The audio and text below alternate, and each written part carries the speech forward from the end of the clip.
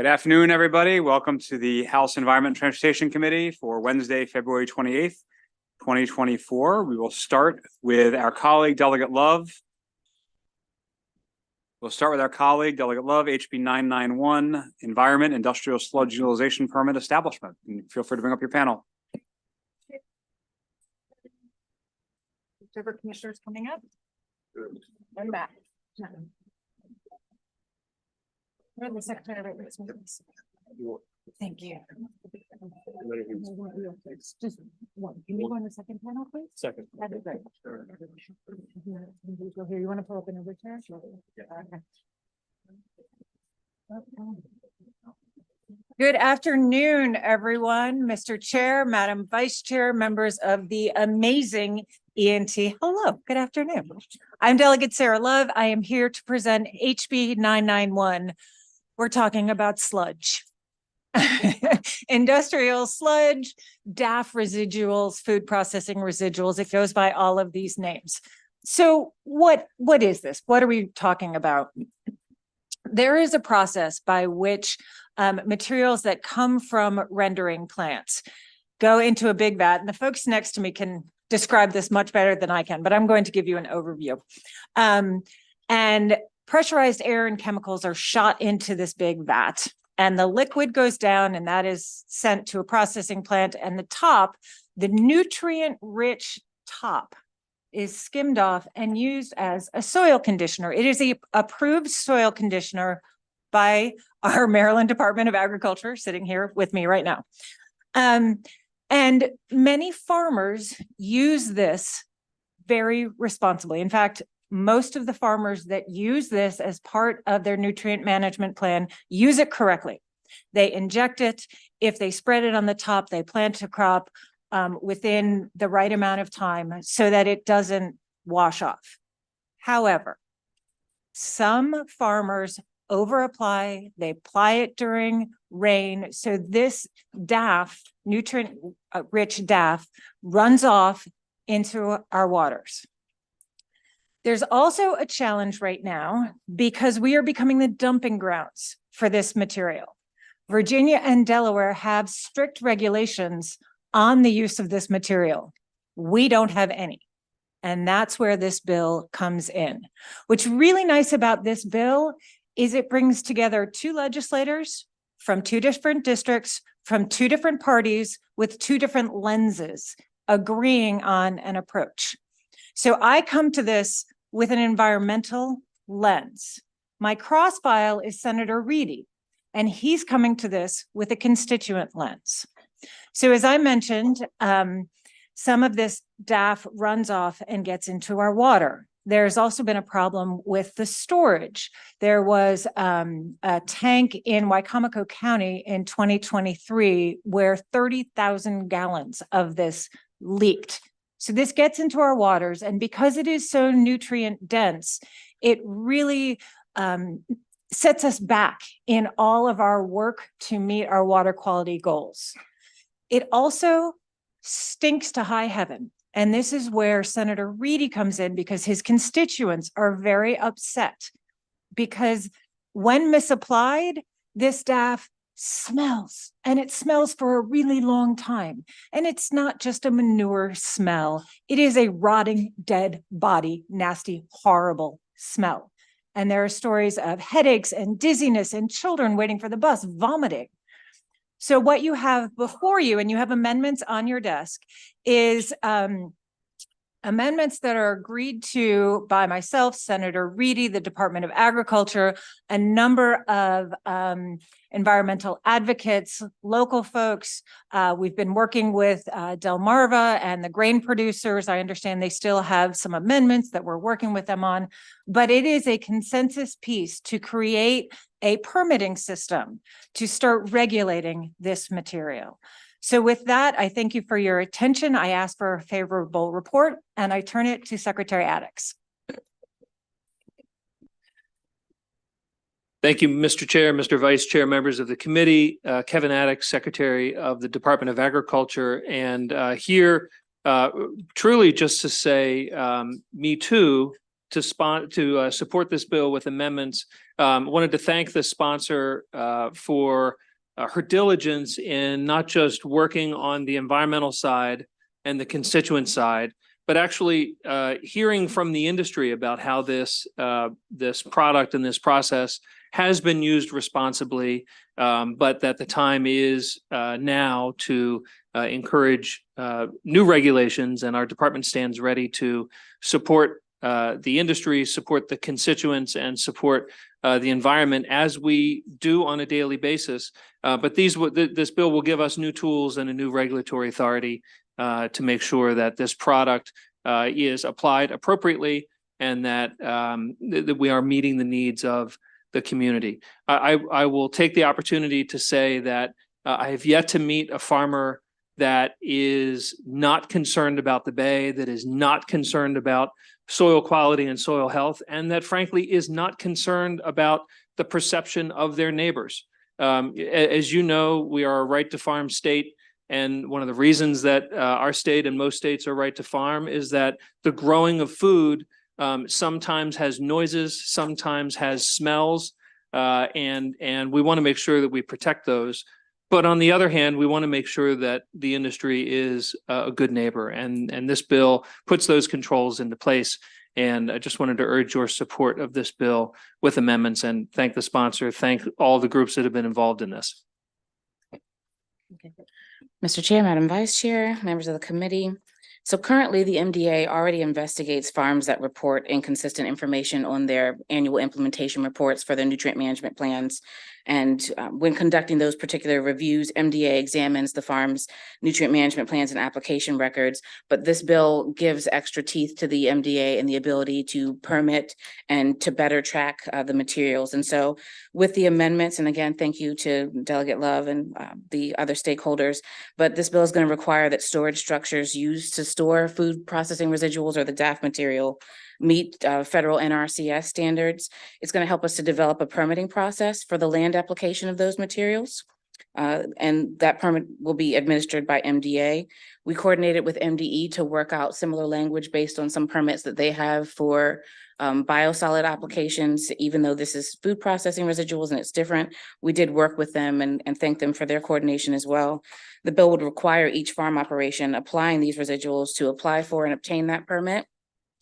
It authorizes MDA to limit the number of applications on the land that an operation can make on a field per season. As part of the permitting, MDA will also meet with the operator prior to any land application, and a farm operation must establish a spreading schedule or calendar that allows us to understand when they plan on applying those materials. It also gives MDA right of entry during regular business hours to inspect a farm that's applying those food processing residuals to make sure that it's happening in a manner that is compliant with the law. And there are lots of other facets and components in the amendments that we thank the sponsor for including. And with that, MDA supports this bill as amended and requests a favorable report. Mr. Chair, Madam Vice Chair, and committee members, for the record, I'm Hans Schmidt. I'm the Assistant Secretary for the Office of Resource Conservation at the Maryland Department of Agriculture. We've been working with in this arena for quite some time with these food processing residuals that are being land applied. And just let me give you kind of a visual. In the poultry industry, farmers grow corn, farmers grow the chickens, the corn is fed to the chickens. The chickens, when ready for harvest, are processed. Many of you, I'm sure, during the Super Bowl were eating a lot of chicken wings, so that those chicken wings are coming from, how that, that meat is being processed. And then there's waste material that's going back to the landscape, being used as a nutrient source to grow the next corn crop. It's a circle. It's a sustainable process that works for farmers.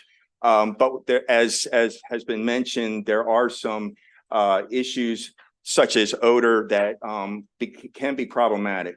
Last year, the department implemented some new regulations that require these materials to be incorporated and injected to smother those odors. There were some caveats to that where farmer was applying to hay ground. He didn't need to incorporate. What this legislation allows us, as has been mentioned, more authority to go onto farms, more authority and be more the transparency of this from start to finish, where these materials are coming from, making sure that the materials are being approved by the state chemist as a sole amendment prior to application, preparing the agency as itself to making sure that we know we can better manage where these materials, when these materials are being land applied. And it also gives us more of the ability to restrict or minimize the amount of material that can be applied to the landscape beyond what a nutrient management plan allows. We think this is all important. We think this is important not just for the farmers, but also for the community in the area. Thank you, Mr. Chair, Madam Vice Chair, members of the committee. Matt Stegman from Chesapeake Bay Foundation. CBF very strongly supports House Bill 991 with the amendments offered by Delegate Love. So you're going to hear on some of the other panels from impacted neighbors that are going to tell you what a nuisance and what a serious health concern it is to live near DAF material. From CBF, our interest in this issue stem from it being a real serious water quality concern, water quality impact when the material is mishandled and misapplied. As noted by some of the other panelists, there are ways that this material can be used responsibly in agriculture. Can be applied to the land in limited quantities during certain times of year. It can be incorporated in the soil to prevent odors and the risk of nutrient runoff. Storage can be cited in ways that don't impact neighbors or leak into nearby waterways. And frankly, this is how the vast majority of the folks who use this material do it. But as neighboring states have tightened their own regulations and the demand for the products from rendering plants has grown, there's an increasing pressure to find locations to dispose of and store DAF material. And that is why there's an urgency for the committee to act and to give MDA the tools to effectively regulate this material. So it is a threat to our waterways. It's a threat to the progress of bay cleanup. And that is really why we need this committee to take action on this now. Want to just really sincerely thank Secretary Addix and his team, the staff at MDE, the representatives from agriculture and industry. Everybody rolled up their sleeves to work on this bill. I think, a lot of folks on this committee can appreciate how unusual it is to see advocates and agencies working together to solve problems. And so really, it's really refreshing to be able to collaborate and find a solution to a serious problem. So with that, I do ask for the sponsors amendments. Thank you. Thank you. And let me take this moment on behalf of the committee to thank Secretary Addix and the Maryland Department of Agriculture for lunch today. We really appreciate it. And we got some of those blue catfish out of the water, Delegate Jacobs. So. Yes, thank you for your service. First question is Delegate Naraki. Thank you, Mr. Chair. This really could be to anyone, I think, from MDA on the panel. I have two questions. The first part is this already covered under current law, under a nutrient management plan? And my next question to follow up on that would be, is there any enforcement mechanism already that exists, inside of current law? So these materials must be registered as a sole amendment, and that registration must be in the nutrient management plan. The analysis or the testing for the material gives an analysis of nitrogen, phosphorus, and potassium that's in those materials. That is required within the nutrient management plan. Where the kicker is, a lot of these materials have a relatively low analysis. So, and a lot of them there's a lot of water in these materials. Mm-hmm. And so that gives the ability for the farmer to apply multiple times because the analysis is low before he can meet his maximum for the crop that he's going to grow. Where the problem is that the more often you're out there, the more times you're applying to meet what the nutrient management plan is, the odor doesn't go away. And actually it perpetuates and just stays longer.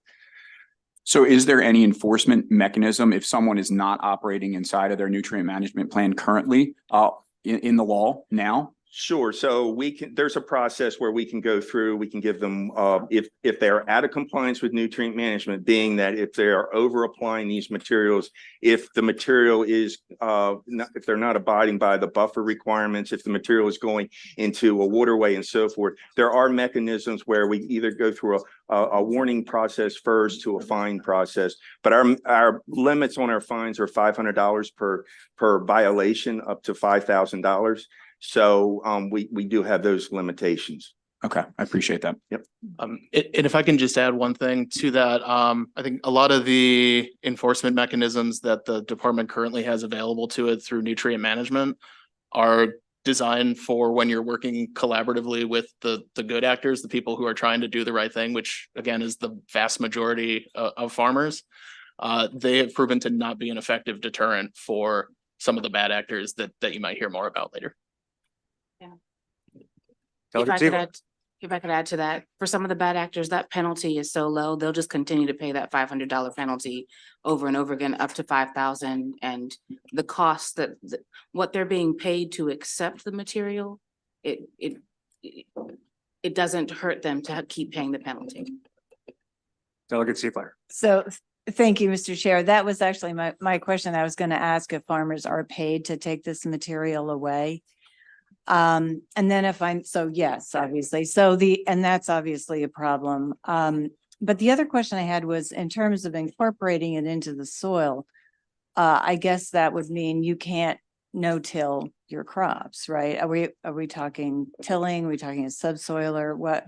So the technology out there for equipment for injection is mind-boggling, and it improves all the time. There are injectors out there where a farmer can inject material and then come back into a no-till process. Okay. But it seems like the volume of materials, there seems to be more soil disturbance in these types of equipment to put these volumes out. So quite often a farmer will have to go in and do another tillage to, smooth out the soil to be ready for that, to prepare a planting bed for the next crop. So yet another problem. Mhm. Yeah. Thank you very much. Okay, I do not see any additional questions for the sponsor or her panel, so thank you all. We will call up Jason Green, Kathy Green, Brad Roderick, Matt Pluta for Shore Rivers, Randy Cole and Megan Campbell. You may have to rotate seats between testimonies.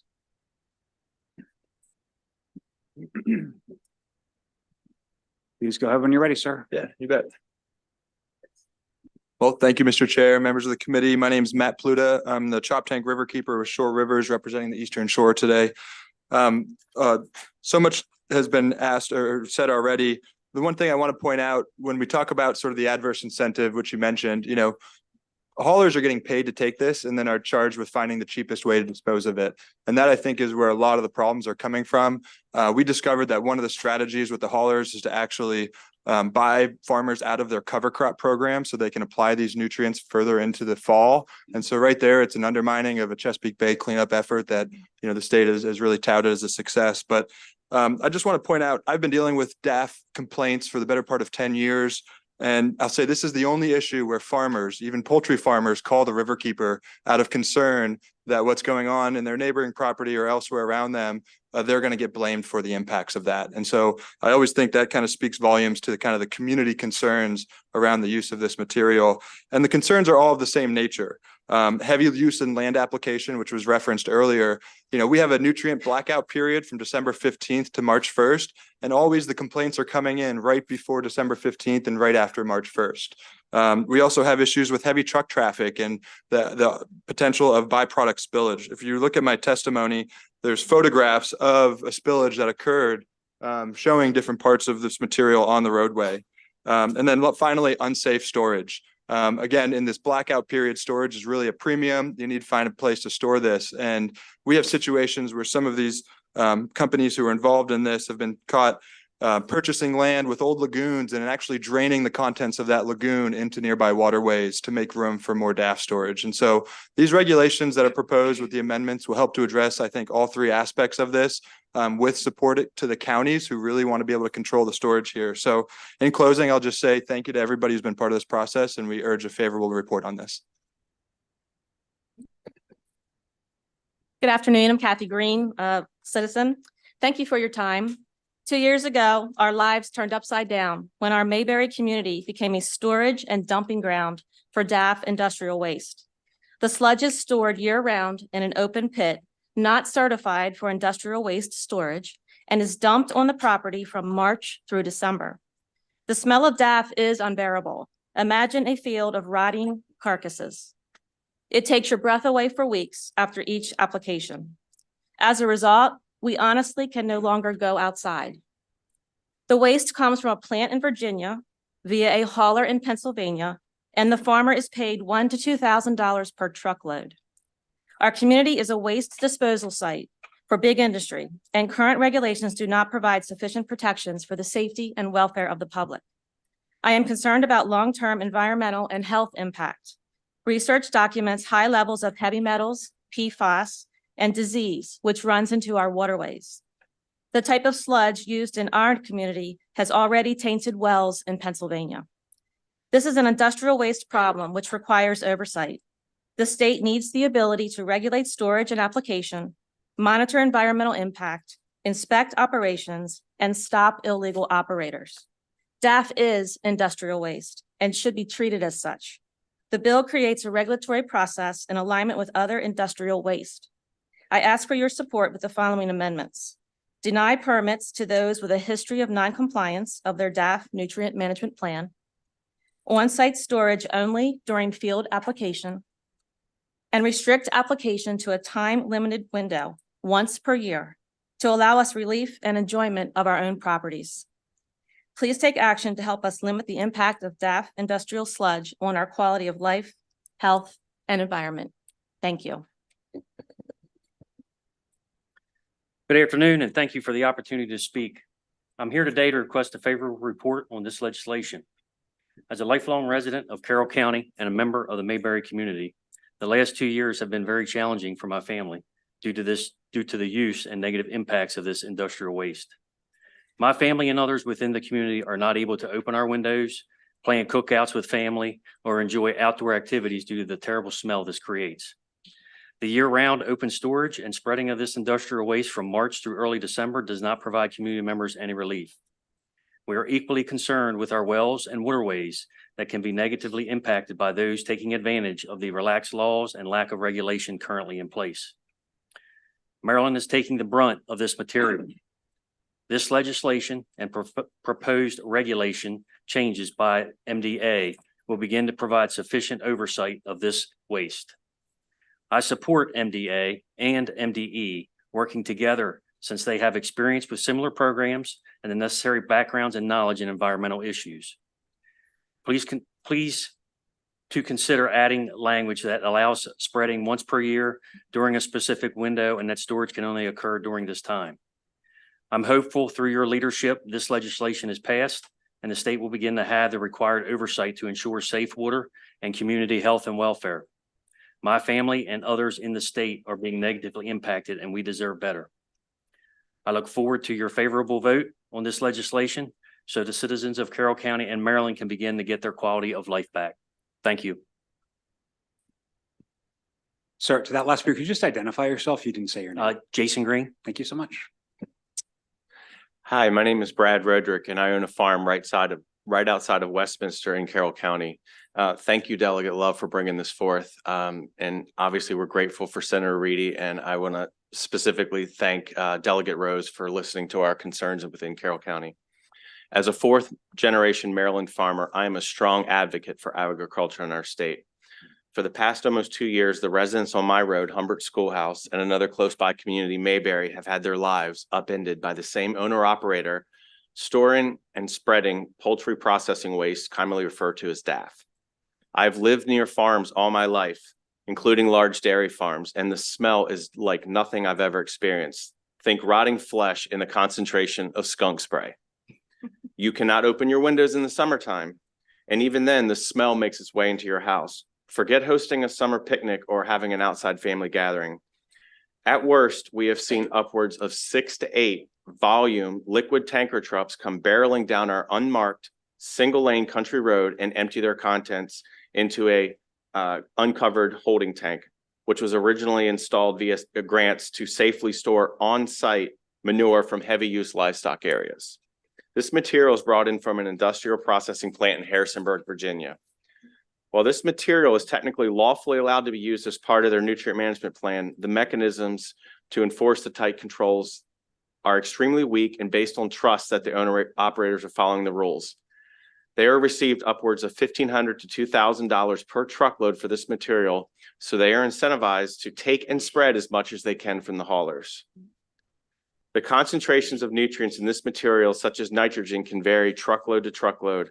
Both myself and some other farmers who have ponds that are fed downstream have noticed a decline in fish and other wildlife. We now understand that this material is also being used for other sites outside of just their own site. Thank you for your time and appreciate your support for this bill.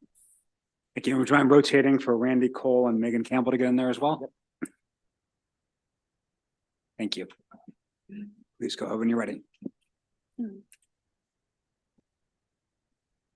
Hi, my name is Randy Cole and I'm a Mayberry resident and I preside pretty much right at ground zero. And it's sad I have only 2 minutes to explain how over my 45 years of developing a 100% wooded lot into a beautiful homestead is being destroyed in the last 2 years.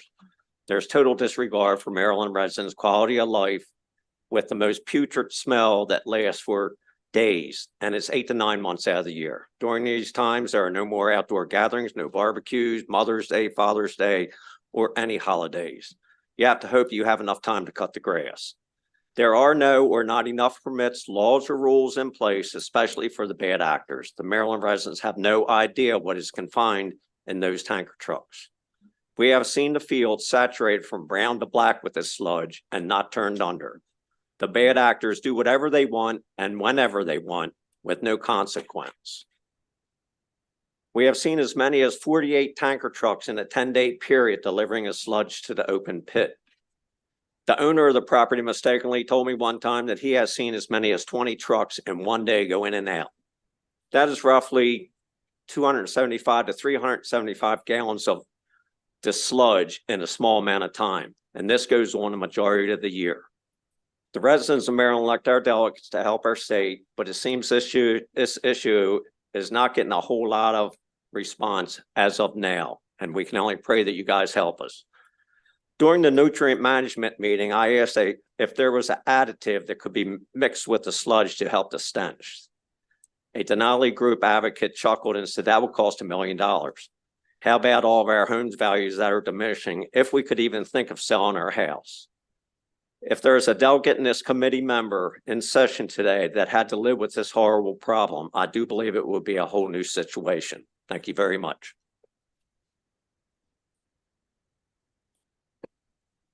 Good afternoon. My name is Megan Campbell. I'm a resident of Caroline County, another area in Maryland that's been impacted by DAF. I'm a property owner, a parent, and an outdoor enthusiast who owns a farmette just near the town of Ridgely and Tuckahoe State Park. We do need increased regulation and control over DAF in the state of Maryland. I hope the passing of this bill will result in better regulations and limitations over the siting and storage, and also that the county level control of siting is granted, because that's important to keep constituent involvement happening. The current unregulated DAF storage and processing at the River Road and Peaviner Road locations in Caroline County are directly impacting my family's lives now in 3 major ways. First, my children's bus routes. My 11 and 4-year-old sons ride the elementary school bus along River Road, passing directly by the DAF Lagoon location, which is an uncovered storage location. My oldest son reports that he and his brother can smell the stench starting on Sparks Road over 1 mile away from the site. Please refer to my written testimony for a map illustrating where their bus closely passes it and where Sparks Road is in relation. Second, the impact on the enjoyment of the equestrian trails at Tuckahoe State Park. I own 3 horses and intentionally purchased a farm close to Tuckahoe to enjoy the trails, fishing, and canoeing with my family. The DAF location at Peaviner Road is approximately 1 mile as the crow flies from those trails. I've also documented that in my written testimony. Obviously, based on the other testimony, that would subject anyone enjoying this beautiful state park to the smell of an open lagoon, uncovered location. Third, as Matt referenced, the risk of spillage on all the local public roads is a huge concern. We're runners, bikers, outdoor enthusiasts, and we don't want to encounter this under our feet, literally.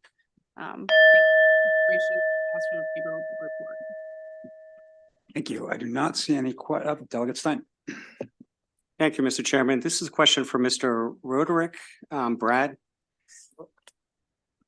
Thank you. Could you just talk a little bit more about the material that's being stored at the nearby farm and then sent elsewhere? Yeah, so there is a concrete tank that was installed. It's part of, you can get, EQIP funding for safely and environmentally friendly storing on-site manure from your livestock. So it's like a high traffic use facility that has been repurposed to store this DAF material. So we see trucks go in, we see stirring, we see trucks come in, pump it out. February 15th was when Pennsylvania could start applying some materials, and it was rough that weekend. So they're not just using it for their on-site application. They're using it, they're moving it around to a lot of different people that maybe have that ability on their nutrient management plan to do so. Okay, thank you. Okay, thank you to this panel. We appreciate you sharing your personal experiences. We'll turn to a panel of favorable with amendment testimony. Grayson Middleton, Delmarva Chicken Association, Alan Gerard, Chesapeake Bay Foundation, Lindsay Thompson, Maryland Grain Producers Association, and Mark Cropper, Ayers, Jenkins, Gordy, and Almond. Please begin when you're ready. Good afternoon, Mr. Chair, Madam Vice Chair, members of the committee. My name is Alan Gerard with the Chesapeake Bay Foundation. We are here in support of House Bill 991 with the sponsors' amendments. We've talked to a lot of people about where they are on this issue. We heard farmers say, DAF is a cost-effective nutrient source. Please don't prohibit us from using it. But we also heard them say bad actors who use DAF give us a bad name. And we heard them say that permits are a reasonable solution we generally do not oppose. We heard the university say, nutrient management may be helping, but DAF that originates out of state is still being disposed on Maryland farms in large quantities. And we heard them say as much as half the material that's land applied in Maryland comes from non-Maryland sources, likely because Virginia and Delaware have permits and Maryland does not. And we heard that handled well, DAF can still be used safely on farms. We heard agencies say, we think permits are needed.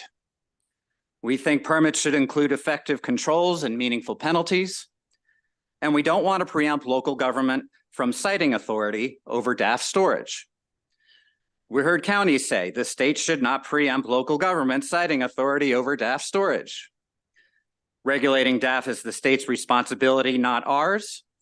And constituents are very upset.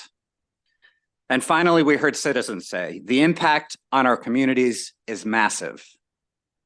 Bad actors should be held accountable, and land application limits, enforcement, and legal remedies are critical. Now, this is not to say there aren't people who won't disagree with this summary. They might, and they should be heard. But from what we're hearing, the sponsors' bill and the proposed amendments are responsive to where most people are on this issue. For these reasons, we urge your favorable report on House Bill 991. Thank you.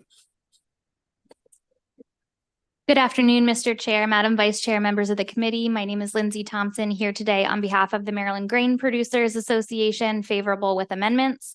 I would first like to thank the sponsor, Delegate Love, very much for bringing us into the process and meeting in the middle, as well as the Maryland Department of Agriculture that I know worked very, very hard. The primary goal of Maryland Grain Producers through this process was to ensure that the farmers who are utilizing DAF in a responsible manner, following their nutrient management plans and being good neighbors and storing that on their farm, continue to be able to do so. As you all know, the margins in agriculture are extremely tight. And when used according to their nutrient management plan, this can be a very cost-effective source of nutrients, especially for grain farmers to grow a crop. And so I don't want you to go away from this hearing thinking that all farmers are acting in the way that you have heard described before me. My understanding is there's 67 farmers in 2022 who reported using DAF on their annual implementation reports. And to my knowledge, MDA has heard complaints about 4. And so we do think that coming to this point of favorable with amendments allows those farmers who have been using DAF responsibly, their neighbors probably don't even know that they're using it, right? Can continue to do so. There are some additional amendments that I outlined in my written testimony. I think Grayson is going to touch on a couple of them. The one that I primarily want to mention is in section 8-A11, 114, sorry, excuse me.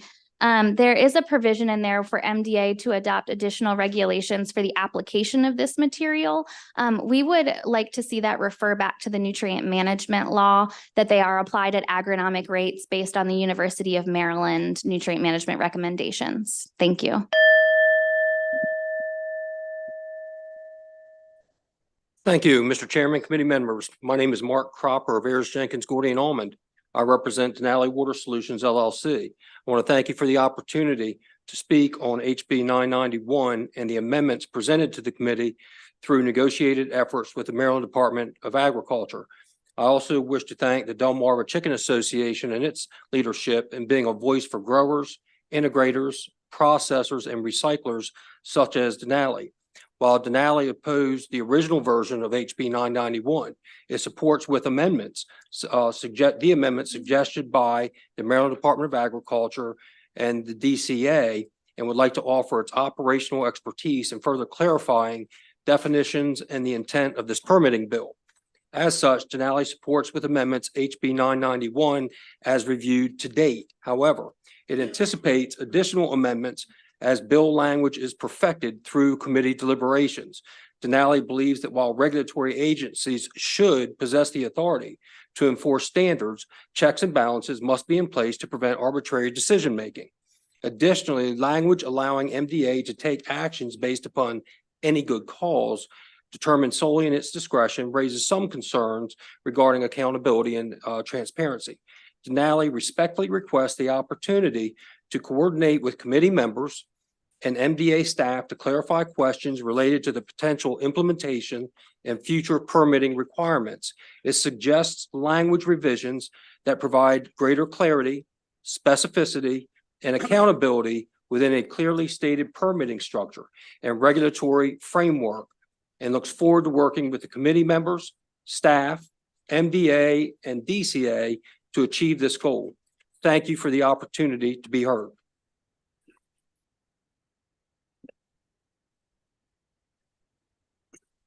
Thank you, Chairman and members of the committee. My name is Grayson Middleton. I'm the Government Affairs Manager for Delmarva Chicken Association.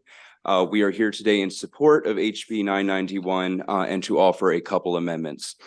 I should start off by noting that this bill is largely meant to address the irresponsible actions of less than a handful of individuals. Around 70 farmers in Maryland utilize DAF, and the vast majority of these individuals do so within a manner which has minimal effect on their neighbors and has no inordinate impact on water quality when used in accordance with their nutrient management plan. With that said, we are thankful to the sponsors and MDA for their help in formulating a bill which will make it easier for the department to go after the few bad actors in the state who are hurting the image of responsible farmers and those who use it as a cost-effective alternative to commercial fertilizer. The industry is working on issues associated with both the smell and storage of this product, investigating options including misting, tank coverings, and chemical additives. However, we believe that in several years, many of these problems will be addressed through the adoption of technologies such as anaerobic digestion, which can turn this byproduct into a clean, renewable natural gas. Again, we are mostly supportive of the registry and permitting process as outlined by HB 991. However, through further discussions with the bill sponsor and MDA, we would like to see the following amendments to the already amended version of this bill. In sections 8A105 and 8A106, we would like to have a more stringent definition to public health, safety, and welfare as it relates to the issuance and renewal of permits. We believe these terms could be too widely interpreted, and another option would be to tie in existing nutrient management regulations, which largely address those concerns, as Lindsay alluded to. We would also like to see section 8A104 stricken, notifying the legislative body of a county is largely duplicative, given that the other sections require requisite county approval. I thank you for your time and urge a favorable report with those amendments. Well, I do not see any questions. We will turn to an informational panel. We have three individuals from Caroline County, Larry Porter, Franklin Bartz, and Travis Breeding.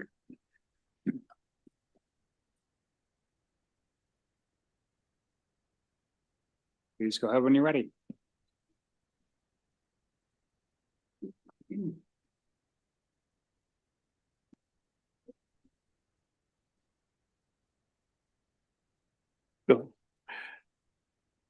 Good afternoon. Thank you for allowing us to come across the bridge and visit. We are all three county commissioners in Caroline County.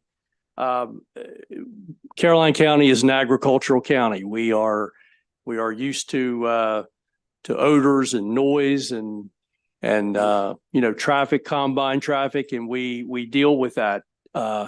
This is a little bit different situation, and I want to focus my comments a little bit more on testing of this material. We had a public hearing in January, and we had over 100 people attend, which is a big public hearing for us. We're a very small rural county. In addition to odor and infestation, we heard a lot about health concerns. Our county is focusing mostly on storage. I'm not interested in getting into nutrient management plans and trying to tell farmers, what they can do. That is the job of MDA. But I believe that we could do a lot to alleviate the concerns of our citizens who are concerned about health if we could have access to health testing through the state chemist, not only testing at the plant level, but also after it's been stored in a pit for a period of time. Testing should be increased in scope, and it also should somehow include the material that's being brought in from other states. I don't know what other states are doing as far as testing of this material. We are an agricultural county. We understand what's going on, but there are no poultry processing plants in our county. And we feel very strongly that we should not be a dumping ground for material brought from other areas. We want control of where these sightings are going to be as far as storage. We know our county, and we would like to have local control. Thank you very much. Frank Bartz, Caroline County Commissioner. Thank you, Mr. Chairman and committee, for the opportunity to testify in favor of HB 911. I concur with my fellow commissioner, Larry Porter, but I would like to add a little bit on storage on this. Local control over location of storage tanks is a major fact for us because it affects our local roads that are not built for the impact of the truck traffic that we incur with all the loads that are coming in and coming out of the DAP product. The inspection of the storage is a major factor as well, because a lot of times these companies are seeking out antiquated dairy pits that haven't been operated in years and old concrete slabs that were used for silage and other storage that are not up to NRCS standards.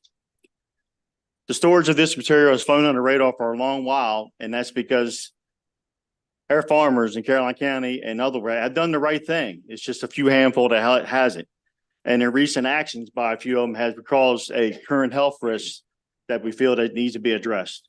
So I thank you in support of HB 911. Thank you. Thank you. I'm Commission President Travis Breeding. And how often do you see all three elected county commissioners in a hearing room? I would guess that is a rare occurrence. This has caught our eye back in December. We held probably the largest public hearing in Caroline County history to receive testimony from our residents.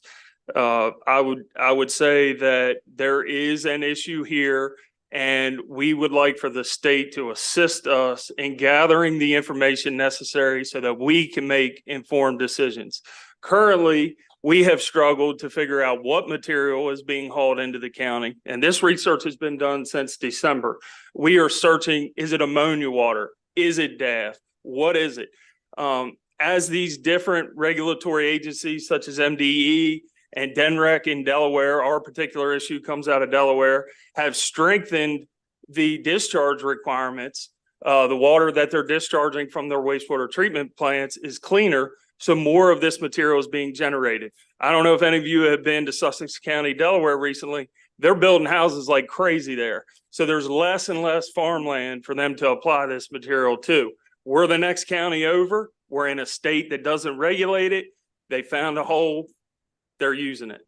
So with that, I would like to see the fines increased over the $50,000 maximum. I don't think that's enough. You know, coverage for additional materials such as ammonia water. We need to make sure that we're not playing a game of whack-a-mole of what material is being brought in. I would love for the county to retain local siting control and also ask that local county governments can be more strict than whatever the state imposes. We can move faster than you guys can. Give us that authority. So thank you. Thank you. We do have a question from the Vice Chair. Thank you so much, Mr. Chair, and thank you for coming across the bridge to be with us and giving us this informational testimony. I wanted to talk about, does your local county create the zoning for where these different storage pits are located? We have currently passed 3 moratoria to try to address the game of whack-a-mole that I alluded to earlier of what the actual material is. We don't have the laboratories to test, confirm, that type of thing. So we're just saying structures previously permitted for use can only be used for that. That's easily enforceable by our staff. But currently, we have been fighting to get protections in place for our residents. And then once we get that in place, we'll move on to developing those zoning regulations. So Commissioner, I believe you're breeding? Yes. So just for clarification, you do have zoning control, and what you're doing currently is creating you said a moratorium so that folks who had, I guess, as it was mentioned earlier, manure pits can't then start using this for daft. Right. Correct. So you've done that, but outside of that, your county zones where any of these pits, whether it's a manure pit or a daft pit, it's located, correct? Currently, our zoning is wide open, yes. Most of our county is rural agriculture zoned, and the manure pits, that's the thing. These are repurposed structures. They were initially designed for something else. So we've got to fill that void ourselves. But you 3 of you mentioned local control, and I also want to get a better idea of what you're speaking of when you say you want more local control, because you do have the local control as it relates to zoning, and it sounds like you've begun to do that, and I commend you for doing that. But if you can explain a little bit more what you mean by the need for local control. I guess the concern was over right to farm legislation. You know, is this protected by right to farm? We don't have a large budget, so we don't want to get into large legal fights. So the removal of any ambiguity, I think, is what we're seeking, so that we don't have to fight these fights down the road. But right to farm, and I believe was there another argument that was brought before us as far as preemption, that we were preempted by Maryland Department of Agriculture or Maryland Department of Environment. So there was concern over preemption and then right to farm. Did you have? Madam Co-Chair, if I can answer as well. It seemed to be that nutrient management was controlled by Maryland Department of Agriculture. It seems to be storage of the material had fallen through the cracks. We weren't aware of who actually had control of storage. So once we determined that it really didn't fall into anybody's category, we imposed moratoriums to give us until they will become effective March 8th. It will give us until November to go back and do text amendments to our zoning ordinance so that we will be able to have clarification on rules and where the siting can go. Thank you, Commissioner Porter. Yes, ma'am. And I look forward to you working with not only the sponsor, but AG and MDE to figure this out. Thank you. Yep. Thank you. Delegate Ziegler. Thank you, Mr. Chair. This is for Commissioner Porter as well. In terms of testing, I'm glad that there is some analysis being done for people to include this in their nutrient management plans, but I'm assuming that testing only relates to nutrients, how much nitrogen, how much phosphorus. Is anybody anywhere looking at toxic, PFAS, what have you, toxic chemicals? Has there been any analysis of what else might be in there? Yes, ma'am. To be honest, I don't know what they're testing. And part of the problem is that when we pride ourselves on being responsive to our constituents. So if someone comes to us and says, we have concerns about whether this material is, is a health hazard, we can say, well, yeah, it's tested, but we would feel a lot better being able to say, and here are the results, and here is what they're testing for, and here is when they're testing. To me, it makes sense that the test results could be different if you're testing it when it's immediately coming out of the processing plant. They could be different if it's being stored in a pit for a long time and being mixed in, with other materials. So in order for us to be able to, look our constituents in the eye and say, yeah, we're convinced that the testing has been done and it's not a health hazard, we need to have that information. And I'm not saying no one will give it to us. It's just that we're in new territory here. And I'm glad that there's testing involved with this legislation, but we're going to be going and saying, okay, you said it's okay, now show us that it is, because we've got to be able to convey that information to people who have the concerns about health. Thank you very much. Yes. Delegate Jacobs. Thank you, Mr. Chairman. So just want to clarify with the commissioner and all three of you here today, which is a rare sight, I must say. Are you in agreement with the MDA amendments that have been offered in this bill? Would it be fair to say? Yes. Yes. Yes, sir. And so your issues on local control are the testing results, the siting of the storage and inspection of storage. That's what your local issues really are. That's correct. Because I understand, I think in one of the briefings we had, nutrient management or something, they talked about if there was a blend of DAF, that it would have to be submitted to the state chemist. Yeah, one of our major concerns right now is also, I'm sorry, in the 2 minutes, I'm glad you asked, I didn't get time to hit on this, but chain of custody, setting up a chain of custody for the material. Currently, right now, when it leaves the processing plant, there is no tracking of it. So it gets mixed together with potentially, what we're seeing is it's getting mixed in potentially with livestock manure and then returned. Well, at that point, it's very difficult for MDA to visually, even the state to confirm what the contents of the material are. So there's games being played here. And that's why I asked, for local authority as well, because again, we can move a little faster. If we find a situation where it's being blended with something else, we don't have to wait until the next legislative session to address it. All right. Thank you. Delegate Naraki. Thank you, Mr. Chair. Gentlemen, first of all, appreciate you coming across the bridge to be here. It's very helpful to have this feedback. Certainly understand your desires and needs to be responsive to your constituents. Completely get that, but I just want to understand. So are you asking for local control over right to farm and over nutrient management plans in general? I just want to understand, because that brings me to pause. If we were to create a patchwork quilt with 24 jurisdictions having their own nutrient management plans. No, we do not. Well, we don't feel that the nutrient management plan, that entire system has properly prevented these bad actors. That's the purpose of this legislation. It's strictly just citing. If we want to require that a structure be covered, we would like to have that ability. But as far as application, we leave that up to the experts in MDA. Absolutely. It's just the public nuisance. Just citing and storage is our main concern as far as local control. Sure. And I think Madam Vice Chair asked this question. That's not something that could be accomplished through local zoning currently? I'm just back to the arguments that have been presented to us through preemption and state right to farm legislation, as this is a soil amendment. So therefore it's protected by right to farm has been an argument that's been presented, to us.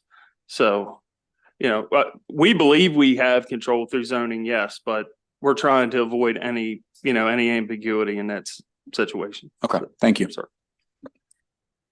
Okay, I do not see any further questions, so have a safe drive back across. Thank you. I'm sorry, Delegate Lehman, one more. Yeah, no worries. In looking over this bill, and I want to thank the sponsor for all the time and effort she's put in and the great work she's done with all the stakeholders. I just find it a little bit confusing in my read through where, and it starts with the title being about like pertaining more to use, a permit for use. And there isn't a clear that I can say, unless I'm missing it, a kind of demarcation at any point in the bill where it switches to talking about storage. It's sort of buried in there, and it sort of alternately talks, if I'm reading this right, about mostly about use and the permit as it's tied to use. Only once or twice do I see storage, and then there are other references to like the facilities that are built, meaning where I guess it's being stored. Is that intentional, or could there be brighter lines around this? I just don't, I don't think, given the focus of the testimony around the problems with storage, it just seems to me there would be brighter lines around, because there are issues around both things, right? It seems like the application and the storage, but there is just not nearly as much emphasis on the storage issue, which seems like it's So the biggest part of is the this a problem. question for the commissioners? I guess, but delegate, yeah. Okay. So I guess I can't say the NRCS standards that are referenced. We have done some quick research. The NRCS standards that are referenced in the bill and the amendments does have a lot of storage components in there to regulate that. So. Okay, so it's addressed more in the amendments. Yes. You would say. And I believe in the amendments, it also says that no permit can be issued unless there's a sign off by the local government. There's approval by local government Okay, the for permit. storage. Okay, that's Yes, what I ma'am. wanted to, not the permit for use, but the permit for storage. Yes, ma'am. Okay, thank you. That's helpful. Thank you. Great. That concludes the bill here on HB 901. We will now turn to HB 375, Port of Baltimore renaming. I think I have a panel slowly making their way up. While they are doing that, I will let the room clear out and then present the bill.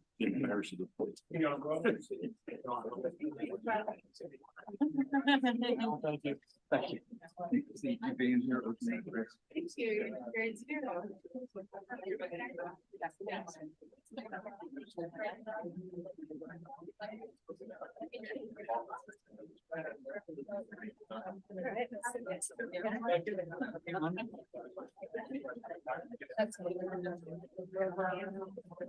Oh, yeah.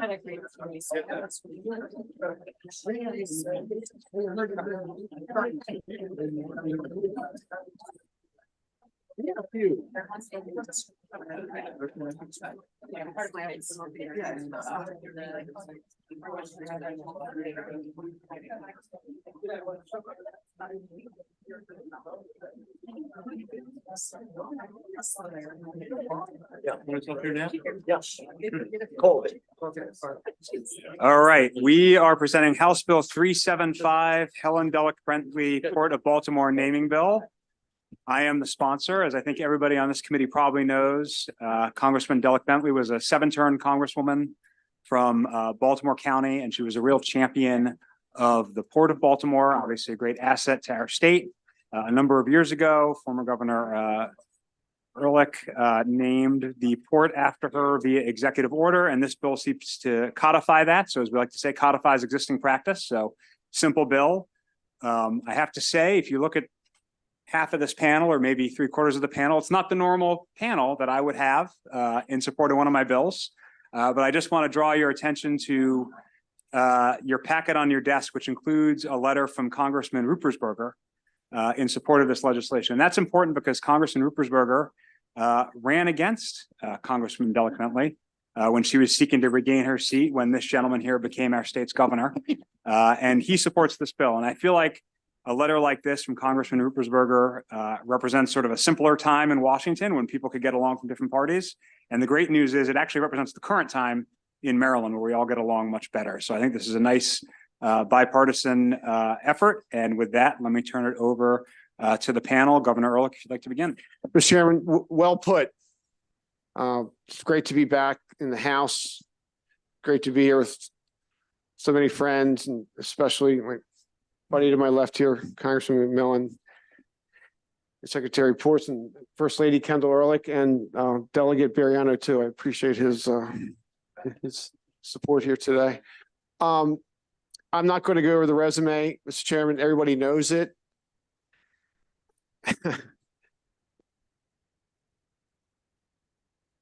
She was one of a kind and a piece of work, and that's being generous. Passionate defender of the poor and its people, and a great team player for Team Maryland in Washington. One of the great secrets of politics in Congress is, despite philosophical differences between members, when it comes to Team Maryland, at least in my experience, and I think it's true today, it always has been, people come together and support the state, and Helen was a champion in that regard.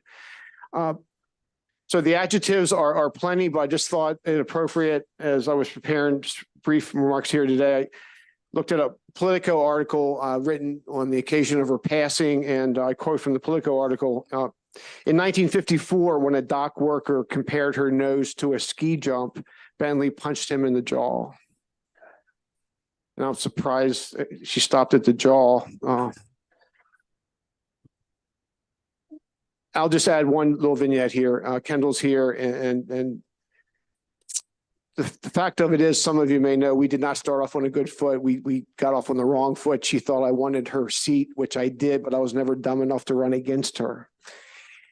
And so we maintained some distance for many years. And then when she decided to run for governor and gave up the seat, and I introduced her to Kendall Ehrlich, Kendall Sabisky at the time, she softened toward me, or at least as soft as she could be. So once that decision was made, I would periodically receive phone calls, usually on a Friday afternoon. And the phone calls were very brief. It was, Bobby, get over here, bring Kendall. And I would show up at her house, whereupon I would be given a series of manual labor duties to perform, tree stumps, bricks, clean the yard, whatever she needed moved from one spot to another. And I would do it while she sat in the house with Kendall. And when I finished my chores, I would go down to the basement with her, and Kendall was there, and she would tutor me on the Port of Baltimore. And she taught me the history, the people, the traditions, the labor environment, the importance of the Chesapeake Bay, the absolute prime importance of dredging, the whole 9 yards. I know the term masterclass is often used and abused in politics today.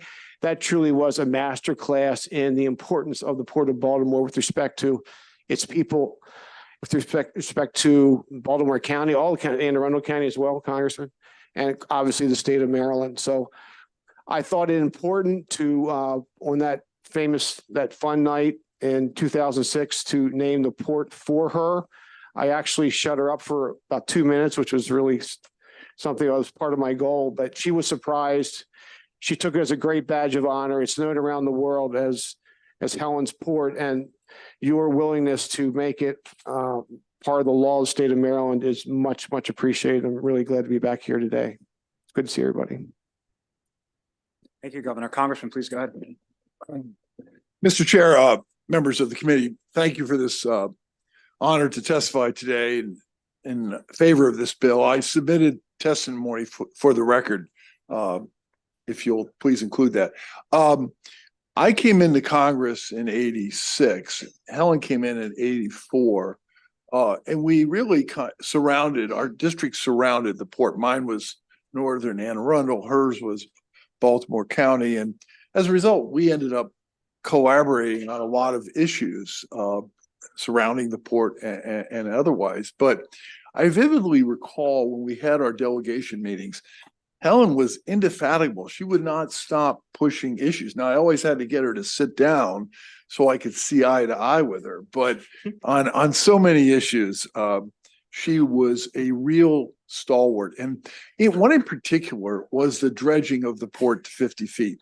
If that had not been done, we would not see record results like the governor announced just, I think, yesterday, of $80 billion of foreign goods going through the port. That's really in large part due to Helen's leadership. So I think this is altogether fitting that this port be named permanently for her, and thank the committee for considering it. And I have to say that Helen was, as the governor said, one of a kind. It was an honor to serve with her, and I think it's great that the state will finally honor her in this fashion. Thank you. Thank you. Secretary Delegate Ports. Yes, sir. Thank you, Mr. Chairman, members of the committee. It's a pleasure to be here supporting your bill. Yeah. But anyone who knows Helen knows that she was hardworking, tenacious. Kwasi and Fumi said she was very kind, especially if you're on her side. And that is very true. But she loved the people at the port. She loved the workers, she loved labor, and of course the port altogether. And you know, some of the things that you may not know about Helen is that when she was at WMAR TV, she did an interview at Hausner's restaurant, and everybody in Baltimore knows about Hausner's, and they had a stag bar, right? That was for men only at that time, and it was inappropriate for women to go in there at that time. And do you think that meant anything to Helen? No. She walked right in there, did her interviews, and I believe that's probably why women are in the locker rooms today in sports. So she was breaking glass ceilings way before anybody called them glass ceilings. And you know, who could forget Helen Bentley? She drove around in a station wagon with a license tag that said "Buy USA." And why did she do that? Because she cared deeply about jobs and the people that worked at the port. And she would always ask me, "Jim, what kind of car are you driving?" There was only one answer. "It's American made, Helen." "Okay, you better not drive one of them foreign cars." And I don't know if you know that back in the 80s and early 90s, she organized a group of her colleagues in Congress and smashed radios on the House steps. Oh, yeah. And that was during the trade wars with Japan and the Soviet Union. And I had to tell you, she later took a trip to the Asia Pacific. It was a congressional trip, and Speaker Foley joked with her, and he said, "Helen, you're the most famous American in Japan since Admiral Perry." And so when you heard that she was also asked to go on the commission, the federal port commission, and as a member, and she was having none of that. She walked into Richard Nixon's office and said, "I'm not doing it unless I'm chair." And I believe he was so scared of her that he made her chair. And of course, no one questioned Helen's love for the port. Governor Ehrlich said it before, and I'll say it. Got a call from her at 2:30 in the morning. She was on her way back from DC. I thought it was a family emergency. So I popped up, answered the phone. She said, "Jim, you weren't sleeping, were you?" I said, "No, Helen, I was up waiting for the phone to ring." And of course, I thought it was a nightmare at that time, but she then decided to talk to me about the port. That's how important it was to her. And then I will say this, when Governor Ehrlich dedicated the port to Helen, she was really taken back. And she was so proud of that moment. It was a black tie affair, celebrating the 300-year anniversary of the port. And then I would tour the port with her, and she'd say, "Jim, see that crane? That crane's named after me. It's got my name on it." I said, "That's great, Helen. I remember they dedicated it to you." I said, "You see all these cranes around here?" She said, "Yeah." I said, "They all have my name on them." She said, "What are you talking about, Jim?" I said, "Ports America Chesapeake." And she quickly hit me with her cane. And she did not love you unless she hit you with a cane. It was a term of endearment. And you know, this is Helen, the person, okay? And I think when she was interviewed, she said she wanted to be a woman that worked in the men's, quote, men's field. And she wanted to prove that women could do just as good a job, if not better, than men. I heard an amen around here. I heard, I got some votes on that one. And she just did things her way. She loved the port. She loved labor. It's the port that built the city and state. And I hope that each and every one of you votes favorably for this recognition for Helen Delich Bentley. Thank you. Thank you, Mr. Bariano, on behalf of the candy industry. Yeah. Good afternoon, Mr. Chairman and members of the committee. Bruce Bariano, a very long time close friend of the the Congresswoman. And first, Mr. Chairman, let me thank you personally as chairman of the Subcommittee on Appropriations and chairman of this committee. You've been deeply seated in transportation. Very appropriate that you are the lead sponsor on the House side on this bill. You appreciate the port of Baltimore as a transportation hub. And thank you very much for your sponsorship of it and for this hearing. In part, if I may admit, this is another way of honoring a woman, a great, great Marylander that never, ever should be forgotten. Hopefully each of you has material that I gave you, this booklet I put together when the Congresswoman was honored by an artwork that was put up and is in the lobby of the World Trade Center in Baltimore. This booklet's a keepsake. I think you'll see tremendous history there, plus letters, one of which you read, Mr. Chairman, of endorsements of this. I loved her very dearly, as was indicated. She, in her own way, advanced the equality of women beyond what she's been given proper recognition for, all of which was extremely necessary and deserved. And we are very grateful for it. I will love her forever. She tremendously impacted my life. And I thank you very much, Mr. Chairman. Thank you, Mr. Chairman. My name is David Richardson, and I'm a Maryland Port Commissioner. And I was recently reappointed by Governor Moore, so thank you. I'm more importantly, more relevantly, I am a former member of Helen Bentley's staff. So I started working for her when I was 18 years old as her driver and body man, essentially. If you ever watched the show Veep, I would be Gary in this analogy. So, but I worked my way up and ended up becoming her legislative assistant for maritime transportation. And one of my greatest honors is one day she called me up and said, "How would you like to be a port commissioner?" I said, "Wow, I mean, that's like going to the adult table, taking care of her port." So I'm a port commissioner now, and I try to keep her legacy alive. And I often think to myself, what would Helen do? And also, be honest with you, I'm afraid she will come back and haunt me if I ever screw things up. So, but Mr. Chair, thank you for sponsoring this legislation.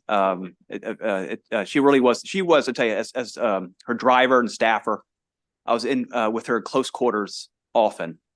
So I was a fly on the wall. I would hear, talk to people, complain about people.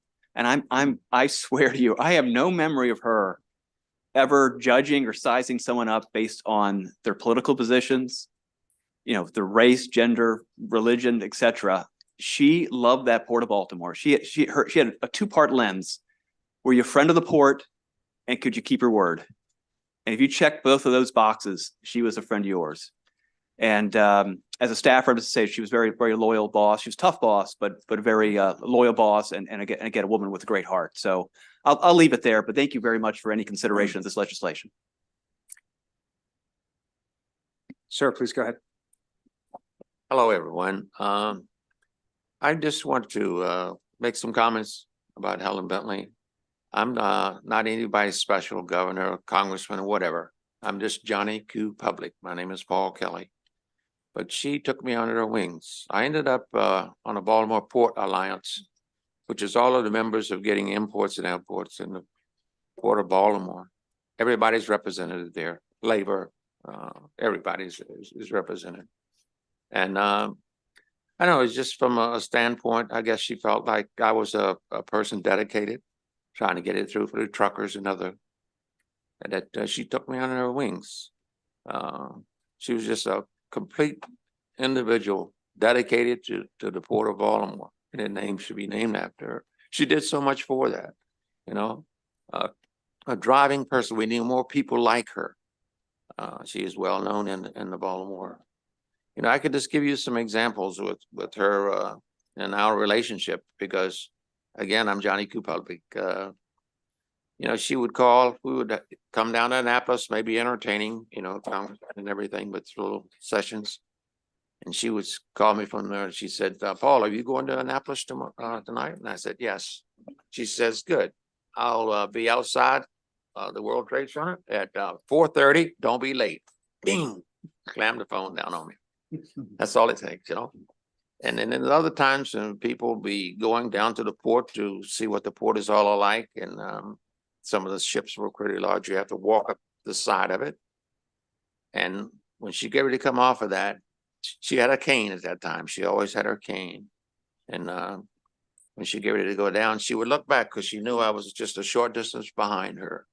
And I would get in front of her in case she would fall or anything. And when she get down to the bottom of it, she'd take that cane and slam it right down on my shoe. She'd walk 5 or 10 feet away and she'd look back. It's like, I got you again. And she did that because I'm a Democrat. She's a Republican. I die hard.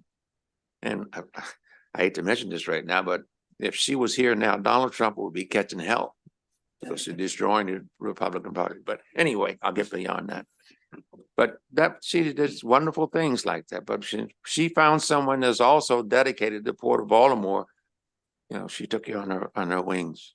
I'll give you one other example. When President Obama became president of the United States, she called me on the phone and she said, "Paul, you know I'm not going." I said, "I didn't think you would." "Well, I got 2 sit-down seats for the inauguration. Would you like to go?" I said, "Helen, you're kidding me." She said, "Nope. Do you want to go, you and your wife?" I said, "Yes, ma'am." "Oh, I've already taken care of it. Just go down and pick up the ticket." That's what she did for me. And I'm just a regular person. So she was beyond that, just, you know, for things she had to deal with highfalutin people every day. No, I'm Johnny Q, and she definitely treated me great. She's missing today. And I think the port, from all she did in her lifetime for the port, should be named after her.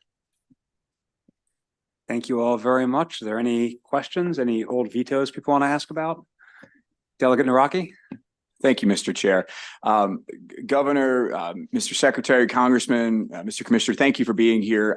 As someone that represents an area that is adjacent to the port and many of the same constituents that Congresswoman Bentley represented, I have some stories from when I was a younger man as well about the Congresswoman. I can't share those though in committee right now, but I could share some afterwards. I want to thank you all for bringing this with the chair, this legislation. I just have one question. What may happen? Will Helen Bentley haunt me if I don't vote for this legislation? You know the answer to that. Great. Well, thank you all again for being here. We really appreciate it. That does conclude the, Thank you. good to see you all. Thank you, Governor, Mr. Secretary, Congressman. That concludes the bill hearing HB 375. We'll now turn to Delegate Terrassa, HB 735, Maryland Beverage Container Recycling Refund and Litter Reduction Program. And if you have a panel, please feel free to bring them up. And we are joined by our guests from Economic Matters.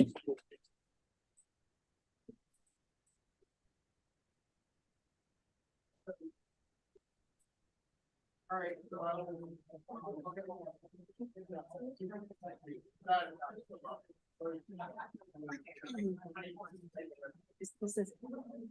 Mr. Chairman, we have 3 in person and 2 virtual for my panel.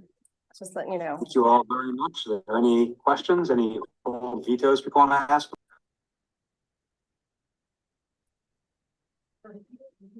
Okay. All right. Well, then I will get started. Good afternoon, colleagues, Chairman Corman, Vice Chair Boyce, and esteemed members of the Environment and Transportation Committee. For the record, I'm Delegate Jen Terrassa. Thank you for this opportunity to present House Bill 735, which establishes the Beverage Container Recycling Fund and Litter Reduction Program, otherwise known as the Maryland Bottle Bill. It's cross-filed this year by Senator Brooks. I would like to also give a quick shout out to Delegate Mark Edelson, who has been a great partner in championing this legislation. And also, before I go any further, I had a PowerPoint last year. I intended to do it this year, but didn't quite get it together yet for this year. So instead, what we did is send it to you. You should have received it probably while we were sitting here. Okay, so this is a reintroduction of House Bill 10789. Since then, we met with all the stakeholders to better understand their concerns and made a number of changes based on feedback we received. We did our best to address their concerns while still making sure the program would work as intended.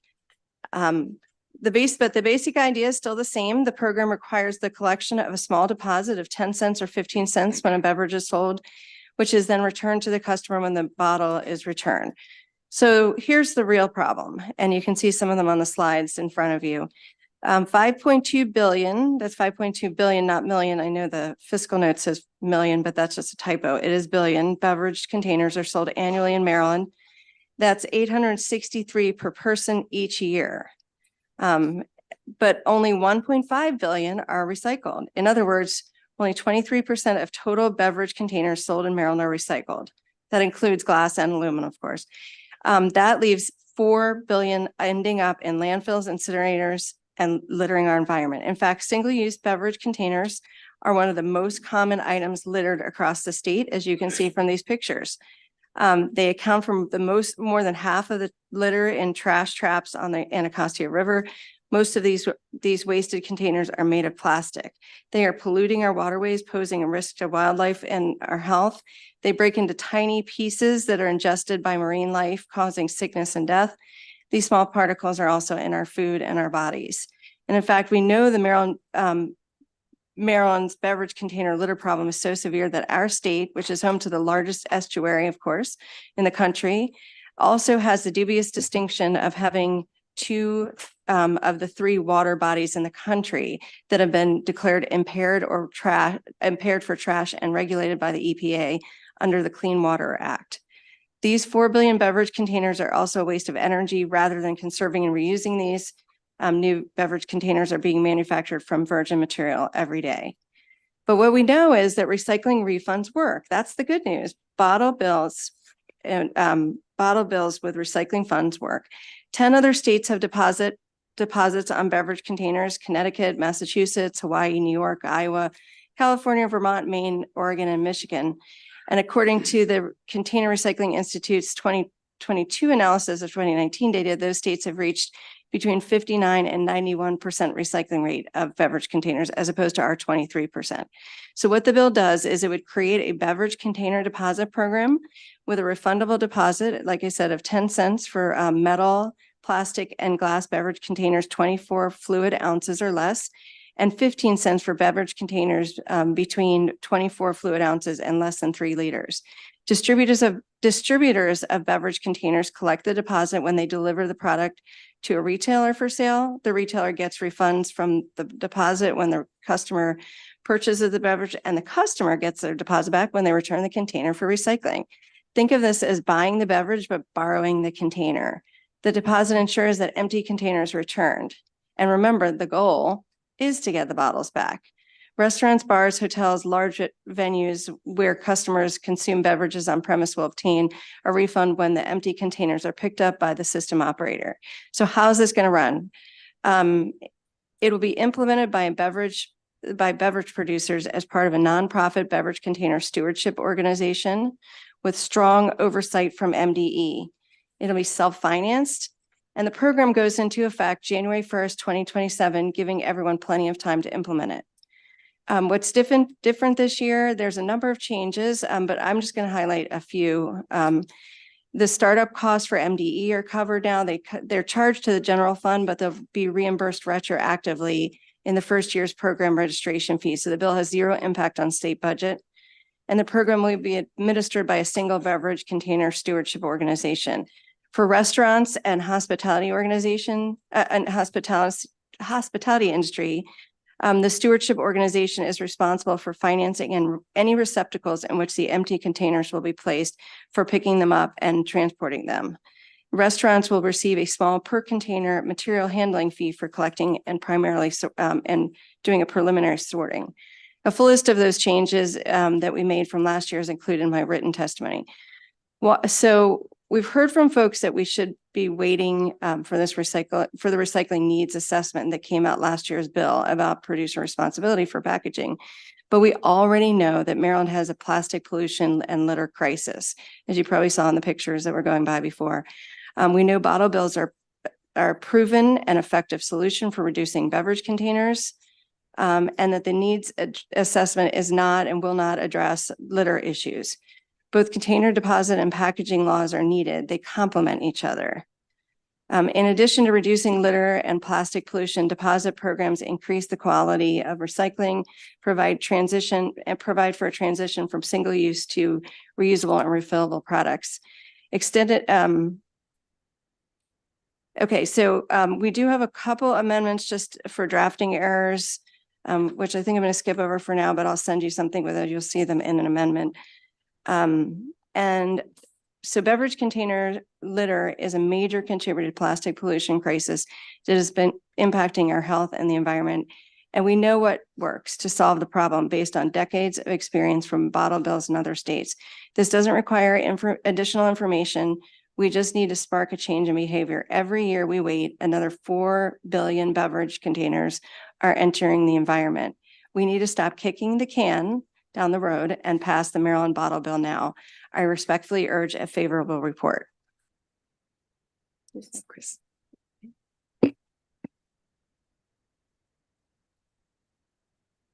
Good afternoon, Mr. Chairman, Vice Chair, members of the committee. I'm Chris Williams. I'm testifying on behalf of the thousands of members, supporters, and volunteers of the Anti-cockfighting Watershed Society in Prince George's and Montgomery Counties, Maryland.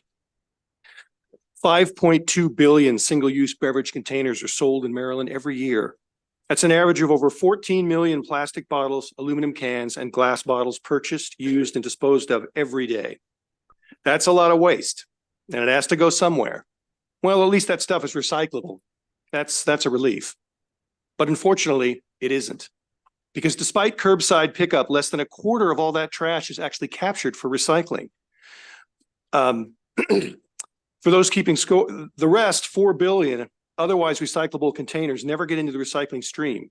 For those keeping score, that's almost 2 bottles and cans per each of Maryland's 6.2 million residents per day, every day, going to rapidly filling, often leaking landfills, to incinerators to be burned into toxic air pollution, or into our neighborhood streets, parks, and rivers. This plastic trash pollutes public spaces and fouls wildlife habitat, interfering with foraging, feeding, and other behaviors. Moreover, as the plastic trash decomposes, it breaks down into microplastics that persist in the environment for many years. Studies on the impacts of microplastics and nanoplastics on fish and mussel species have found damaged digestive and reproductive systems, an increased chance of mortality, and there's increasing and frightening evidence that humans are ingesting more and more plastic every day, the damaging health effects of which are only beginning to be understood. This is an environmental and impending public health crisis that needs to be forcefully addressed without delay. I can assure you that the much discussed pending recycling needs assessment will not provide a more effective and efficient solution than the type of deposit return recycle system laid out in HB 735 that has dramatically increased recycling rates in 10 US states and across Europe. We have decades of data to demonstrate these systems reduce pollution and are remarkably cost effective. AWS strongly supports 735 and urges the committee to favorably report out the bill. Thank you.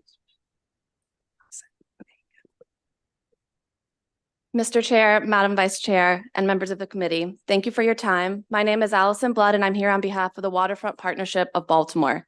We submit this testimony in favor of House Bill 735. Representing major businesses and developers along the Baltimore waterfront, we are a business improvement district responsible for maintaining, improving, and protecting Baltimore's inner harbor. In 2010, we set a goal with Baltimore City to make the harbor swimmable and fishable. To that end, we have supported many restoration efforts, including the statewide foam container ban and the installation of 4 trash wheels in the Baltimore harbor. We do this because it is good for the environment, but also because it is good for business. The businesses that make up Waterfront Partnership pay us to collect litter with a cleaning budget of $1.5 million a year. That money would be better spent on events, landscaping, and attractions that bring people to the inner harbor. This bill would simultaneously save businesses money and increase revenue around the harbor, because a harbor that is clean and healthy is a harbor that people will want to visit time and again.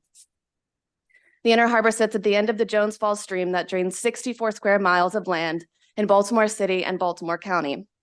When it rains, a tremendous amount of litter comes down the Jones Falls and covers the harbor. Over the past 9 years, Mr. Trash Wheel and the Trash Wheel family have been the last line of defense to prevent our harbor from being covered with litter, collecting over 1.8 million plastic bottles. This is only 0.05% of the beverage containers produced in Maryland every year that end up as trash or litter. Capturing plastic bottles in our waterways is not a solution, it is an urgent problem. And we respectfully ask for a favorable report on House Bill 735. Thank you. Good afternoon, Chair Corman, Vice Chair Boyce, and committee members. I'm Martha Ainsworth, Chair of the Maryland Sierra Club Zero Waste Team. speaking in strong support of HB 735 on behalf of the chapter's 70,000 members and supporters. This is a priority bill for the Sierra Club this year. This bill would reduce beverage container litter and plastic pollution as much as 85%. It would more than triple Maryland's beverage container recycling rate to 90%, removing more than 3 billion containers per year from landfills, incinerators, and the environment. There's no other program that can achieve this impact because you can't recycle what you can't collect. When there's a deposit value associated with an empty beverage container, you get it back. The soon-to-be launched recycling needs assessment will not address beverage container litter and plastic pollution in our waterways. Expanding curbside recycling is not the answer.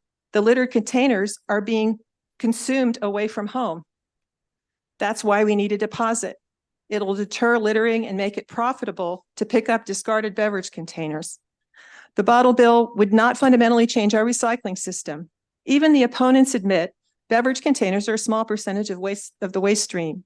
In all 10 bottle bill states, deposits and curbside collection coexist. Those states have much less beverage container litter and many more recovered containers. Bottle bills are complementary to other packaging laws. 3 of the 4 states with extended producer responsibility for packaging laws have deposit programs already. And bottle bills are politically popular. 75% or more of the public in both bottle bill and non-bottle bill states support deposit programs. We've made important changes to the bill to address concerns by stakeholders. Now it's time to act. We know it needs to be done. It's a matter of political will. With your help, we can do this. Don't waste another 4 billion containers this year. We respectfully request a favorable report on the Maryland bottle bill. Thank you. Douglas Foster, which virtual witnesses are on your panel? Peter Blair. Peter Blair and Carlos Sanchez. Great. Let's bring up Peter Blair. Please go ahead, Mr. Blair. Good afternoon. Thank you for the opportunity to speak today. My name is Peter Blair. I'm an environmental attorney and the Policy and Advocacy Director for Just Zero. The first bottle bill was established in 1970 in British Columbia, and since then, over 50 jurisdictions have adopted programs. Right now, 290 million people live in communities with a bottle bill, and this number is expected to grow to 911 million by 2027 because new programs are coming online every year. The reason these programs are so prevalent is because they're incredibly effective at reducing litter, increasing recycling rates, creating jobs, and saving residents money. I'm extremely excited about this bill, not just because it would make Maryland the 11th state in the US to pass a bottle bill, but because it will create one that will set the state up for continued success. This bill is different from the 10 bills that are currently operating in the US, and that's a good thing. While these programs have been incredibly successful at reducing litter and increasing recycling rates, most of them were passed in the 70s and 80s, and they have not been meaningfully updated. This bill takes what has worked in those other states and modernizes it to create a program that I think can be best in the nation. That's because it has things like clear and enforceable performance standards, in-statute fail-safes that are going to allow the program to be tailored over time, as well as transparent and clear oversight and reporting requirements. And finally, as it has been mentioned, I understand Maryland is going through the process of performing this recycling needs assessment for an EPR for packaging program. We are extremely supportive of that process. However, it cannot and should not be used as an excuse to delay action on a bottle bill. The purpose of the needs assessment is to evaluate the state's solid waste and recycling systems. It has no bearing on the pressing problem of litter and beverage container pollution that is crippling the state's waterways. What bottle bills do is they reduce litter. There's that financial incentive to collect these containers to bring them back. You need that because beverage containers are consumed on the go outside of the home. That's why you see plastic soda bottles all over, but not peanut butter jars. I urge you to take action this session and strongly urge you to support this bill. Thank you for your time. Thank you. Go ahead, Mr. Sanchez. Hi, everyone. My name is Carlos Sanchez. I'm a youth leader dedicated to organizing community power for environmental justice. I work with fellow residents at the South Baltimore Community Land Trust, where together we work to make development without displacement and zero waste a reality. Back in 2020, we helped create Baltimore's first zero waste plan, also passed by City Council, and included this bill as a top priority to help move Baltimore away from landfill and incineration. It's 2024, and we're still missing this basic step forward. Instead, I live with the consequences of Maryland's choice not to pass pro-zero waste bottle bill legislation every single day. I live in South Baltimore and work in Curtis Bay, and Curtis Bay has an overall EJ score of 100% according to MDE's EJ screening tool. The neighborhood is also in the 91st percentile for asthma emergency room discharges, 80th percentile for both low infant birth rates and for heart attack discharges. But how will this bill, informed by community environmental justice communities, make a difference for me, my family, and my communities? One, it will reduce toxic air pollution from burning plastic as well as greenhouse gas emissions. Two, it will save local government millions of dollars in waste disposal fees that can be invested in more zero waste solutions. And third, it will create jobs. But not having to pass this piece of legislation impacts me every day. When I wake up in the morning in my community of Lakeland, I see the Brusco trash burning incinerator just about a mile away, burning tons of plastic bottles that I breathe in. Imagine that every breath that you take has toxic chemicals that you aren't even aware of. When I go to work in Curtis Bay, I walk by alleys and vacant homes filled with illegal dumping, mostly plastic and glass bottles. And as I connect with fellow community members, hearing their concerns about family with asthma, I can see trucks on their way to the city landfill that's also in South Baltimore. That's where the ashes from burning bottles go. This is what living close to a failed waste system that only knows how to burn and bury and dump feels like every day. It's not safe and it's not clean. Maryland has a choice. By voting for this bill, we can make a difference in environmental justice communities like my own in South Baltimore. Thank you. Thank you. Questions for Delegate Terrassa and her panel. Delegate Ruth. Thank you, Mr. Chair. Thank you, Delegate Terrassa. Oh, sorry, you were looking like. Thank you, Delegate Terrassa. So you touched on the fact that you made some changes since last year and just like briefly touched on that. And I wondered if you could just expand on that a little bit about what changes you made and what issues those are addressing. I'm going to hand that over to Ms. Ainsworth. Okay, fine. So we tried to make things better for MDE and implementation. Last year, there were multiple stewardship organizations, and now there's a single one that MDE must appoint. We now have a 2.5 year startup instead of 18 months, a lot more realistic. The startup costs are, as Delegate Terrassa said, the startup costs are included, are repaid. Anything from the general fund is repaid, in the first year of registration. For the retailers, we've actually exempted retailers with less than 3,000 square feet of sales area from having to take the beverage containers back because of the space concerns by a lot of the retailers. They must post on their door where the nearest reverse vending machine is located. Also, for stores that have less than, you can think of a hardware store that just has a few drinks at the checkout. If you have less than 150 square feet of shelf space, you also are not obligated to take the containers back. And then for the restaurants and the hospitality businesses, they're actually, the only thing that they're required to do in this bill is not to pass the deposit on to their customers, but they can get their deposits back by holding onto the containers and having the system operator pick them up. But we've added a sweetener to that, which none of the other 10 states have, which is a small handling fee for them per container for getting them back. We don't want this to become part of the cost of doing business. We want them to send the containers back. So all of this has been added to address their concerns. Thank you so much. Delegate Healy. Thank you, Mr. Chair, and thank you, Delegate Terrassa, and thank you for continuing to work on this issue and on this bill. I've seen many iterations of this one, and one of the things that has not been mentioned, and it's near and dear to my heart, is that one of the uses for the revenue in the grant program is to provide more opportunities for public water fountains and filling stations. I think that, if you're going to have people foregoing carrying bottles of water around, it should be helpful for them to be able to find a place to get a drink of water if they're out walking in the park or anywhere else in a populated area. So I truly appreciate that. And that is actually the final thing that got me on board on this process. So I appreciate you sticking with it. And continuing to work the issue. Thank you so much.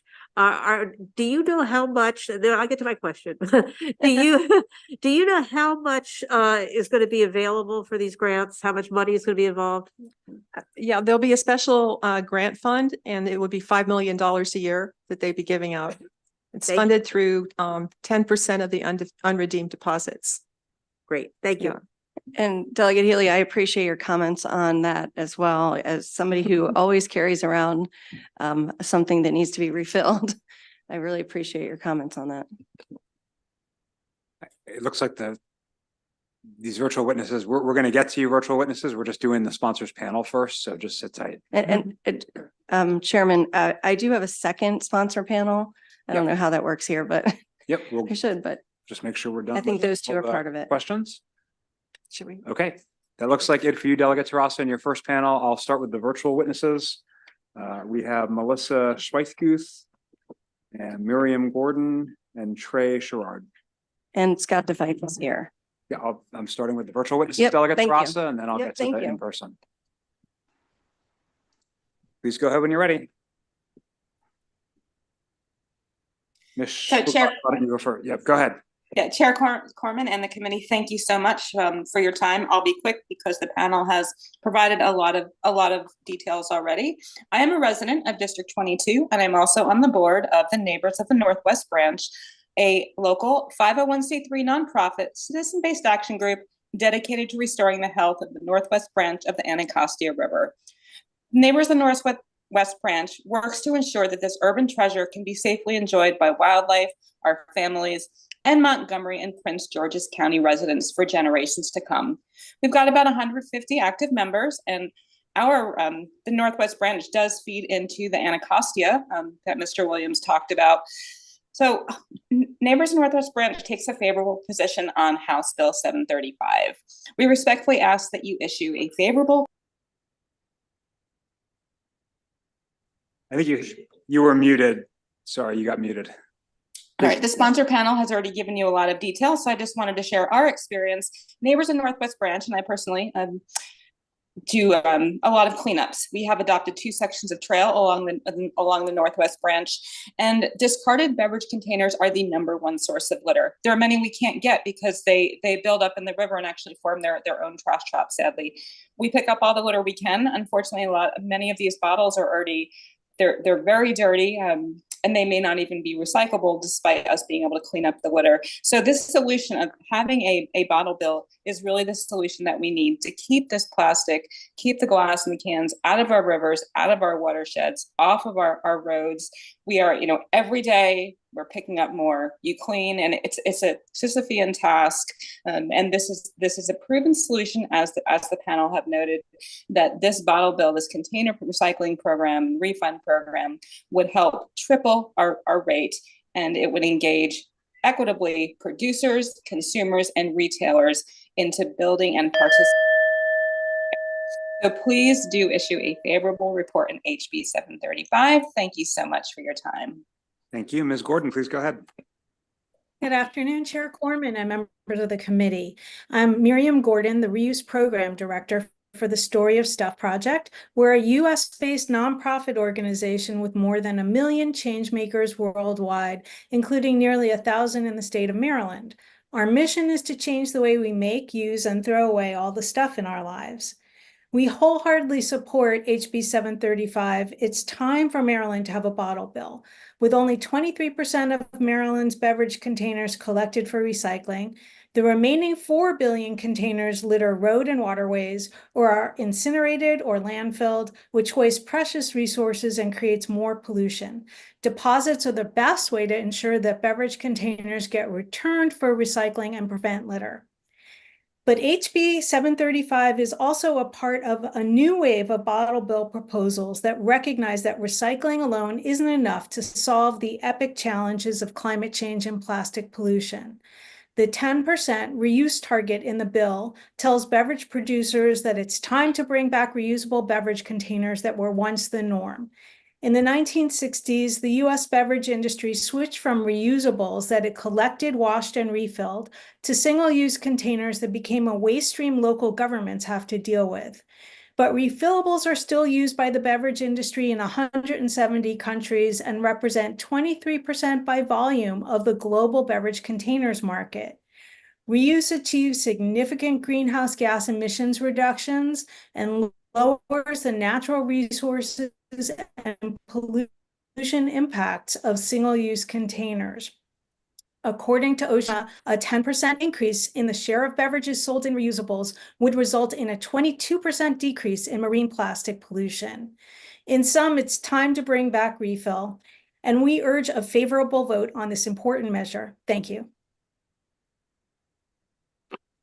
Thank you very much, Mr. Sherrard, please go ahead. Thank you so much. My name is Trey Sherrod. I am the river keeper at Anacostia Riverkeeper. We work in Prince George's and Montgomery counties. Over 500,000 Marylanders live in the Anacostia River watershed in both of those counties, nearly 10% of the state's population. When you combine the Maryland population of our watershed with that of the Baltimore Harbor watershed, nearly a quarter of the state's population currently lives in a jurisdiction with an EPA-required pollution diet for trash. In fact, Maryland has the dubious distinction of being home to 2 of only 3 bodies of water in the entire United States with that total maximum daily load, or TMDL, for trash. Of all the trash Anacostia Riverkeeper and our volunteers capture and document from trash traps in the watershed, including Prince George's and Montgomery counties, roughly 60% by weight is solely plastic bottles. For reference, we and our partners dump out the contents of almost every single bottle we get in the trash traps, so that number, 60% by weight, is highly conservative as far as the accounting of data. In land-based cleanups, where glass bottles are more easily captured but can dominate the weight data versus plastic bottles, beverage containers, according to the same categories is going to be used in this law, including glass bottles, plastic bottles, and aluminum cans, are well over 50% of the weight of all litter picked up by thousands of volunteers annually in our watershed. This problem is unnecessary. 10 states already have some version of a beverage container return and refund law on the books. These states see much higher actual waste diversion and recycling rates than we currently enjoy in Maryland, and much less harmful plastic and other beverage container pollution poisoning their wildlife, filling their residents with an ever-increasing number of microplastics, and ruining the aesthetic and recreational value of their precious wild areas. We support HB 735. We urge this committee do so as well, and we're happy to take any questions you'll have. Thank you so much. Thank you. And here in person, we have Scott DeFeef, Glass Packaging Institute. Please go ahead. Thank you, Chair Corman. Members of the committee, I am Scott DeFeef. I'm the president of the Glass Packaging Institute. I have appeared on bottle bill issues and EPR issues before the committee for the past couple of years, and I know that there's usually some extra questions about glass, so I'm happy to answer some questions about glass recycling at the end. We are here in support of HB 735 and support its passage. For glass containers in particular, there are some unique characteristics of the glass container market that lend itself to bottle deposit more than other containers. And that's why we felt it important to continue to support bottle bill action, even as EPR activity is being studied in the state of Maryland. We do have members in Maryland. We have a new member in Maryland recycling glass in Baltimore City. That is a development over the past couple of years. They're taking the material from Baltimore County, or they started off taking the material from Baltimore County before it went to landfill and taking the glass out of it. That glass is now being recycled into new bottles made at bottle plants in Pennsylvania. And even though there are not bottle plants in Maryland, there are 4 bottle plants in Pennsylvania, 1 in southern New Jersey, and 2 in Virginia that all could use the recycled content material that would be generated from the Maryland bottle bill, because glass is a regional commodity and the recycling of glass usually stays within about a 200 to 250 mile radius of where the glass is collected before it can be recycled. About 70% of glass containers are a beverage container. The rest is largely food with some personal care products, but for beverages, glass is a common choice. It's inert, it's infinitely recyclable. It does not interact with the product that is in the container. And so it's very good for food and beverage products because it's generally recognized as safe. In the recycling world, quality and contamination are the key issues for glass recycling. The curbside, oh, wow. Okay, sorry. Any questions for these panelists?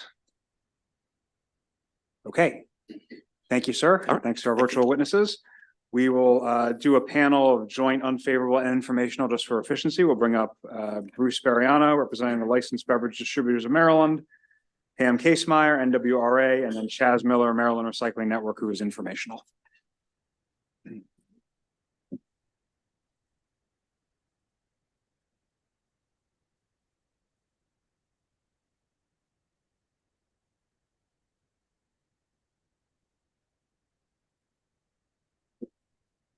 Hello.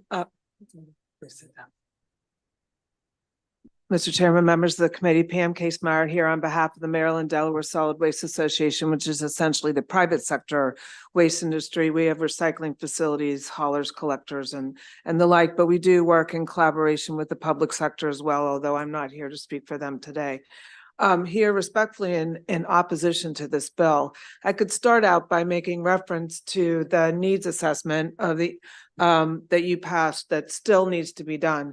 But I know we have other speakers here to talk about that as well from an information standpoint. But really, I want to make sure we differentiate litter from recycling and effective recycling, because there is no doubt we have litter issues that we have to address.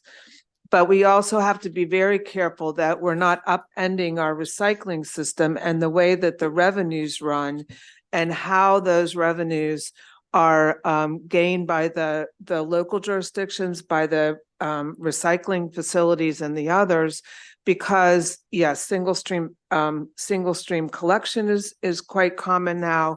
The MRFs and their marketing of materials to recover their costs are all tied into those recycling frameworks. All the bottle bill itself would kind of upend all of that. And it's a very high cost for a redemption program for a small percentage of the weight that is recycled. I think that we need to comprehensively look at how we can do better with our recycling of containers, not just bottles and beverage containers, but generally that's what the needs assessment is going to do. But I also think that, but the industry also believes that this is a lot of focus on a small percentage of the bigger recycling framework that we need to do. And there may be different initiatives for litter than there may be for the overall recycling framework. And then the last thing I would say is there are other states with bottle deposit bills. The last one was enacted more than 20 years ago. There have not been any new states that have adopted it, and many of them have, they have issues. And for that, on that basis, we'd request an unfavorable report. Bruce Bariano, the Candy Man. I may as well, I'm here on behalf of the Licensed Beverage Distributors of Maryland. You have our statement. We are opposed to this bill.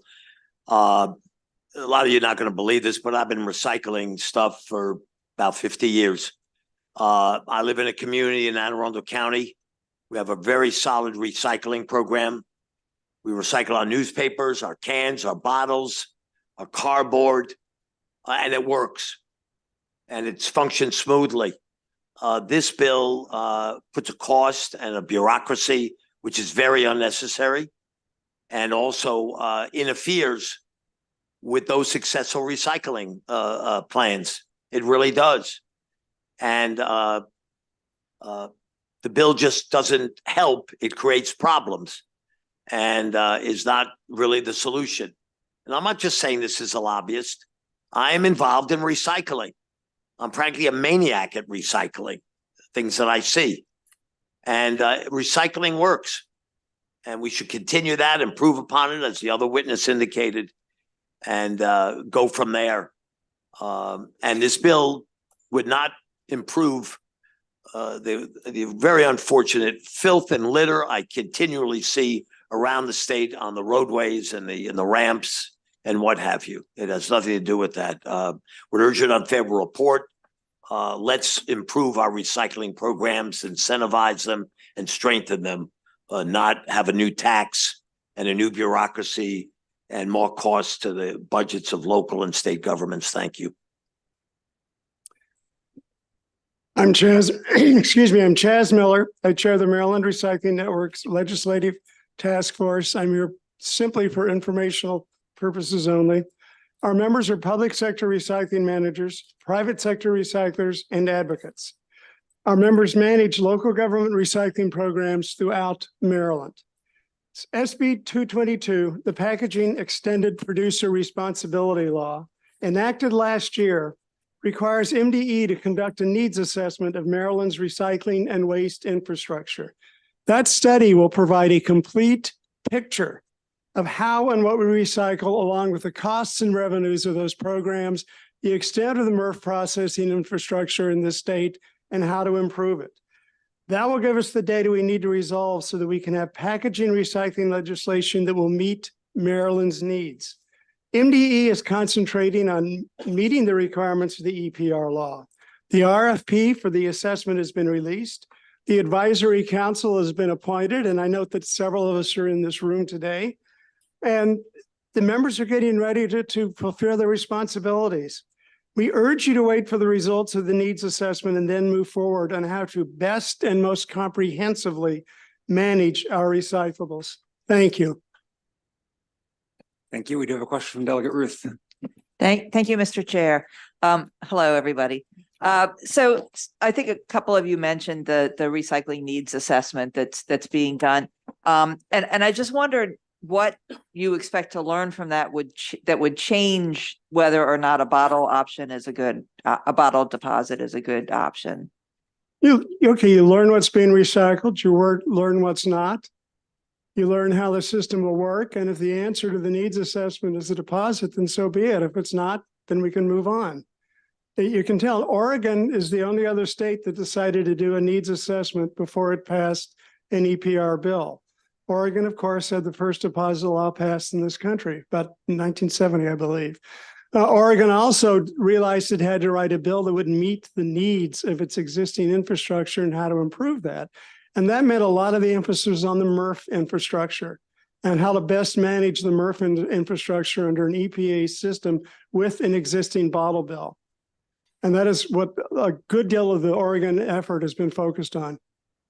Thank you. But I guess I don't see how this is in any way conflict with anything that we learned from that. And the sponsor has said it's not in conflict with the EPR. If we continue with that. And so this seems like something that would be complementary to other things as well, just an additional way to get more recyclable materials back. And, related to that, Pam, I think it was your testimony that said, that it could disrupt curbside recycling. My county executive submitted testimony that sees this as very complementary as an additional stream. So can you resolve that difference, and how do you think it would disrupt curbside recycling when clearly at least some county leaders don't see it that way? I think so.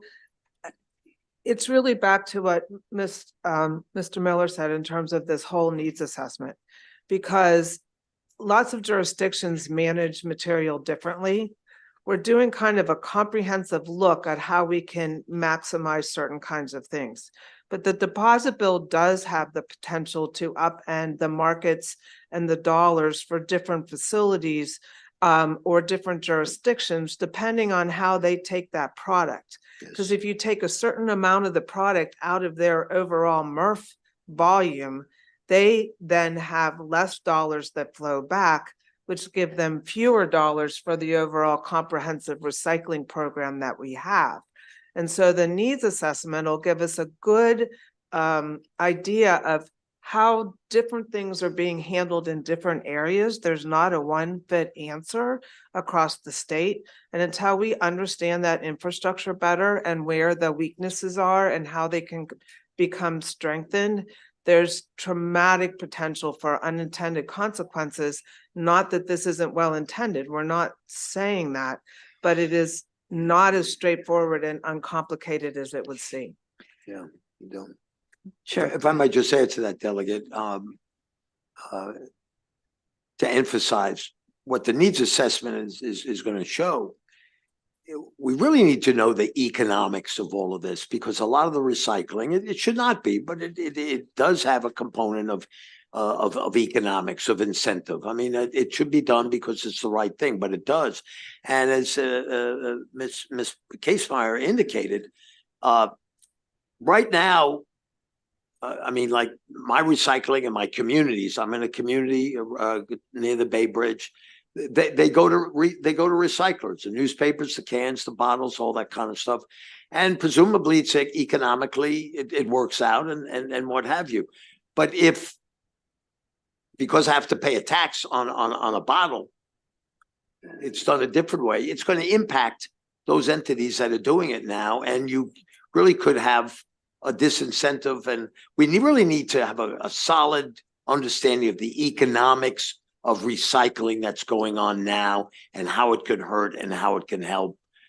Maybe I'm wrong, but I'm not aware that that's been comprehensively done. Thank you. Well, first of all, it's not a tax because you can get it back. But, you know, even regardless of the economics, we already know recycling rates for plastic are very low. And whereas for glass and, you know, aluminum, it's much higher. I think it's 8%, I think, in Maryland that we know. I know worldwide it's 9%. So it seems like there's a lot of room there for additional materials to be recycled that are not already going through the waste stream. Isn't that so? Thank you. Yes. Delegate Lehman. Thank you, Mr. Chair, and I want to thank Delegate Terraza for her diligence and tenacity on this. So I have two questions. The first is for Mr. Bariano. I'm very thrilled to hear you say that you are so emphatic about recycling in your personal life. I think County Executive. I really am. I'm sure you are. I'm sure County Executive. I pick up bottles and cans all the time. Okay, well, I'm sure the County Executive would be happy to hear that as well. But what I wondered is, you know, so how do you're talking about recycling, you know, at home with curbside service. So then how do we capture containers that are used away from home? And so many of them are. I haven't seen statistics on that, but I bet more than half of containers are used away from home. Well, and I'm not trying to make a joke. I move around a lot, the state. I really do. I see recycling receptacles, you know, where I go. Or I personally, and I'm not here to brag or anything like that. I mean, I'm sure there are other people that are well intended as well. I personally will take it home with me. You know, I'll just throw the empty bottle or can, you know, in the floor of the car or wherever. Take it home and put it in the recycling thing. In other words, I don't just leave it there. If I can't find a recycling. And I gotta believe there are other people like that if they're really committed. There probably are. I am, but I think I take it home with me. Like if I stop at a fast food and I get a drink or something like that and finish it as I'm driving or what have you, I just throw it on the floor of the car and I take it out of the car and put it in the bin. And it's no big deal. Well, glad to hear you do that. I'm guessing most folks don't, but I'm glad to hear you do that. They should though.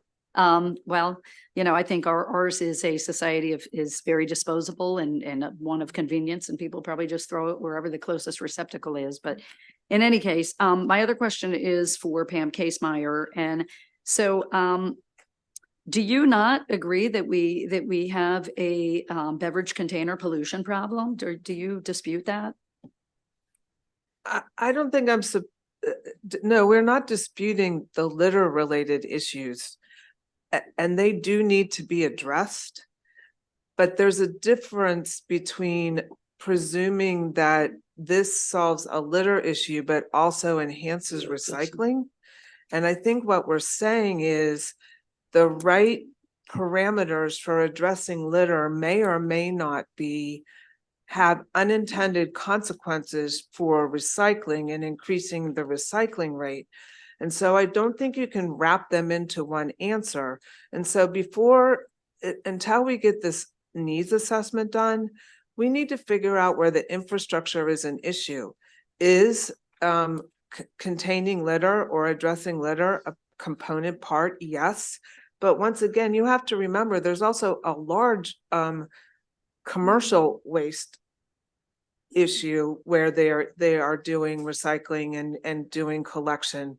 That doesn't impact the litter part, but that could impact the infrastructure for how we're processing and how the money flows relative to containers and plastics and other things. And so I think that study, and in fairness, some of the proponents of this legislation are also on the advisory committee that MDE has to look at all of this. But I think we need to be sure it's very easy to have an answer and then create unintended consequences. And the fact that there haven't been any states for years that have done this causes a bit of a pause until we have a more comprehensive evaluation of what the state needs. Right, but to your point about the assessment, can you say really briefly, any of you, what specifically will you be looking for to give you those answers? And do you ever see a point in time where you would support this law, a beverage container law with a deposit component, based on what you might be looking for in the assessment?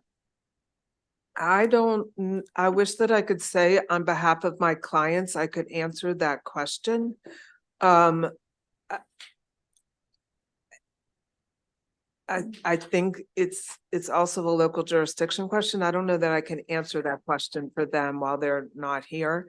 But I think they're concerned that the way commodity prices flow and the like, and many of the members of my association, they're not processors, they're not getting those dollars, but they do see the infrastructure organization, and it causes them pause until they can see better how to deal with multiple issues across the board for recycling.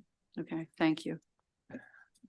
Okay, I do not see any further questions for this panel, so thank you all very much. Thank That you, Mr. concludes Chairman. the bill hearing on HB 735. Thanks to our friends from Economic Matters. We are going to jump a little bit out of order to accommodate some schedules. Of Delegate Guyton, HB 1097, State Board of Veterinary Medical Examiners, Veterinary Technicians, and Veterinary Assistants. And while you're working your way up there, Delegate Guyton, great job on the floor this morning defending the committee work products. Thank you, Delegate Landon, for a great event.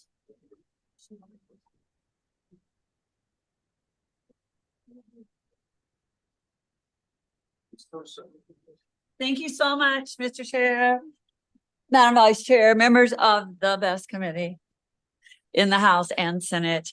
For the record, I am Delegate Michelle Guyton, District 42B, Baltimore County, and I am thrilled to be able to present you something today that I don't think this committee has heard before. And no, it doesn't have anything to do with disabilities. It does have something to do with veterinarians. And I think I still have, do I have more panel members? Virtually, I apologize. So I respectfully request a favorable report on House Bill 1097. What this bill does is it clarifies the duties of a registered veterinary technician in Maryland code. It's sort of the Wild West in that area right now in state law. Our state faces very serious shortages in the veterinary field. You all have heard this, not just this year, but a lot last year. And the technicians, who are very well trained, if they are registered with the state, are underutilized, and their advanced training is disincentivized due to a lack of clarity of their duties and consistency about what they can do in the office.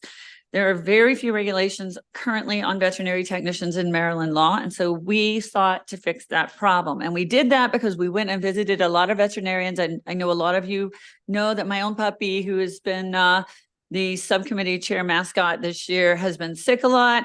And spending time with those folks, we kept asking them, what do you need to help? How can we help you do your job better for the pets that you serve and the families that love them? And one of the biggest things that they came back to us with was this: we need an expansion of, or a clarification about the duties that these vet techs can actually perform in the office, because nobody really knew what the laws were there. So this bill codifies the duties that non-registered and registered veterinary technicians can perform in Maryland. And just so that you know, because this is new to us, a non-registered veterinarian tech really can walk in out of high school at 16 and start working and do various things in the office. They don't require any certain formal education on these issues, right? A registered veterinary technician is a totally different thing altogether. And in many states and different programs, they're actually calling themselves veterinary nurses. And there is a push to kind of change that nationally, so that the professionalism of that is actually recognized. In Maryland, however, right now, we still call them veterinary technicians. So the framework we used is based on recommendations and model legislation that came from the American Veterinary Medical Association in partnership with the Association of Veterinary State Boards. And I have a copy of that if anyone cares to read it. It is quite long.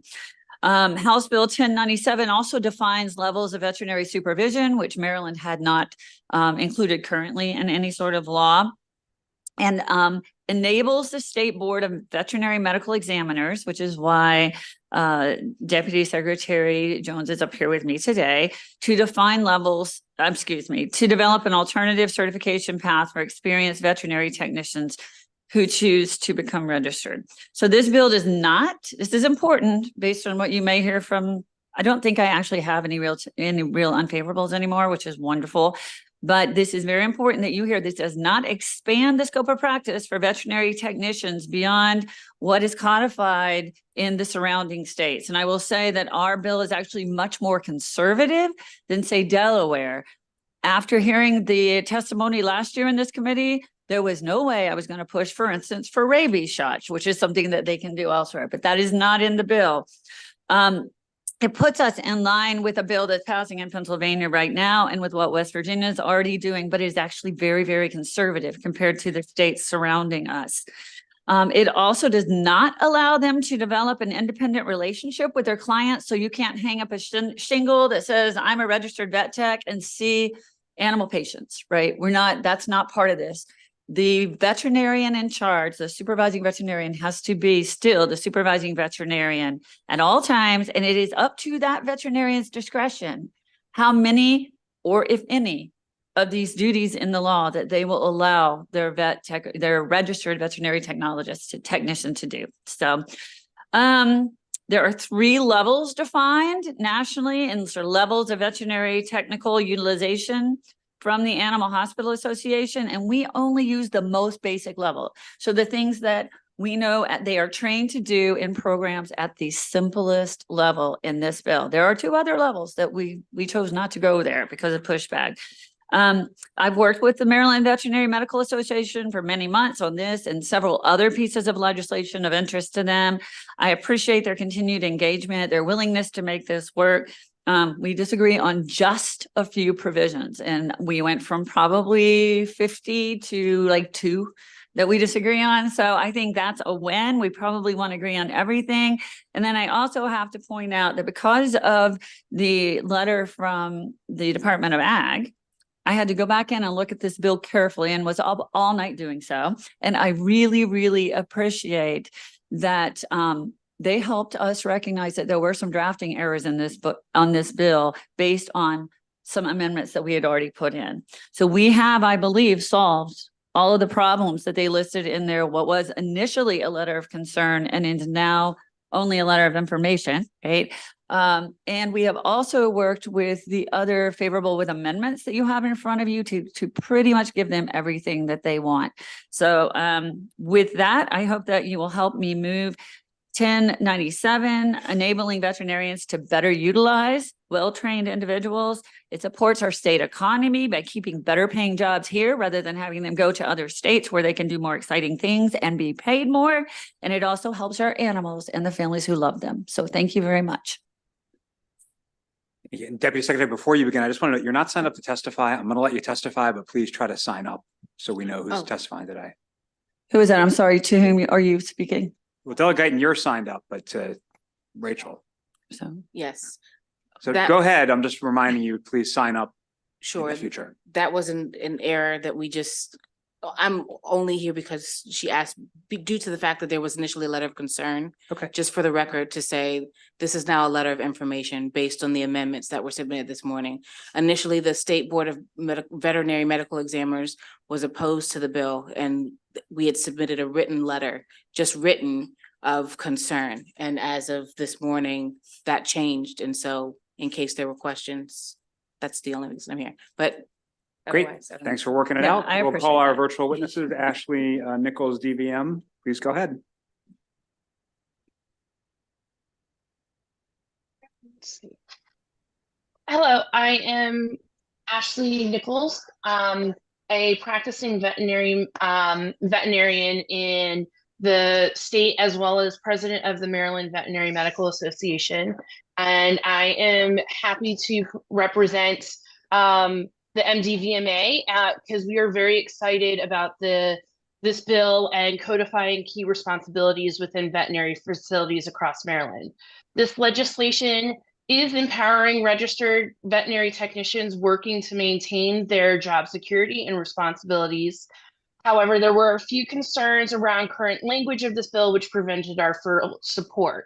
As such, we're asking for the following amendments and are in favor of HB 1097. First amendment is what both veterinarians and technicians wanted. Page 6, line 15 through 17 did not define non-invasive, and I hear that's been changed now. So the other issue was lines 20 through 24 on page 7, which would allow technicians to essentially practice unsupervised, which also sounds like it's been changed. So the one thing we would like is to have immediate supervision heading under assistance, which would allow dental prophylaxis, anesthesia monitoring, and surgery setup. Even with increasing numbers of registered technicians in the state, there's multiple facilities that don't have a registered technician. Immediate supervision grants a veterinarian the flexibility to continue to utilize their skilled assistance while ensuring they can implement life-saving intervention immediately. And one of the other things we request is that it is vital that phlebotomy be assigned to assistants, because currently most facilities assign assistants and technicians to this, but stating that only technicians could do it implies that it would be only technicians and things like that.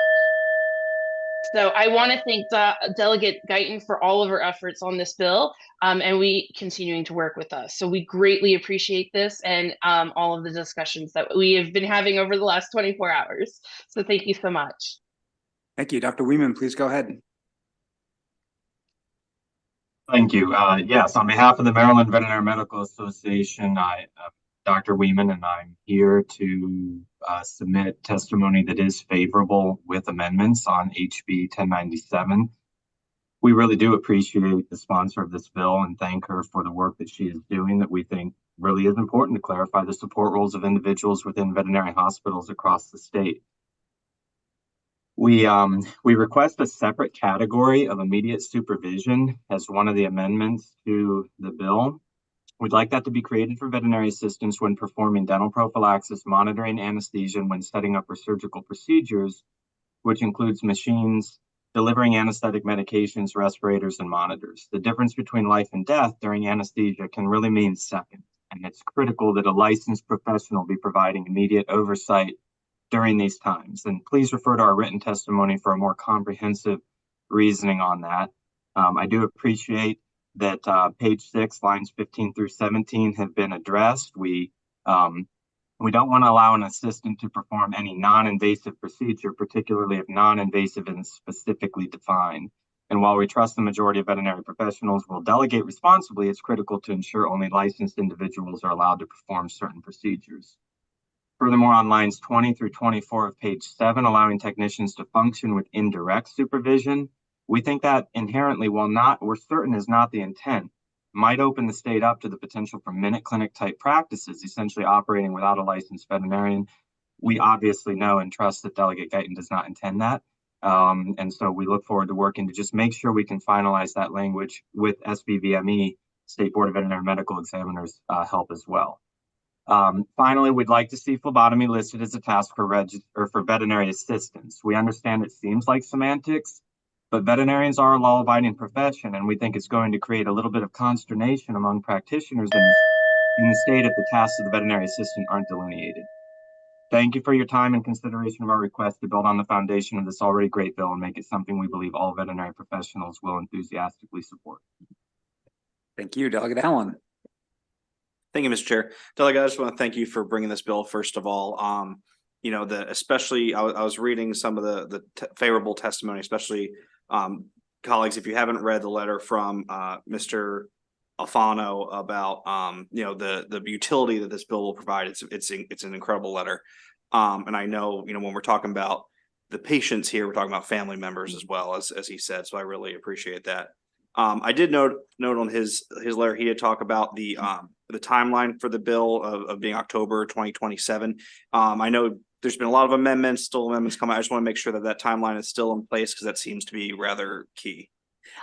Actually, thank you for asking that question. He actually, I believe, was referring to a timeline that we had put into the bill to sort of grandfather and allow an experienced veterinary, what would actually be a veterinary assistant, to go through an alternative pathway to become a registered veterinary technician within that 3-year period. So that's the date that he's referring to there. He talked about the amount of time that it goes through. It is not the effective date of the bill, however. Okay. So I think that could be a little misunderstanding. The effective date of the bill is October of this year. Thank you for clarifying. And I thank you very much for that question. Delegate Ruth. Thank you, Mr. Chair. So you might have said this, and if you did, I apologize. Can you explain a little bit about what some of the duties of a veterinary technician are, and if they have to work under supervision of a veterinarian, how does that expand the capability, relieve the pressures on the shortage? Yeah, absolutely. And I appreciate that call, that question very much. I think that the letter that Delegate Allen referred to does reference that really well. It's a letter from our Baltimore County Pet ER that is in Cockeysville. And he talks about a day in the life of an emergency hospital where actually you have to make the decision sometimes between a pet who needs life-saving surgery that the veterinarian has to be right there and actually performing the surgery, and another pet that may come in and may need another type of treatment, but that currently it is not clear whether or not a registered veterinary assistant can do those. And excuse me, I keep getting my phrase. Registered veterinary technician can do those, or a veterinarian assistant can do those. So what we're trying to do is clarify that for them. I think that he's telling us, and he told us that day, my own pup spent some time in that ER, that they have to make choices, really tough choices sometimes, because if a veterinarian has to be in the room doing some of these things that are less invasive and less complicated, then they can't be in the room with another animal who needs actual surgery. So that is the really important part. You can see in the bill that we have actually delineated 3 types of supervision that veterinarians would have to have. And again, this is all new to all of us, right? I don't think anyone's touched this statute for many, many years. So veterinary assistants who basically can be trained in office or can come right off and work in the office from high school. They don't have to have any real certification. They can do things like take the vitals on a patient, do nail trims. These are some of the things that are in here. Anything that's non-invasive, husbandry type stuff, monitoring anesthesia, but not actually admitted or setting it up, that sort of thing, collecting urine samples, those sorts of things. Now, there is a very different level of skill set for somebody who is registered with the state board. They have a lot more qualifications to do complicated things. They can do things like induce the anesthesia by injection. They can do simple dental extractions, suturing skills, staple removal. I mean, I can go through the list, but it's their cytology, things that you kind of have to know a little bit about. They can administer vaccines under this bill, but they cannot administer rabies vaccines. Why? Because y'all know we had that fight last year, and that wasn't a hill that I was willing to die on for this bill. So there are a lot of things that they can do that they're not currently necessarily being utilized for because it's just not clear and no one really knows, right? So I appreciate all the testimonies today. I want to make sure that everyone does know that every one of those amendments that they suggested, except maybe one, I have adopted and I have already put into the amendments office. So we should all be in very, very good shape on this bill. But if there are questions about specifics, then please let me know and we'll see if we can work for it further. Thank you. Just a quick follow-up question. So under supervision doesn't necessarily mean the veterinarian has to be standing right there. Right. I apologize. I didn't really answer your question. So there's 3 levels of supervision. There is a direct supervision, which means the veterinarian is right here. You might be monitoring the anesthesia, but the veterinary is doing something right there next to you, right? There is an indirect supervision, and this is the one that we're really trying to codify, which means the veterinarian's in the next room doing surgery with somebody else, or is doing something else in another waiting area. And yet you have been instructed by that veterinarian who believes that you have the skills to do these other duties, right? And then there is a third area that we really are not, I'm sorry. It's immediate, direct, and indirect, but we don't really have much under this bill that is indirect, other than the things that are non-invasive than a non-registered person could do anyway. Okay, thank you. Okay, so I know it's a little complicated. Thank you. Great. I do not see any further questions. That concludes the bill hearing on HB 1097. We'll now turn back to Professor Rosenberg with HB Thank you so much. 1113, Environment Dust Level Hazard Standards and Dust Lead Clearance Levels Adoption.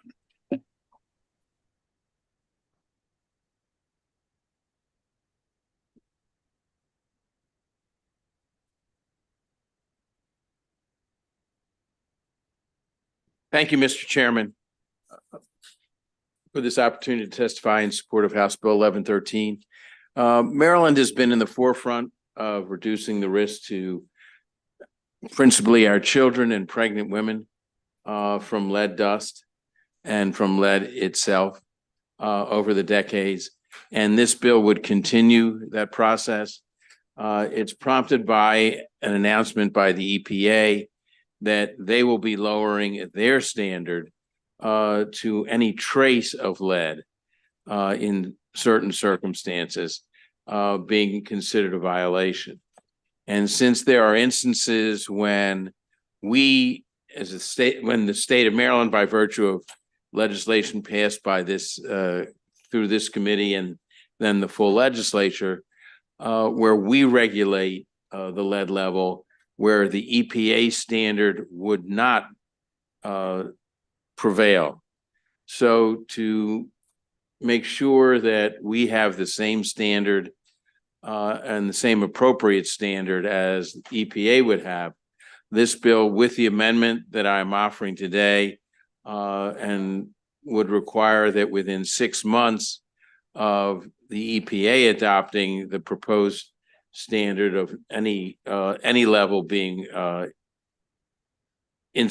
inappropriate or mandating removal, and that within 6 months of the EPA's adoption of a rule, MDE would adopt a similar rule, but we do have leeway in the amendments that if 6 months is insufficient time, the MDE can go to this committee and EEE to get an extension, which is standard practice, in that kind of circumstance for actions that we take, and whether it's by statute or whether it's in the budget bill. So this bill as amended has the support of MDE. We've worked together on what was the right time to impose by this statute, and then as well the extension. So I would to continue our efforts to reduce the risk to our children and pregnant women from lead, I would urge a favorable report with amendment. Thank you. Thank you. We have a question from the Vice Chair. Hi, Delegate Rosenberg. I'm confused 'cause I'm looking at MDE's letter. Maybe I'm reading it wrong. They cannot implement within 6 months, and your bill's asking for 6 months. I'm just trying to understand. And you're saying if they want any longer, they need to just come back to the legislature versus just giving them the time now. Well, their estimate as to the length of time it would take through our AELR process differs from the estimate that I got from our DLS staff that works with the that knows the AELR process. They thought that less than 6 months was adequate. So the 6 month time is a compromise, and then in addition, the ability to seek extra time from this committee is also in the amendment. So you've given 6 months as an additional because AELR said they can actually it should be probably less. AELR staff. Right, excuse Right. me. Yes, Okay, thank you. but they are fully on board, the MDE, with the amendment. Okay, thank you. Any additional questions? Okay, that concludes the bill hearing HB 1113. We'll now turn to HB 929, Washington County Delegation. Delegate Baker, Agriculture Nuisance Insects.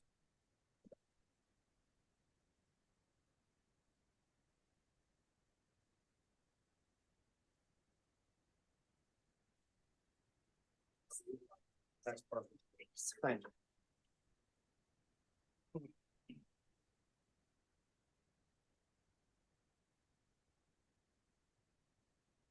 Chairman ready? Good afternoon, Chairman, Vice Chairman, and fellow members of ENT Committee. For the record, my name is Delegate Baker, and I am here in support of HB 929, Agriculture Nuisance Insects. The legislation requires, rather than authorizes, that the department carry out a nuisance insect program in partnership with local jurisdictions to control the population of black flies. Previous legislation began a pilot program in 2016, which authorized DNR in conjunction with the Department of Agriculture to carry out this program in Washington County. Today's legislation was built off of the success of that program. The treatments have worked as intended, and the results of the program have been very positive. With continual spraying, there's a noticeable drop in populations of the nuisances along the riverbanks.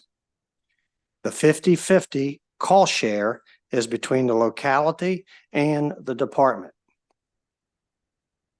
Our Washington County Senators, McKay and Quarterman, they have cross-filed SB 854.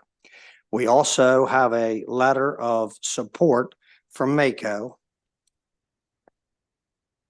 Also, when the Western Maryland delegation was discussing the bill, we knew that it would be imperative to have success in moving this bill forward, that we would have to include the Marvin Holmes requirement, which is this bill is specific to black flies only. We respectfully request your favorable report on House Bill 929. Thank you. And with that, we have a local lady from Washington County. She would like to testify, and I'd like to turn it over to Mrs. Linda Ebersole. Thank you, sir. Thank you. I'm here today in favor of permanent funding for the Department of Agriculture Nuisance Insects Program for FY25 and beyond. In August 2017, a pilot program was initiated and found to be extremely effective. Maryland House Bill 1353, Agriculture Nuisance Insects, was put into place on October 1st, 2019, with the stipulation that counties and municipalities if they wanted to participate, they must agree to pay 50% of the cost. For this program to succeed, we must have consistent funding, and we have to have consistent monthly treatments before the first hatch of black flies, typically mid-April, through the first hard frost in October or November for biting black flies in southern Washington County along the Potomac River from Williamsport to Brunswick, Maryland. Neighboring Pennsylvania has a large and extremely successful program that has been in place since 1983, and Maryland could be equally successful. Since Delegate Parrott's pilot program bill in 2016, we have had the following treatments. And there were 3 treatments in 18. There was 1 in 19 because there was no additional funding. There were 4 in 20. We didn't get any treatments in 21 because of COVID-19. And there were 2 treatments in 22, 5 in 23, and this year there's been 0 to date. The Department of Legislature Services has recommended this program to be deleted. This is just a drop in the operating budget, and this recommendation has been made without any input from the citizens. Clearly, they have not had to endure the swarms of biting black flies that leave painful, itchy welts. These welts can take weeks to heal. No outdoor activities can be enjoyed peacefully due to the swarms of black flies. BTI will not eradicate the black flies, but it does decrease the numbers to a tolerable level. And I ask that you favor this bill. Thank you. Thank you very much. Are there any questions for Delegate Baker or his panelists? Delegate Vice Chair Boyce. Thank you, Delegate Baker, for this bill. Welcome. I just want to be sure I understand. The pilot program was funded by the Department of Agriculture, for which Washington County paid half the cost. I don't see a letter from the Department of Ag. Do they support this bill as is to move with the continuation of this program to fund it and then have the county fund the other half? They did put information forward to try to have this reinstated, from what I can tell in the comments, yes, to the department, the legislative department, yes. Let me make a small correction to your statement. The pilot program was actually paid for by the state. That was done when Governor Hogan was here. After that time, in October of 19, when the next bill went into place, that was when the cost sharing started. And Washington County, quite honestly, has been very supportive. Our problem seems to be at the state level. We can't get this going consistently. And for those of you that haven't experienced these black flies, you have no idea. You cannot go outside without being pestered, and they bite. I mean, No, I they're heard you say looking that for like blood. 3 times. It's a little scary that they bite. Yeah, And it's I a don't, house fly. no They're one really disputes, no one disputes the flies. What I'm trying to get to it at is whether or not, to the point of the bill, whether or not Ag is willing, has set a letter, because there's no letter here. There's no information about whether or not they support paying. I do not have a letter in my packet. I do have a letter from Mako. And Yeah, but that- Ag is I the one that understand. would pay for it, sir. If we can figure that out, I'd love Okay. to work on this. Thanks. Delegate Baker, let me just recommend that right at the end of this hearing, Ag is right behind you. You can go talk to them and you can resolve this with the vice chair. Any further questions on this issue? Just waved. Did you see her? She's ready to go. All right, I believe that concludes the bill hearing on HB 929. We'll now call up Delegate Long, HB 936, DNR issuance of salvage title for abandoned or sunken vessels authorization.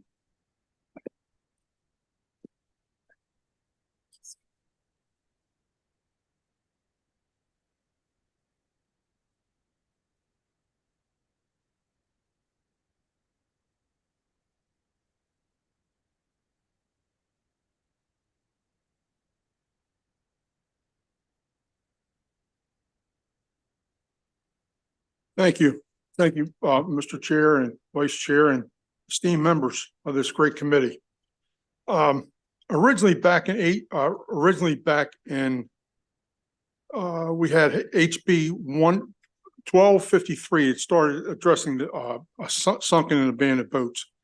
We want to expand that because right now we have instances where people are leaving boats at people's property, public and private, and this would actually streamline it and help DNR get rid of these boats instead of have to go through the whole title thing. They could go in and get a salvage title. So what it would be if a boat was unsalvageable, they would get a salvage title, then they could dispose of it in a dumpster or whatever they decide. But anyway, that's what this bill is basically for, to help remove abandoned boats. It's especially, in marinas, any place that a boat's abandoned. They're specified the timelines, how long a boat has to be abandoned, all the steps that has to be taken in order to obtain that title. And I would ask for a favorable vote, and just need to stay up on these abandoned boats and some of the things happening in the waterways. Thank you, Delegate Long, for bringing this bill. I do have just a very quick question. Whether or not you have talked to DNR about this, you're the only, I guess, testimony within our bill file. Have you talked about this? Is this something they support? Is there something that you're working with them on? Matter of fact, I talked with them this afternoon before I come up here, and they said it was a great bill. They said they didn't have no opinion on it, but they know what we're trying to do. We're trying to make sure our waterways are cleaned up. Right now, if you abandon a boat at somebody's property, let's say you own a waterfront property, I want to get rid of my boat, I'll go over and tie it to your pier. It's a nightmare to try to get rid of it. Yeah, no, we've heard these issues before in this Right. committee. I thank you for working on or being one of the many people who wants to work on this. There any other questions from committee members? Seeing none, that concludes the hearing of HB 936. At this time, we will call up Delegate Hornberger for HB 957, Natural Resources, Hunting, Tundra, Swans. Do you have anybody with you, sir? Just me, I believe. Okay, sir, start Thank whenever you, you're Madam ready. Vice Chair. And I know that on the previous bill sponsor, a lot of those folks get in trouble because the loans that they have on the boats that they get underwater. So that's why a lot of them end up that way. Anyway, good afternoon, Vice Chair Boyce, members of the committee. For the record, this is Delegate Kevin Hornberger with HB 957, Hunting Resources, Tundra Swans. This bill seeks to enact the recommendations from the 2022 Maryland DNR Tundra Swan Hunting Session Joint Chairman's Report. It's a mouthful. I represent the Susquehanna Flats up there in Cecil County at the top of the Chesapeake Bay, an area renowned for its decoy carving and hunting traditions. I've worked with my colleagues across the Susquehanna River, representing Havre de Grace and across the aisle to craft this legislation. It's a bipartisan bill. If this bill passes, to kind of go over the mechanics of what it'll look like. So currently in Maryland, we have the tundra swan that uses us as a wintering habitat, along with 4 other states. And those states have already enacted hunting seasons for those tundra swans. In chronological order, North Carolina in 1984, Virginia in 1988, and Delaware most recently in 2019. This is a highly regulated bird species because it is migratory in nature. And the number of permits that are permissible for each state is actually determined by the federal government in conjunction with the state DNR. If you look at the Joint Chairman's report, it puts us at around 500 permits that are permissible from the federal government. Now, what I want to articulate here is that those 500 that we would be granted come from the pie. And the pie is roughly 5,000 permits. So for the entire flyway, our permits would come from other states. So what I'm trying to articulate there is that this would not change the harvest of number of tundra swans in any given year. And in fact, it may actually reduce the take of these tundra swans because the birds spend less time wintering here than they do in North Carolina, where the population is centered. You will notice also in the Joint Chairman report that the number of wintering birds in Maryland has decreased over the years. However, their aggregate population has increased, and they're now at a very sustainable level of over 80,000 birds for this particular flyway. You've probably also received a lot of correspondence from folks about swans, and I get that this is an emotional, and some folks have special connections with these birds. However, this bill seeks to preserve them because it generates revenue for the DNR in such a way that doesn't impact their reproductive numbers. So I'm happy to take questions. I would draw your attention to the fiscal note. Again, this is a net positive and will not reduce the number of birds taken in the flyway. So love to take any questions. Thank you.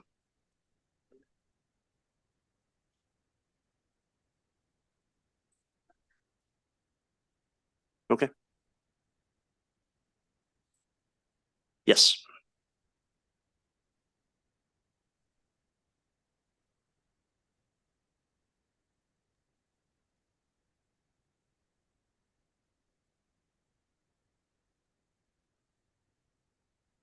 Cyrus, go ahead and start. Oh, I apologize. I didn't hear that. Sorry about that. Good afternoon, Chairman Corman, Vice Chair Boyce, members of the ENT Committee. For the record, Cyrus Baird with Delta Waterfowl. I'm our Senior Director of Government Affairs. Delta Waterfowl is our nation's oldest organization dedicated to waterfowl and waterfowl hunters. Appreciate the opportunity to testify today in support of House Bill 957, legislation that seeks to add additional hunting opportunities for the sportsmen and women of Maryland by establishing a tundra swan season.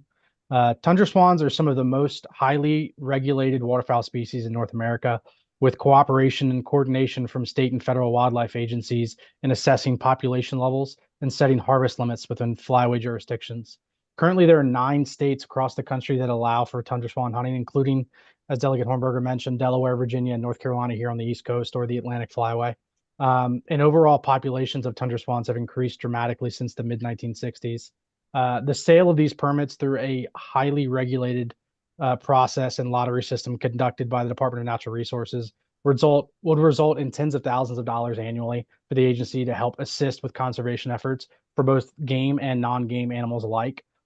It's important to note, as Delegate Hornberger mentioned, the passage of this bill would not change the number of tundra swans harvested within the Atlantic Flyway.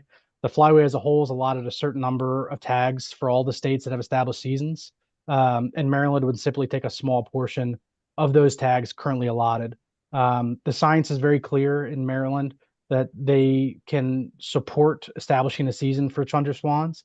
We are confident that the Department of Natural Resources, in working with the United States Fish and Wildlife Service and others, will continue to use the best available science when setting harvest limits within the Flyway, and we urge a favorable report on House Bill 957. Thank you.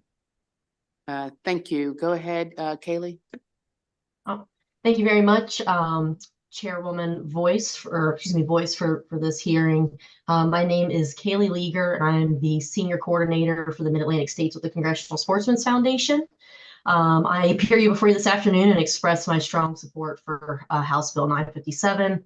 I will not belabor the points that Delegate Hornberger and my partner Cyrus Baird from Delta presented with you this afternoon. But I just wanted to say that the Congressional Sportsmen's Foundation is in strong support of establishing a tundra swan season in Maryland through the lottery process that DNR would have to work with the U.S. Fish and Wildlife Service to establish.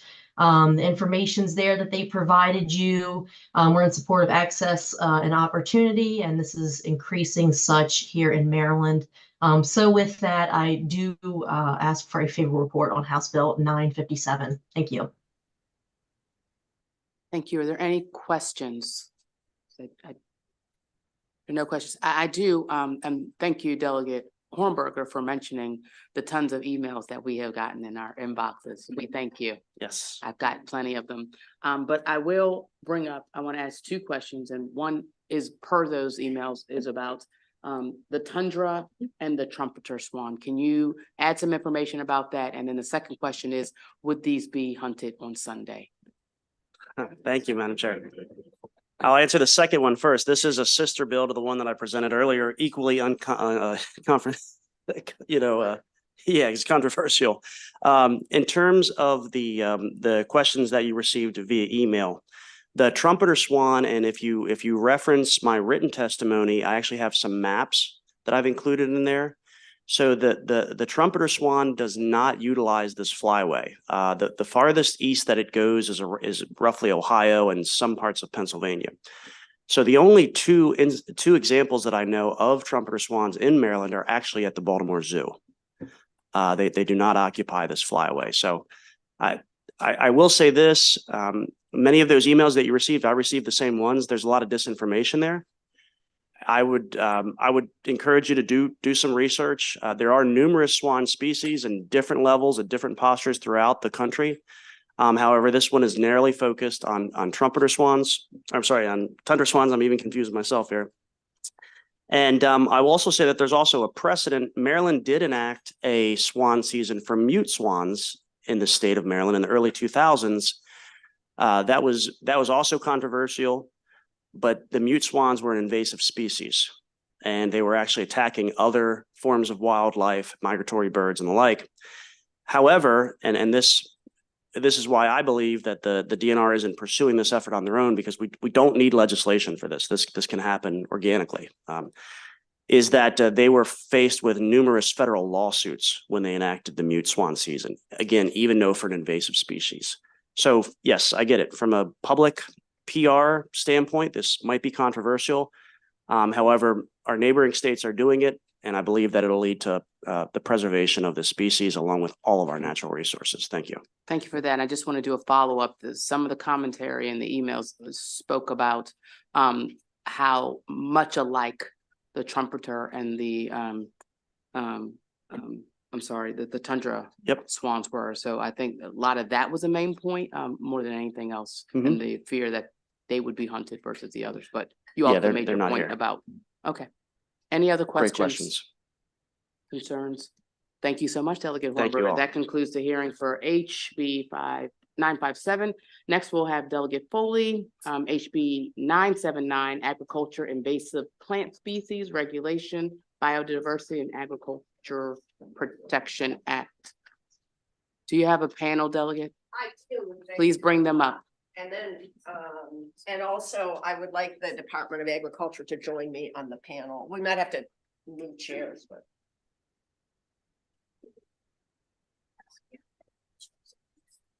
Yeah, you might have to just sit behind, but I want you to testify. I want them to go in the Yeah, we'll have to rotate. That's fine.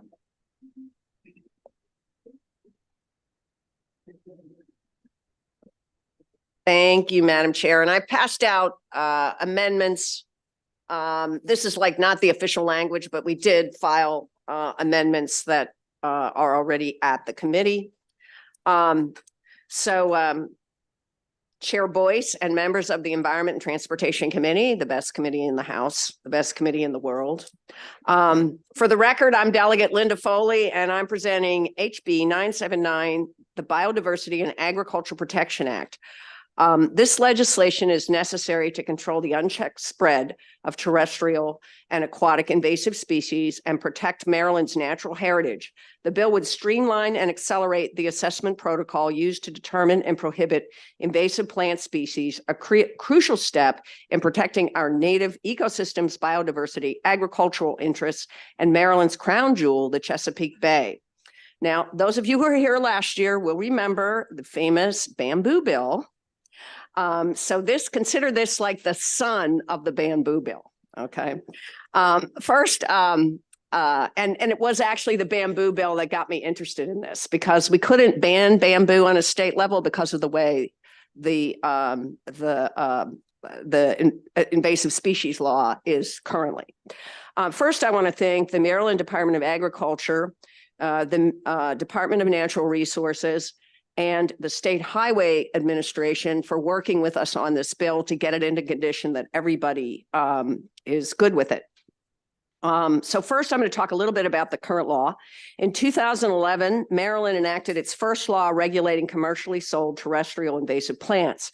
It established a two-tier system with some plants being prohibited, those would be tier 1, and others requiring warning signage at the point of sale, those would be tier 2, excuse me. In the 13 years since the original 2011 legislation was enacted, only six plants have been prohibited under tier 1, and only 13 are listed under tier 2, despite the rapid spread of invasives in the state that are jeopardizing our ecosystem. The 2011 law did not address aquatic plants or species not considered in commercial Maryland, not considered commercial in Maryland. Both of these are addressed in this bill. There have been, let me just add, there have been no invasive plant assessments done since 2019. So the goal of this bill includes prohibiting harmful invasive plants from being propagated, purchased, or sold in Maryland, adopting a more rapid status assessment protocol to minimize eradication and management costs incurred by the state, combining a two-tiered system of classifying invasive plants into a single prohibited list. And the bill, let me just say that the bill as amended offers a reasonable transition period in order to minimize economic impact on the nursery trade on the prohibited list. And then adding aquatic plants to invasive plant regulations.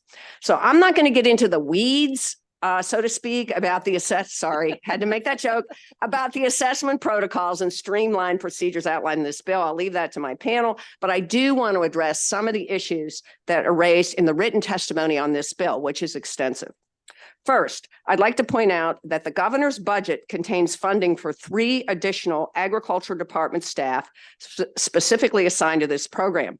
The additional staff, combined with the streamlined assessment process, should help Maryland catch up by adding more invasive species to our banned list. Second, let me talk about the objections raised by one nursery owner. We worked with the Maryland Green Industries Council, which represents nursery growers, and we've submitted sponsor amendments to clarify that the plants on these invasive lists must be evaluated based on the risk assessment and the authority to recommend their placement on the prohibited plant list. And that still lies, that authority still lies with the Invasive Plant Advisory Committee and the Secretary of Agriculture. There is a process to deregulate sterile cultivars, which is referenced in the letter. And these amendments would allow the time to do so. So as you will see, the Maryland Green Industries Council representing nursery growers is testifying in favor of this bill with amendments. I also want to address the fiscal concerns raised in the informational written testimony of the State Highway Administration, which are also referenced in the fiscal note itself. As the SHA testimony notes, we have been working with SHA to mitigate the additional burden on SHA that a consolidated invasive list would pose. We've submitted another set of sponsor amendments, which I just passed out, that ameliorate the fiscal concerns raised by SHA and allow the Secretary of Agriculture and SHA to agree on how to dispose of banned plants. That was the SHA's concern. How do we dispose of these banned plants now that they're on the ban list?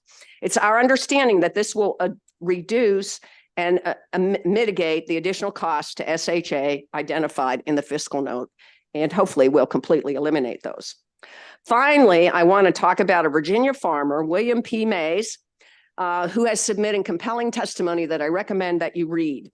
He says that a neighbor's ornamental planting of the invasive fountain grass has spread over his 225 acres of pasture land where he raises Angus cattle.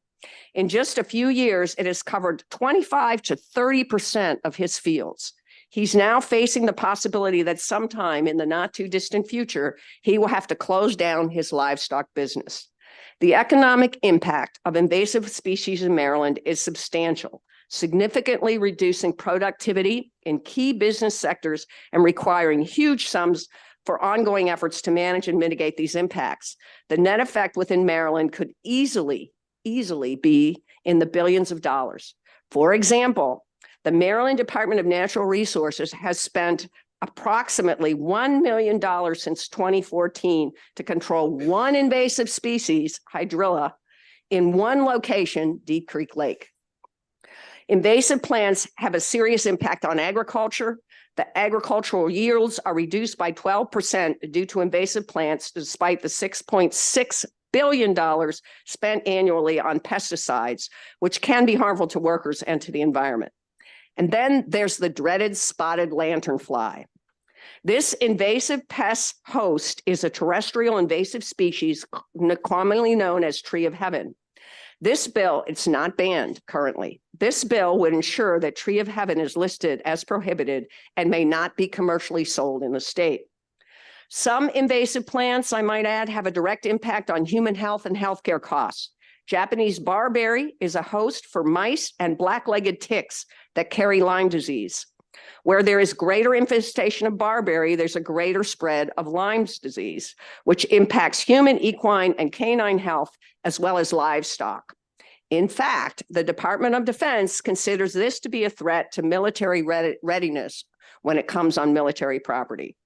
So the first step in protecting Maryland's native species and our biodiversity is to prohibit these plants that impact the health and existence of critical pollinators and flora in the state of Maryland. This bill would help farmers, winemakers, and the recreational industry, and it would also bring much needed relief to public and private property owners and managers who are struggling to contain these invaders. It is imperative that we enact an updated invasive species assessment protocol to manage and control invasive plant species in Maryland more effectively. Considering these fundamental and costly biodiversity concerns to both the environment and the economy because of a lack of adequate invasive species regulations, I strongly urge a favorable report on HB 979. Thank you. I'll be happy to take any questions. We'll take your panel first, all of your panel, and then we'll have the committee ask questions. So whoever's next, please make sure you state your name. Good afternoon, Chair Boyce and members of the committee. I'm Marie Laporte on behalf of the Maryland chapter of the Sierra Club and its 70,000 members and supporters in favor of HB 979. While native plants are always the best choice to protect Maryland's wildlife and plants, few non-natives become invasive, just 6%. However, for the plants that do become invasive, their impact is frequently devastating to our biodiversity and costly to agriculture, property owners, and local governments. Invasive plants cause harm in many different ways. Some invasive plants like barberry and Japanese stiltgrass alter the soil, which can kill native plant species. Invasive vines strangle and topple our trees. Other invaders crowd out native plants and can completely cover everything in their path. When this happens, the wildlife that depend on the native plant become threatened. Maryland's wildlife has co-evolved with our native plants for over millennia. Many do not adapt when their food and habitat is eradicated within a few decades. Some invasive plants are toxic to our wildlife. Songbirds that consume nandina berries can be poisoned by the cyanide they contain. Garlic mustard kills native caterpillars that feed on it. And hydrilla, an aquatic invader that impedes boat traffic, cuts oxygen levels in the water and hosts bacteria that poison birds that consume it. This poison can even move up the food chain and has even killed our bald eagles. Invasive species have contributed solely or alongside other drivers to 60% of the recorded animal and plant extinctions across the globe. Further, due to increased global trade, human travel, and climate change, the spread of invasive species is accelerating. While we must do more to address this quickly growing threat, we urge a favorable report on HB 979. Thank you. Kirsten Hoffman for the Green Towson Alliance and the Maryland Native Plant Coalition. Chair Boyce and honorable members of the committee. I asked for a favorable report for HB 979, which updates and strengthens Maryland's invasive plant laws to better respond to the extensive environmental and economic damage invasive plants are causing in our state. With a simple walk in the park or drive down one of our roadways, you will undoubtedly see damage being caused by invasive plants. To better understand which invasive plants Maryland citizens are most concerned with, the Maryland Native Plant Coalition conducted a survey asking people to identify their top 25 most problematic invasive plants. In just a few weeks' time, we received over 1,400 responses from a public that's incredibly frustrated with the destruction they're seeing from invasive plants. Survey respondents came from all regions of our state, from home gardeners to foresters, weed warriors to landscape professionals. They all had similar sentiments, namely, they're spending significant time and money to deal with out-of-control invasive plants where they live, work, and recreate. The most problematic plant in our survey was English ivy, which climbs trees and will eventually smother and kill a tree if not removed. These vines are causing great destruction in our forest, overwhelming trees, and even carpeting the forest floor, so new tree seedlings can't germinate. Recent studies are showing that the combined effects of forest fragmentation with rising temperatures due to climate change are like a 1-2 punch to our forest, with these conditions favoring vines over trees. As Maryland has the goal of increasing our forest canopy, we will fail if we can't control these vines. Japanese barberry, a Maryland Tier 2 invasive plant, also ranked very high in our survey. This shrub's dense growth creates a humid, shady microhabitat that supports the black-legged ticks that carry the Lyme disease pathogen. The more barberry in an area, the more Lyme disease. Many of our survey respondents asked, do please help us stop the sale of the most problematic invasive plants. And with your help, the answer is yes. I urge a favorable report on HB 979.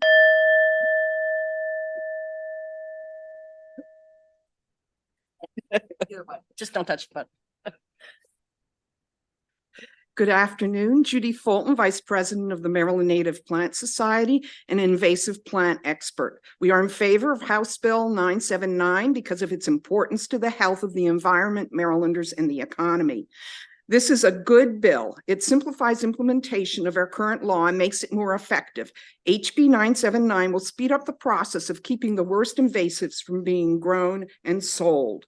I'm going to talk about the bill specifics. Stakeholders' input has made this bill much better We need to work together as a team to win against invasive plants. This bill improves on the existing law by updating 3 technical components. 1, it broadens the scope from banning just a few terrestrial plants sold in nurseries to include aquatics and non-commercial plants. 2, with SB 979, plants determined to be really invasive won't be sold at all. In contrast, existing law allows species here for 50 years or widespread, like barberry and English ivy, to be sold with ineffective warning signs. 3, Maryland's existing assessment could take an MDA employee as long as a couple of months for just 1 species. That's only 6 in a year out of about 300. This bill specifies a more efficient assessment used in Delaware and most other states. But this bill keeps important parts of the existing law and regs. All suspect plants must undergo professional assessments before being prohibited. The nursery trade can sell existing inventory during a phase-in period so they don't lose money. Varieties developed for characteristics like color and size can be sold if sterile. All assessments are still vetted by the Invasive Plant Advisory Committee. When I talked with farmer Billy Paul, who submitted the testimony, he asked that we balance the profit on selling just a few plants against his losing his livestock farm to invasive grasses. A new scientific report predicts costs of invasive species will quadruple every 10 years. We need to act now. We urge a favorable report on HB 979. Thank you. One more, Madam Chair. Thank you, Madam Chair. So MDA, invasive species can harm the environment by encroaching on the record, dear. Oh, yes, sorry about that. Rachel Jones, Maryland Department of Agriculture. Invasive species can harm the environment by encroaching on the food sources and natural habitats of native plants and animals. And MDA's Plant Protection and Weed Management Unit regulates natives and invasives here in the state of Maryland. MDA appreciates that a qualified independent assessor has been clearly defined in this bill. The bill will require the assessor to have at least 2 years of extensive field experience. Additionally, it must have been completed here in Maryland or nearby jurisdictions to ensure that they're closely aligned with our regulatory framework. Assessors will be reviewed and approved by the Secretary of MDA along with DNR and the Invasive Plants Advisory Committee, IPAC, which we appreciate because that reduces the fiscal responsibility that we would have at MDA. As it's already been mentioned, we did request in our FY25 budget 3 additional pins in order specifically for this department to manage the existing issue with invasives with the 2-tier system. So this bill will better allow the program to be able to properly get these invasives on the watch list so that we're able to reduce their availability in the general public. And MDA just feels that it's going to be beneficial overall for the environment, and we request a favorable report. Let's see, I'm going to start with Delegate Ziegler. Thank you, Madam Chair.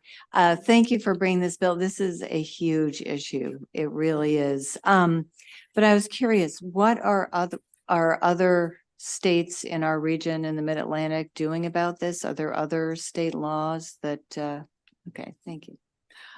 Delaware is the most recent law that went into effect in 2022. And they have prohibited 37 plants from sale and propagation, and that compares to our only 6 in more than a dozen years because the MDA did not have this staffing or this improved way of assessing them.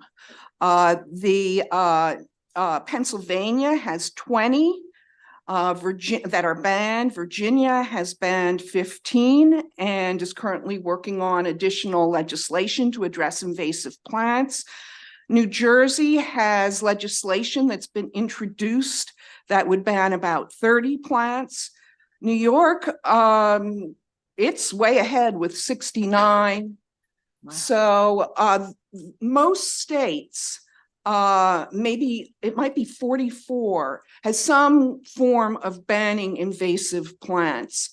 And also most states are using the assessment tool that this bill includes to look at whether plants are invasive.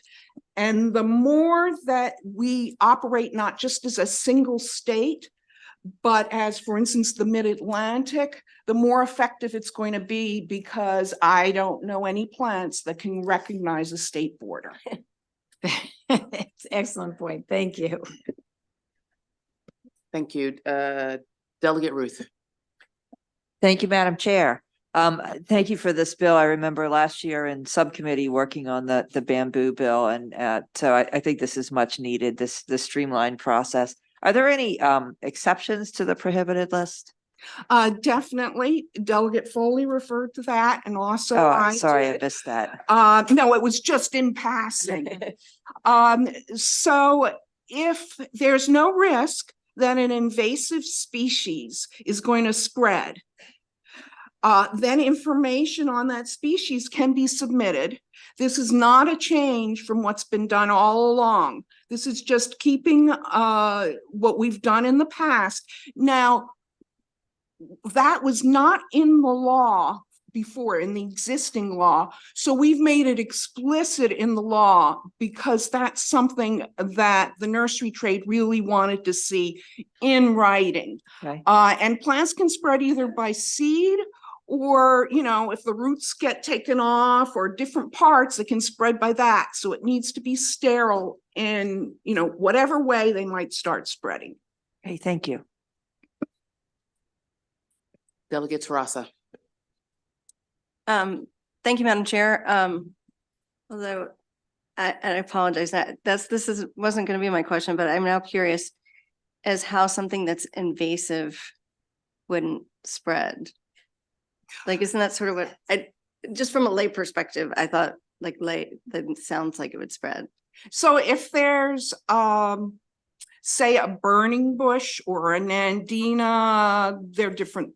Those are different species. I don't know how many people are gardeners here. If they didn't put out any viable seed, and some species, it's not the species itself, the straight species that would be sterile. It would be a cultivar, which is really a variety that's been developed in like nurseries. So some nurseries have been able to develop varieties that don't have viable seed and can't spread, like bamboo, since we were talking about bamboo. Bamboo only gets seeds maybe once every 60 years. But if you take a bit of their underground, you know, roots and stuff, and maybe there's a storm or something, and it washes to another area, a new bamboo grove is going to grow there. So when you are looking at a straight species that's invasive, there's no way it's going to be sterile. But it's these cultivars that might be, and that needs to be, just as Rachel was saying, those need to go through an assessment and go through the committee, IPAC. And if they're determined to be sterile, like Nandina firepower is one of the excluded plants that doesn't need to be listed because it never has babies. Okay, thank you. And thank you to Delegate Foley for, I love that I'm always learning more from this legislation. Let me go back to the question, if that's okay, Madam Chair. Tier 2 invasive plants, let me just understand this right. They can be sold, but they have to have a sign indicating, that's right? And then is that something that you found helpful elsewhere? Go ahead. I should go. Okay. Yeah. So yeah, they have a sign that says, you know, plant with caution. So if you're talking about, since people mentioned it, the Japanese barberry, that will have a sign that says caution, you know, this, you might want to pay attention to this. And that's not really very effective. Okay. If people don't understand about why that sign is there, and there's something that looks nice and their neighbors have it, they're going to get it anyway. Gotcha. If I could just add, I think the testimony, the unfavorable testimony, the one unfavorable testimony in this bill is from a nursery owner. And I understand that he has real concerns about this effect on his business. And we've tried to address those, as we said. But the concern he has is he's been selling tier 2 and now he's not going to be able to. So that kind of proves the need, I think, the need for the bill. Okay, thank you. Delegate Morgan. Thank you, Madam Chair. Thank you for the bill. I'm a little confused. I get the invasiveness, I'll use of English ivy, because I've spent days at my house climbing a tree, trying to cut it so that the top will die and eventually, it's going to come back. But at least the tree's not going to get so heavy, because the stuff does weigh a lot in a storm. It can fall on top of your house and make a big mess. And I've seen that happen nearby. So you got state highway involved. Is state highway going to be involved in not planting, or are they going to be concerned with trying to, English ivy, kudzu that grows all over the place? You see it on the trees. Are they involved in trying to eradicate it? I think I can answer that. I might need help from Rachel, but I think I can answer that. So the reason state highway weighed in here is because they already have invasives that they planted over the years that are there. And when you'll remember Delegate Ruth, for example, had a bill that they need to plant native plants at state highway. That's a bill that she has. But it's not that they're planting them, it's that they already have them. And so as a result, this bill does talk about, the law does talk about, it doesn't talk about eradication. There's nothing in the bill about requiring eradication, but between regulation and the fact that you can't transport them, and a couple of other tangential things that are already in the law, the fact that we're taking all those tier 2 plants and moving them to tier 1 will require state highway to make some changes and have eradication procedures that they have to follow. So what we did was we allowed them to work that out with the Secretary of Agriculture so that they would not be fiscally adversely impacted by the bill. That was not the reason for the bill, right? Okay. Did I get that right? Sure. So part of SHA's concern was that I think the bill as originally written would have required that they remove invasives and other noxious weeds from various highways owned by the state at the discretion of the Secretary of Agriculture, and they weren't comfortable with that. SHA, and I believe they did submit a letter of information as well, but it was their position that it would be too cumbersome and increase the fiscal note on their end if they had to deploy employees and staff at the behest of MDA to remove these plants. And so I believe Delegate Foley filed amendments that would say that they don't have to do that based on the discretion of the Secretary. Thank you very much. Vice Chair Boyce. Thank you so much. And thank you, Delegate Foley, for bringing another interestingly complicated invasive bill. Still running from bamboo last year. So I want to go back to the question one about tier 2s. And so, and I do sympathize with the individual because isn't it so? We've created this law saying that these folks can sell these tier 2 type plants under conditions that we have to give these signs. And I guess I'm trying to figure out is that who would otherwise be inspecting to ensure individuals, nurseries selling tier 2 invasive plants that they actually have the sign, right? Because I'm sure they're all over my house somewhere, or I've planted them somewhere in the backyard, with the exception of bamboo. But so I want to talk a little bit about I guess user error as it relates to the retailer's inability to kind of post the right information. Can we start there, please? Do you want to address that? I'm going to let Rachel address that. Sure. So, Madam Chair, the issue with that is when the bill originally passed, it was sort of like an unfunded mandate for MDA, where the onus was going to be on our plant management folks to be able to go to every store and inspect. However, the staff just was not able to complete those tasks. And so currently what you have is, yes, there's a law that says MDA is supposed to verify that this signage exists at various retailers that are selling tier 2 plants, and they have not been able to adequately keep up with sending inspectors out due to lack of staffing and other responsibilities. And so that's also part of what this bill addresses by having the IPAC come in and participate with having a watch list and by simply eliminating the tiers. Okay, and then I have two more questions, but the second question is, I forget, let me see. I think that was Marie? No, I'm sorry, Judy. and Judy, I'm sorry. You mentioned cultivars and how, I think to Delegate, I think Ruth or Tarasa's point about invasives that aren't invasive but have developed or been breeded to be. And so under this particular bill, those types of plants could be categorized as tier 2, but could still be sold potentially. There's no tier 2. So existing law allows for tier 2, but this law gets rid of that. And just, if it's invasive and it's going to cause harm, why keep on selling it? Mm-hmm. It's just going to be prohibited.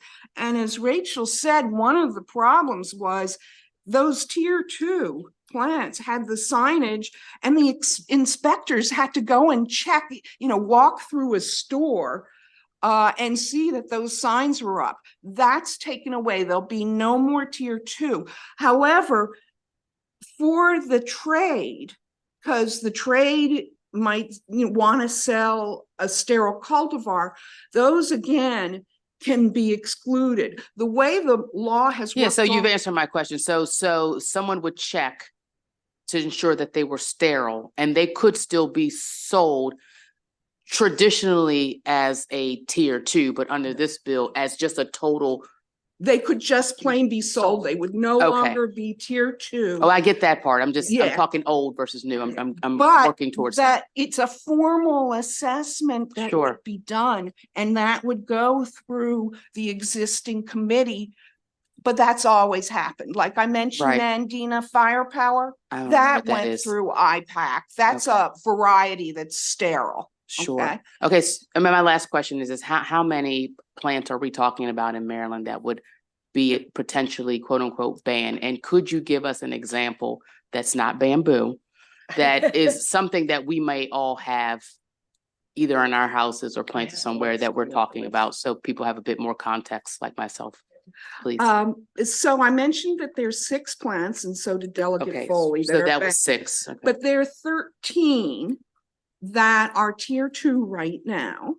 And after those are assessed and looked at by IPAC, the assessments, those would move to the prohibited list.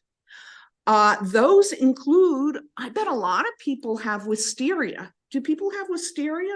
Do you know that? It's a vine with purple. It's really beautiful. I think I have that. Inside. Another. Read the list. Sure, you can read the so I have the list right here, Madam Chair, Vice Chair. So the banned plants are incised fumewort, winter creeper, fig buttercup, or it's also known as lesser celandine, shining geranium, yellow flag, pale yellow iris, water flag. Those are all the same plant. They're just known by different names.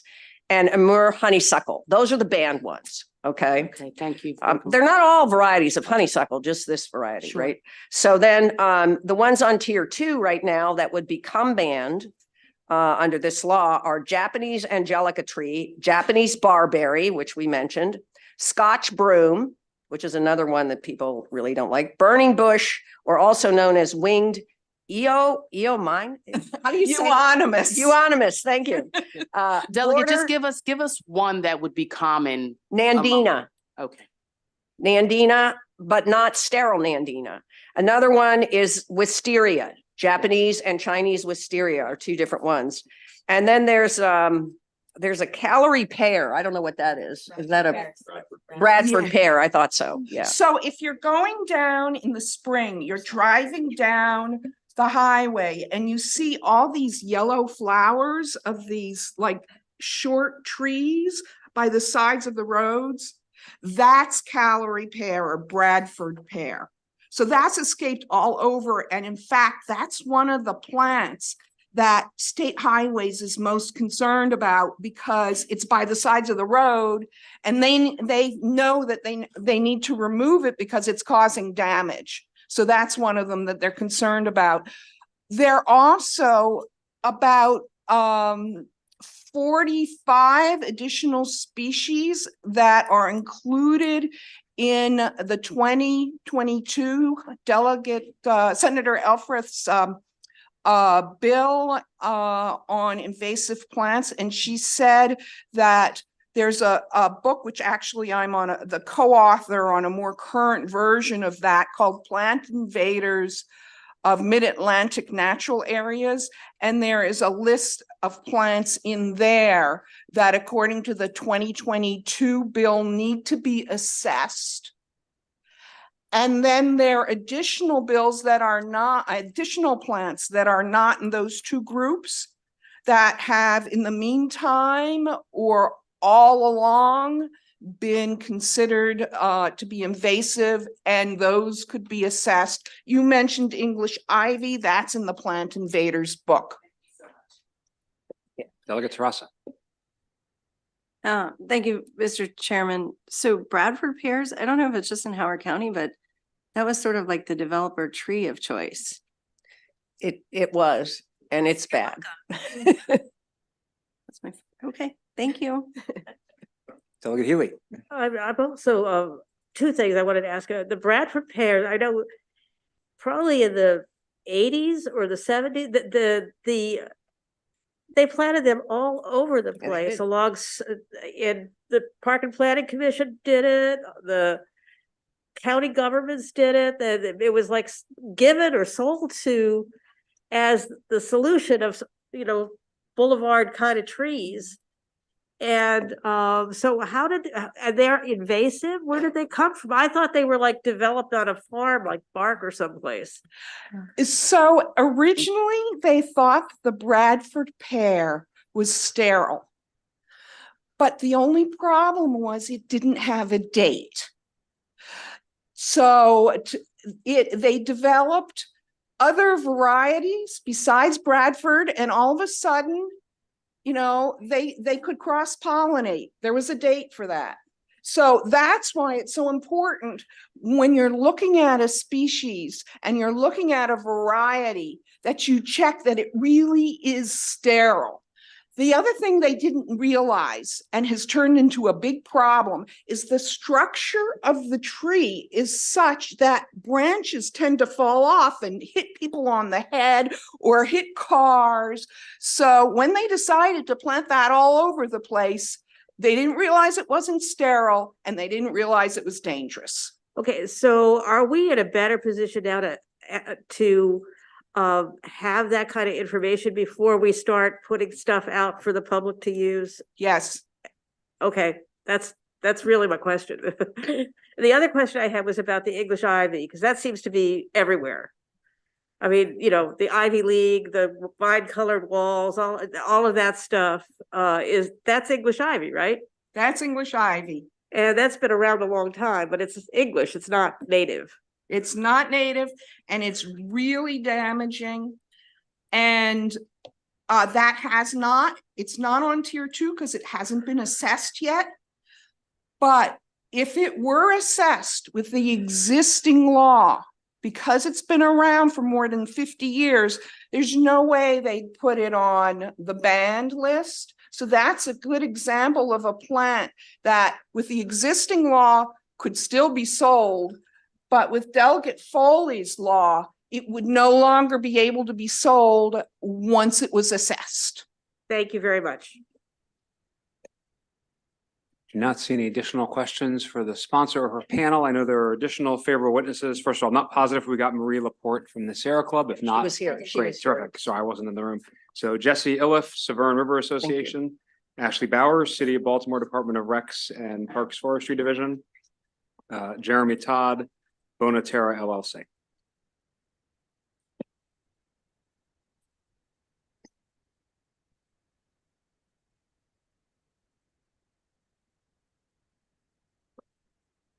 Please go ahead when you're ready.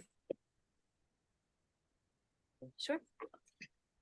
Good afternoon, Mr. Chair, Madam Vice Chair, and members of the Honorable Committee. My name is Ashley Bowers, Environmental Policy Analyst for Baltimore City's Department of Recreation and Parks. Our agency, recognized nationwide as a leader in urban forest management, is responsible for stewarding over 2,300 acres of natural areas across Baltimore City. These forests, stream valleys, and wetlands provide essential public health benefits and other ecosystem services to our communities, but they face significant threats from non-native invasive plant species. Given the rapid rate that invasives can dominate healthy native plant communities, our projections for restoring ecosystem health and functionality often look bleak.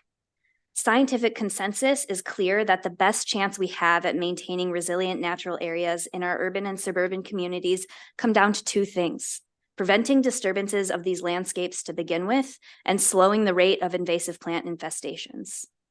Since 2019, we have invested over $300,000 to combat invasives, while only scratching the surface of the overall needs for removals in Baltimore City.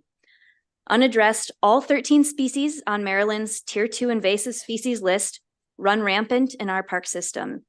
In addition to our agency expenditures to contain the spread of these habitat destroyers, every year hundreds of residents attend our educational seminars and log thousands of volunteer hours, removing them from our parks and neighborhoods. Finally, we acknowledge the importance of minimizing trade impacts in the passing of this bill and want to assure the committee that agencies such as our own are committed to supporting the transition away from non-native invasive species in the nursery industry.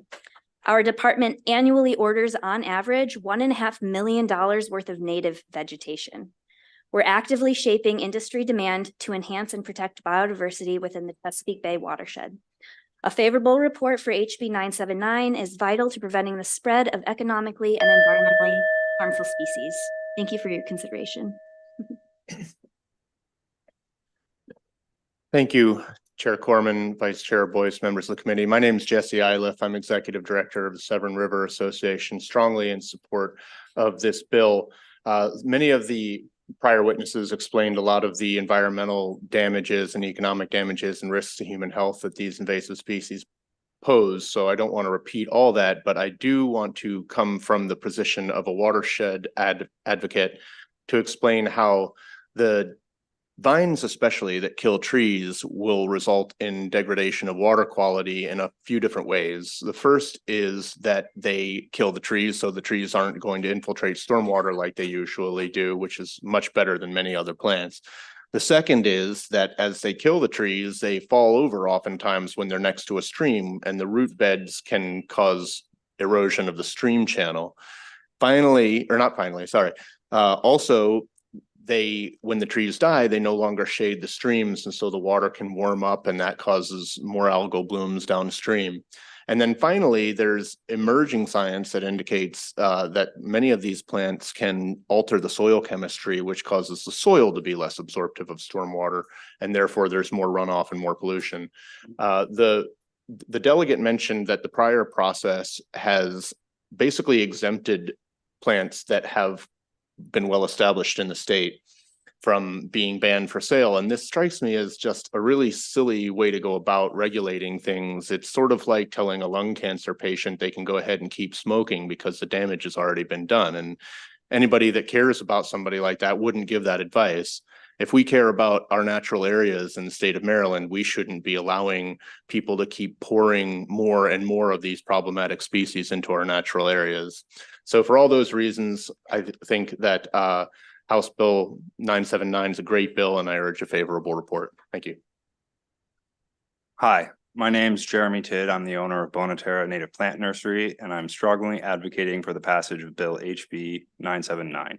In my 20 plus years of experience in the horticultural industry, I've witnessed firsthand the detrimental impact invasive plants have on our environment and economy.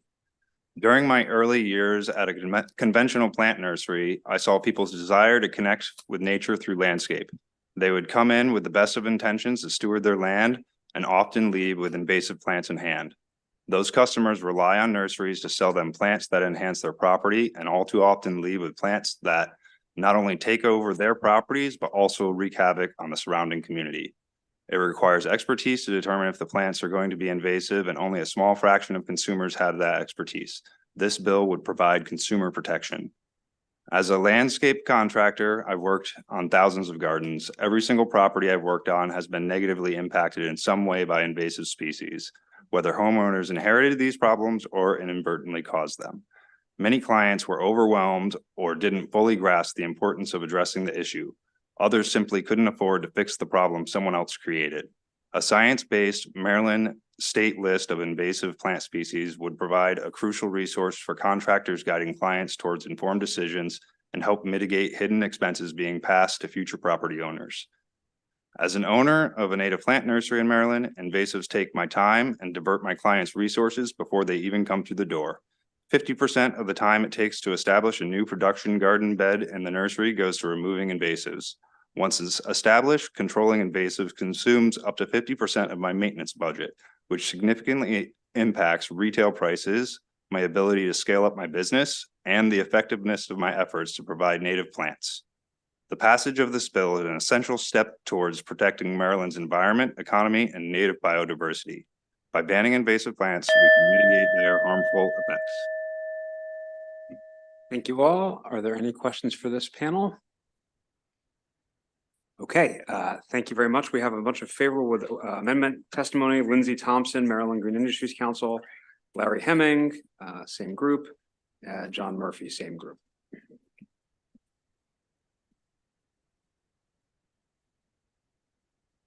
Good afternoon, Mr. Chair, Madam Vice Chair, members of the committee. Lindsay Thompson here on behalf of the Maryland Green Industries Council, favorable with amendments on this legislation. I'd first like to thank Delegate Foley as well as the Maryland Native Plants Coalition for reaching out to us and helping us iron out these issues before the hearing. That was really helpful. So a couple of the amendments I would like to go through and just explain the reason for them and the rationale. The first one is a pretty easy one. So on page 6, lines 15 through 17, you'll see a reference to the Mid-Atlantic Plant Invaders list. As drafted, this bill would have automatically included all of the Mid-Atlantic Plant Invaders plants on the prohibited plants list. This clarifies that they too will have to go through the risk assessment and be recommended by IPAC for that prohibited plants list. The next couple of amendments speak to the issue of the cultivars that you have heard a lot about. So many of our nursery growers are growing cultivars of the tier 2 plants because they have been allowed to do so. And this would clarify that these tier 2 plants would have to go through the risk assessment process and be recommended by IPAC and approved by the Secretary of Agriculture to be added to the prohibited plants list. There is a process currently for these cultivars to go through what is called the infrataxon protocol, but with existing resources and staffing, that hasn't been a very fast process. So we are hopeful by that requiring these tier 2 plants to go through that process, it will also give us time to have these cultivars go through the infrataxon process. So there will not be significant interruption to the nursery growers that are responsibly growing these tier 2 cultivars and not have undue harm to their financial success as those nursery growers. So I'd be happy to answer any questions. Thank you. Hello, Larry Hemming. I'm an owner of a 5th generation nursery. We've been in business for 95 years. I'm also a member of the IPAC Council. I would like to see, I see this as improving IPAC to help them. The biggest thing is nobody's around to do the assessments. And that's going to be key to the IPAC law or this law. So that's number one. The other thing is I'm also very afraid we're going to be told we can't sell them. These people are going to want these plants. They're they're going to get them either A, from out of state, or B, there's going to be probably some problems with some of the larger big box stores because the people that order the plants are ordering the plants from, they're in Ohio. They don't know Maryland law. So there's going to be need for more people to inspect all places that sell plants, just not the nurseries and garden centers. As I've said, I've been in business for 95 years. There's a lot of plants that aren't on tier 2. I don't sell because I think they're too invasive. English ivy, I haven't sold for 25 years. Certain plants, yes, I do still sell as their cultivars. I generally don't sell any straight species of the barberry. I sell a few cultivars of the barberry, but not many. It's not a big deal for me. The Nandina cultivars are probably my biggest concern, to be honest. As for the signs, they work and they don't work. I've have people that will tell me, why is this here? And I explain to them, and I will tell them why it's invasive. And if they're telling me they live in the woods and they're going to plant it on the edge of the woods, I'm going to flat out tell them, don't plant it there. If they're planting it in a circular island and it's not certain plants, I can say, okay, that'll be fine. But that's all I have to say. If I'm more than willing to ask and answer any questions. Thank you. I'm John Murphy. I chair MAGIC, the Maryland Green Industry Council, which includes the Maryland Nursery Landscape Greenhouse Growers Association, Maryland Arbors Association, Maryland Association of Green Industries, and Frederick Area Landscape Contractors. I want to thank Kristen and Senator Foley for bringing this to you all. We understand the invasives out there. We've been working on, as you know, Larry had just mentioned, on the IPAC. I think the largest problem is the funding. Enough staff. You heard Rachel Jones with an MDA about needing staff. It's not the industry that's against invasives. It's more the cultivars. This isn't my lunch, but I think we all know the Honeycrisp apple. The Honeycrisp apple is a cultivar of the apple. One of my childhood heroes wasn't Spider-Man, it was Johnny Appleseed. I would have been laying on the moon, but John Glenn beat me, and John Henry and all that. But anyway, the apples came from Asia. They did a lot of work studying or teaching in Asia, and apples came from Asia. They came over here. We're not sure how they got here. They probably came from the colonists spreading the seeds. And then from Europe, we brought the apple and we came up with these cultivars. These cultivars aren't tough. Yes, they can reseed and get out there, but it takes disturbed land to really get the crab apples going. Crab apples are invasive in New York. They're not listed as invasive in New York. And it's a good thing because they were a big industry. We probably wouldn't have the Honeycrisp. So it's not that we're against this. We support it. We just need amendments for the cultivars. Thank you. Thank you very much. I do not see, oh, I'm sorry, Delegate Jacobs. Mr. Chairman. So Lindsay, based on the amendments, how do you understand the consolidation of the tier 1 and 2 is going to work? Yes, thank you. So that was one of the primary amendments that we worked with the proponents of the bill on. In response to one of Delegate Boyce's questions, the comment was made that once those 13 species on tier 2 are assessed, they will be added to the prohibited plants list. Our understanding or our agreement based on the amendments that we put forth is that those tier 2 plants would be evaluated based on the risk assessment, and they would still have to go to IPAC for them to recommend whether or not those tier 2 plants would be put on the prohibited plants list and approved by the secretary. And if they were not, then they would be put on the watch list, essentially. So that's our understanding is they would have to Correct. okay. No, everybody's nodding their head. That's a good sign, Mr. Chair. Madam Vice Chair.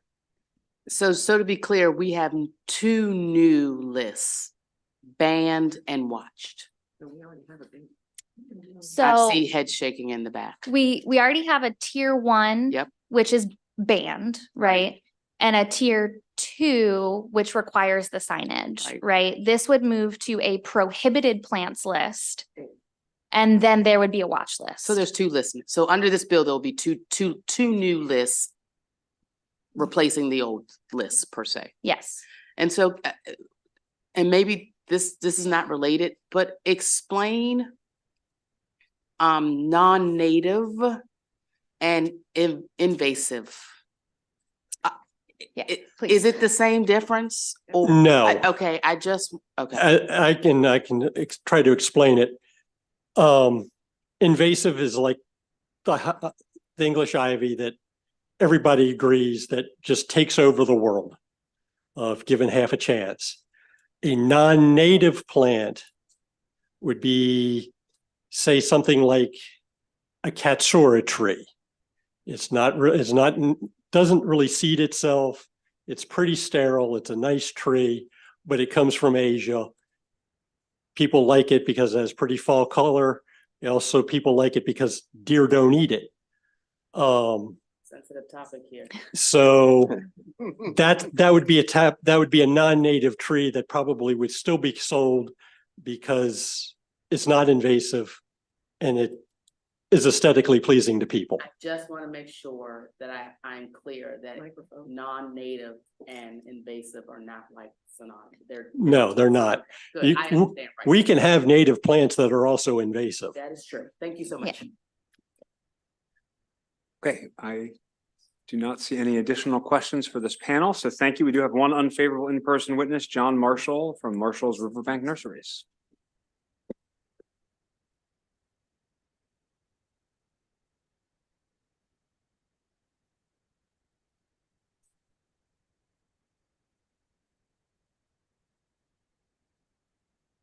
Good afternoon, delegates. My name's John Marshall. I put in unfavorable because before the amendments, it was unfavorable.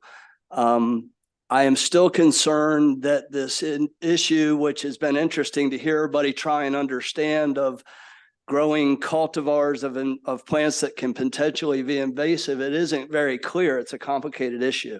And I am concerned that the MDA, who has not had the funding to do this research, and there is a process in place, the IPAC, which has not been funded, that is not going to happen. The plants that are in, how much time? I've got a minute 20. So I would like you to think about your favorite landscape plant. There are a lot of different ones.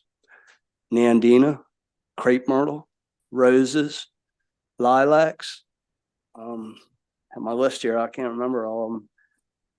Boxwood, rose of Sharon, Japanese holly are all non-native plants. Some are considered invasive, some are not.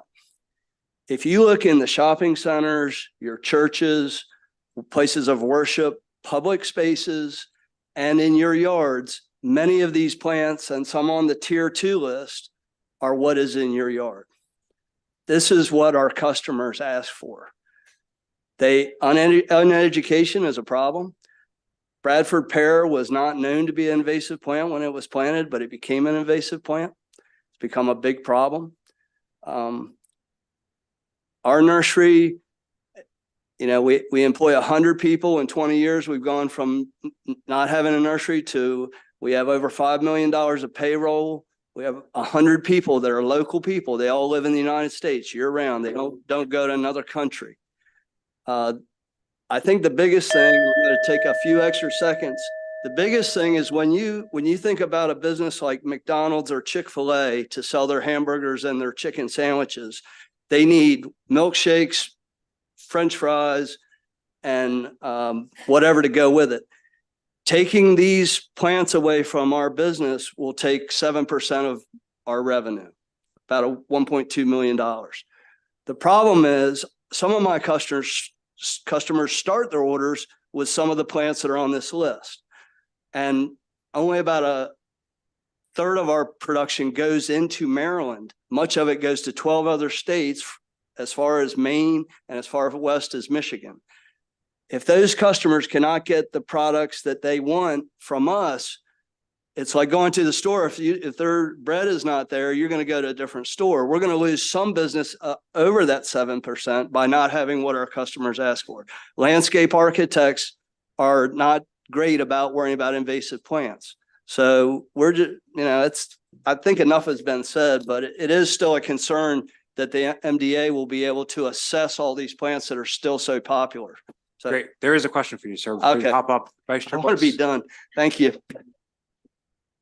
Yeah, you made a lot of statements, and so I Yeah. want to be clear. Yeah. And so you said 7% of your business would be affected if you can't sell these plants. Can you equate that to what does that look like on the ground as far as people, as far as you said you hire 100? We have 100 staff. Yes, So ma'am. if 7% of your business is gone, what does that look like for your employees? Do you Well, fire people? So I don't know that we would fire people.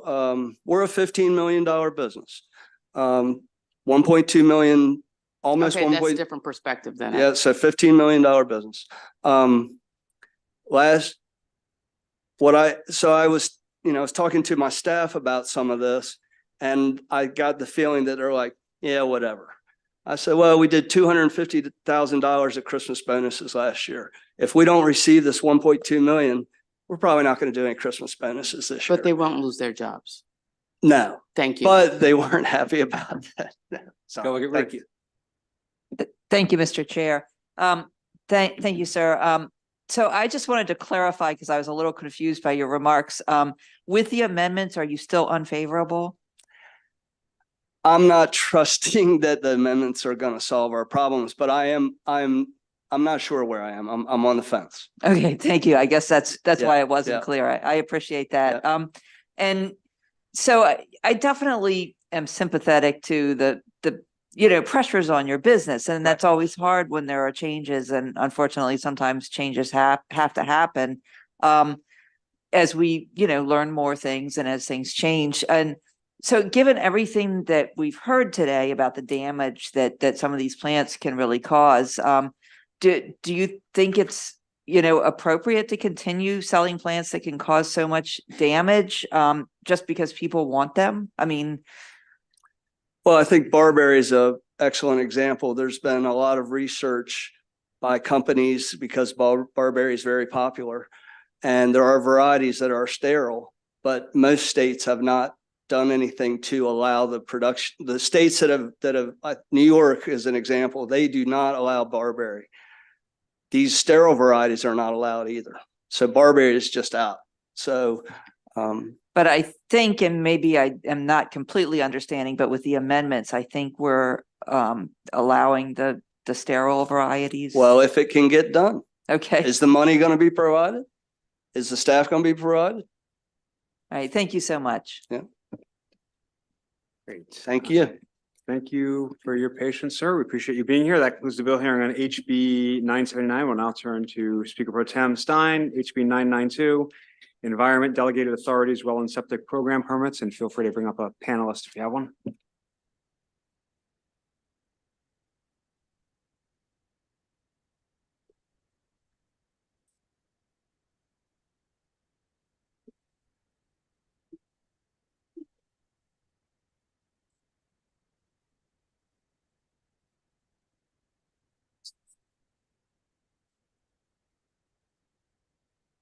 Good evening, Mr. Chairman, Madam Vice Chair. For the record, Delegate Dana Stein.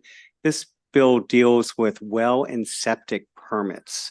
These permits are overseen by MDE, but they are delegated to local authorities, but usually local health departments, sometimes county governments themselves. Now, while some of these delegated programs run well, others have problems. Last year, we passed legislation requiring MDE and other stakeholders to submit a report on the performance of these delegated authorities. The report found that the existing delegation of authority leads to issues with consistency, interpretation of regulations, timing, understanding the reasoning for decisions, oversight, and accountability. The report also found that the average time it takes for jurisdictions to approve permits, and again, we're talking about well and septic permits here, varies from 1 day to 1 month, often without communication between the local health departments and the applicants. So this bill would work to ensure that local jurisdictions are providing key performance data to MDE so that the department can assess what's happening with these programs. Specifically, the bill requires that jurisdictions submit a schedule for their well and septic permit review times to MDE for approval. And once the basic schedule has been approved, then a delegated authority would submit actual permit data to the department for review. Now, every jurisdiction is different and permit turnaround times can vary, but it's important that we have this data so that the department can evaluate performance of the local programs. And the bill is only asking for very basic data that every program should have. So with that, Mr. Chair, I urge a favorable report. Mr. Chair, Madam Vice Chair, members of the committee, good evening. Les Knapp on behalf of the Maryland Department of the Environment, testifying in support of House Bill 992 and the concept of the reporting requirements. Point 1, data transparency is a core principle of both MDE and the Moore administration. This is reflected by Governor Moore's introduction of legislation requiring state agencies to categorize their permits and provide target turnaround times. House Bill 992 would apply the same principles to local health departments and county governments that have been delegated well and septic permitting authority. Point 2, you need data to establish a baseline in order to evaluate the performance of any permitting program. Without it, you cannot identify challenges or measure changes in quality or customer service. As the sponsor noted, this bill does not mandate a target turnaround time or impose a costly new burden on a delegated authority. Every jurisdiction should be able to provide this basic information that is required under the bill. Point 3, the reporting requirements in the bill may be incorporated into existing or pending reporting mechanisms. For example, MD has drafted a new delegation agreement for each jurisdiction, which includes reporting requirements, with Cecil County government being the first to sign. MD anticipates that this agreement will be sent out to every delegated authority for signature throughout this year. Longer term, MD hopes to automatically capture this data through an online uniform septic permitting and tracking system, but that is several years out. So in the meantime, I think this bill provides a reasonable chance to capture this data and would urge a favorable report. Thank you. Thank you very much. Are there any questions for the sponsor of the panel? Okay, that concludes the bill hearing on HB 992. We'll now turn to HB 1030. Delegate Allen, the Booster Rooster Act of 2024.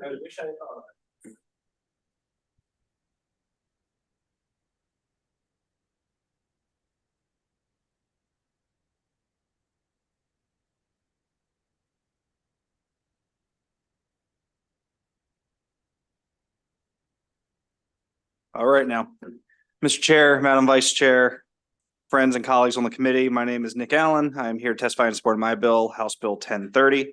The aim of this bill is quite simple: to fight the scourge of cockfighting. It does so by making it a misdemeanor under the Agriculture Code to keep more than 5 adult roosters per acre of land, or 25 total on property. The bill includes built-in exemptions for commercial poultry operations, schools, animal agencies, the Future Farmers of America, and 4-H projects as well. So unless you fall under one of these categories, there's really not many legitimate reasons, if any, to keep more than 5 roosters per acre, unless you're using those birds, unless you're using those birds for the criminal purpose of cockfighting. I also want to point out that the Farm Bureau is neutral on this legislation. Currently in Maryland, it is illegal to possess roosters for the purpose of cockfighting, but we hear from animal control agencies it's often difficult for law enforcement in general to prove the intent of the defendant. And believe it or not, in the year 2024, there are still cockfighting operations in our state. This bill gives the Maryland Department of Agriculture another tool to help fight cockfighting, as well as the elevated risk of avian flu and avian diseases that are associated with this practice. Cockfighting is a cruel, illegal practice and remains a problem in Maryland, even as recently as 2022 in our home county of Baltimore County. I want to thank my panel for their support and for being here today to testify. I also want to thank my Senate cross-file, Senator Kramer, for his partnership. I respectfully ask for a favorable report and look forward to answering your questions. Do you want to bring up your panelists before questions? Yes, please. Thank you, Mr. Chair. Great. Good afternoon, Mr. Chairman, members of the committee. My name is Jennifer Bevan Dangle. I'm the State Director for the Humane Society of the United States here in Maryland. The very first hands-on experience I had when I came to work for the Humane Society was participating in the seizure of a cockfighting case in Harford County. And our expert here is going to speak more about that case and some of the other ones she's been working on in this state. These facilities are part of a practice that is incredibly cruel, where these roosters are being forced to fight to the death to kill each other.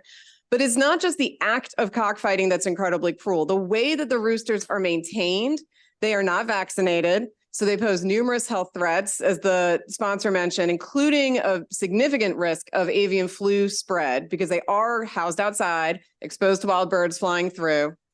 And they are not kept with any of the care or concern that a commercial breeder or 4-H, even my own beautiful Alex, he's my rooster, receive. And I will say roosters are not inherently aggressive. My Alex is the sweetest bird I have, but the way that these roosters are kept and treated is what turns them to be aggressive. I do want to stress, Katie Flory, unfortunately, is in the other side of the street right now. Our hearings all coincided, but she is here with the Professional Animal Workers of Maryland. This is our association of shelters and animal control officers, and you have their written testimony in support of this bill. This is one of those cases where proving criminal intent is incredibly hard. So you have these birds languishing, you have the risk of avian flu continuing, and you certainly have neighbors incredibly upset at your local ACOs because they can't take action in a timely manner. So what we're seeking to do is to simply give another tool in the toolbox to make sure that your ACOs, when there is a fear that there's a game yard in your neighborhoods, can go in, can take action, and can work with MDA to get these birds removed. So we urge a favorable report.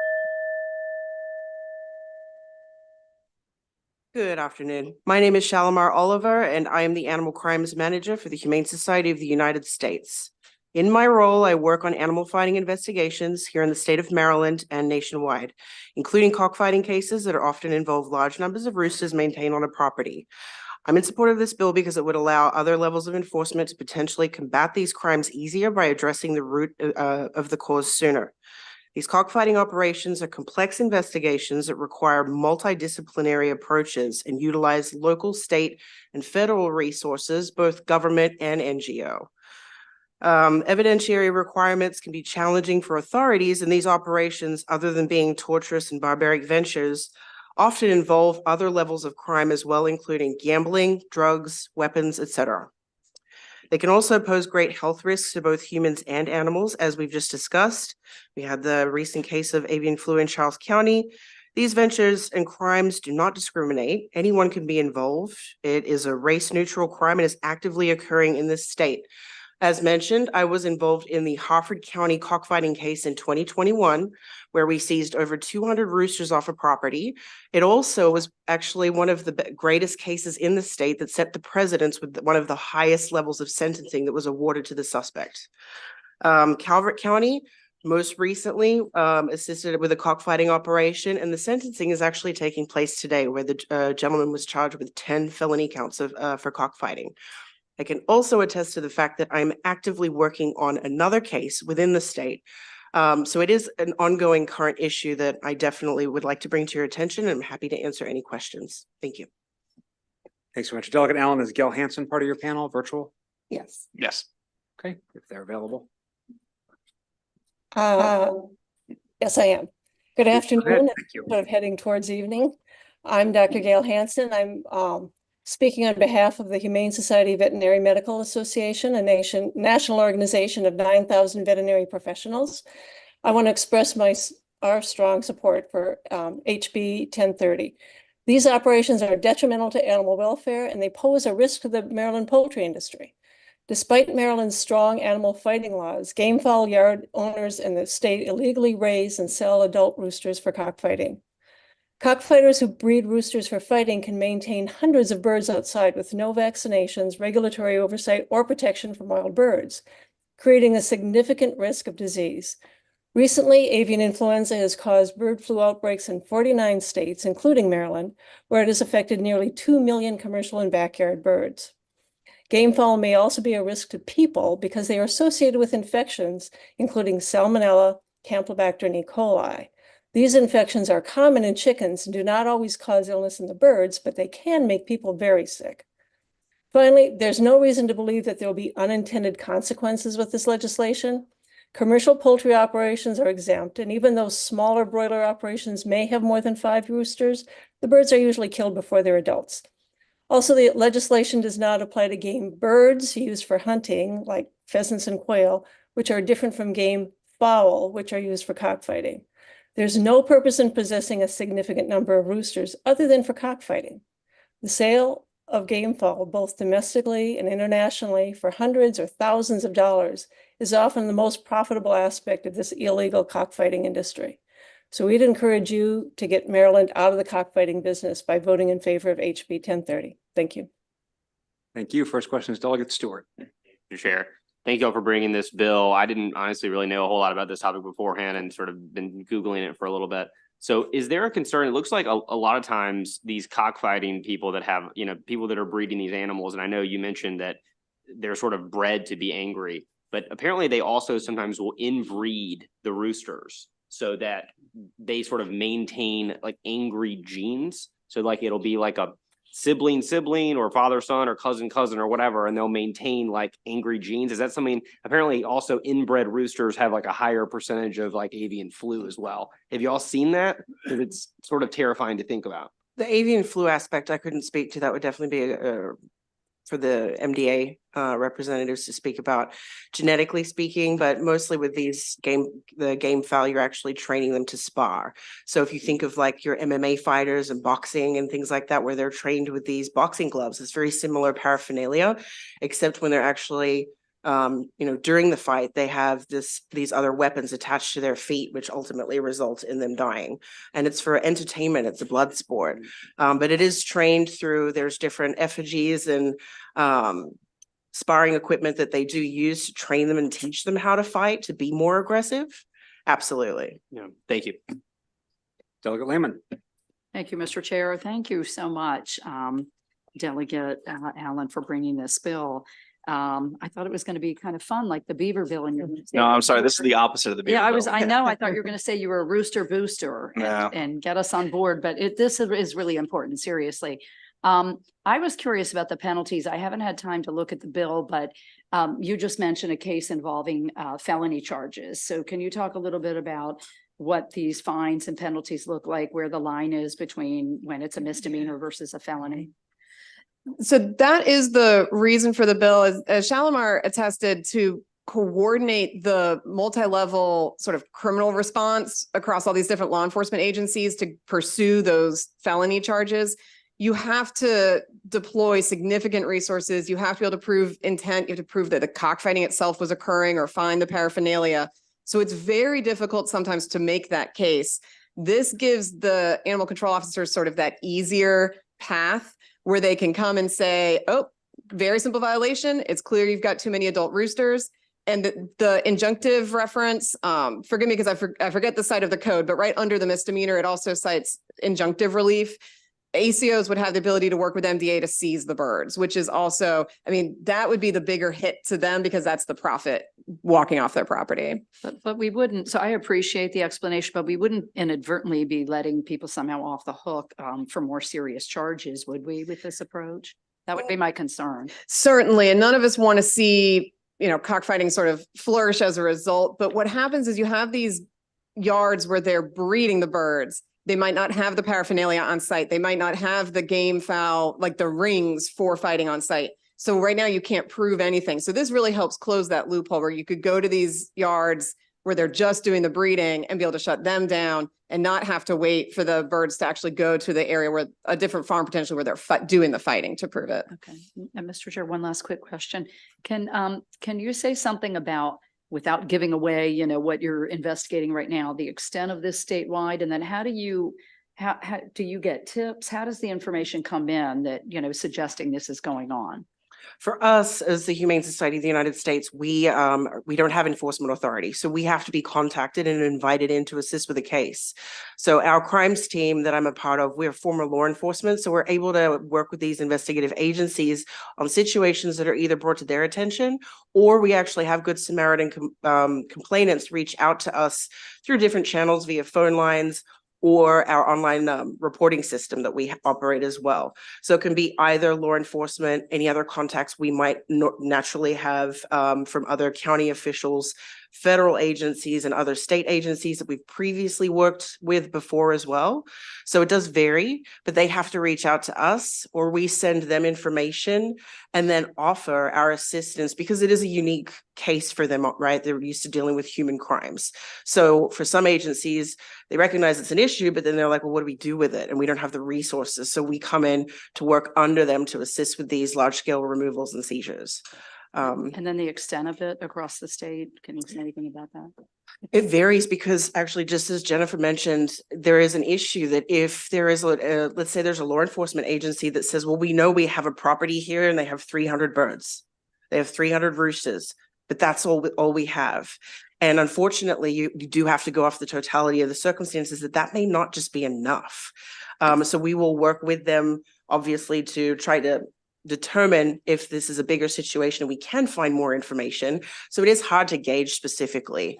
But the ones that I'm directly aware of are the ones that I mentioned. And again, with the Harford County case was the state's largest case in conviction, which I thought was incredible. So. Thank you. Thank you, Mr. Chair. Thank Delegate you again. Stein. Thank you, Mr. Chairman. Delegate, thank you for bringing this bill. I honestly didn't know that cockfighting was still a serious problem in the state. About the fiscal note, you know, beginning in 2026, it does, you know, it's a 6-figure fiscal note. Just wondering, could you reduce that by reducing MDA's responsibilities and pretty much just delegating enforcement to animal control authorities? We spoke about that today. I'm sorry. Go ahead. Yes, no, and I apologize because I had promised the delegate an amendment in advance of this hearing, so that's completely on me. But we're very happy to add language that says nothing in this bill should be construed as giving a sort of proactive duty to act on the department. The goal with this really is to give them a tool to react with, not to require them to be out there inspecting, you know, every potential chicken owner out there. I certainly don't want them to have to come to my property because my rooster is very loud in the morning. So. Okay, thank you. And I know, like, I noticed, again, on that note, I noticed some of the unfavorable written testimony. The concerning, again, we're exempting commercial poultry operations, schools, educational. I know there was concern that this can be step one in implementing full communism. I think we all know that as step one is restricting chickens, but this is only for adult roosters. So we wait another day for the communism. Okay, I do not see any further questions. Thank you, Delegate Allen, to your panel. That concludes the bill here on HB 1030. We'll now turn to HB 1129. Delegate Ruth, wildlife protections and highway crossings. And I know you have an additional witness you're going to bring up with you. Thank you. I think the slides also. They're ready. Thank you, Mr. Chair.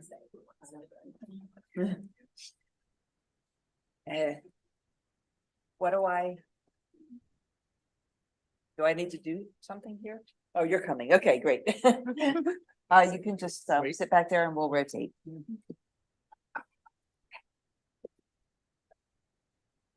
Thank you, Mr. Chair, Madam Vice Chair, members of the committee.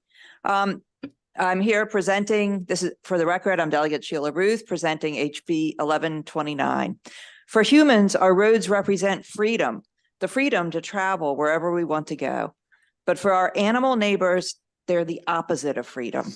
They divide and restrict habitats, limit where animals can travel, and prevent them from reaching food or potential mates.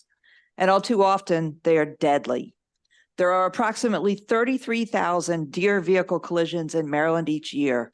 Not only are these collisions deadly to the animals, but they can also cause material or personal harm to humans as well. The average insurance claim for a deer vehicle collision is $6,300. So simple math shows us that these collisions cost insurance companies roughly $200 million a year. That's just Maryland alone. And that's not counting other costs as well. Our neighbors in Virginia estimate the total cost of a collision rises to over $40,000 after adding in costs for medical bills, missed work, and removal of animal carcasses. Deer vehicle collisions can be deadly for humans as well. Just last month, in a tragic incident, a driver was killed in a deer vehicle collision in Charles County.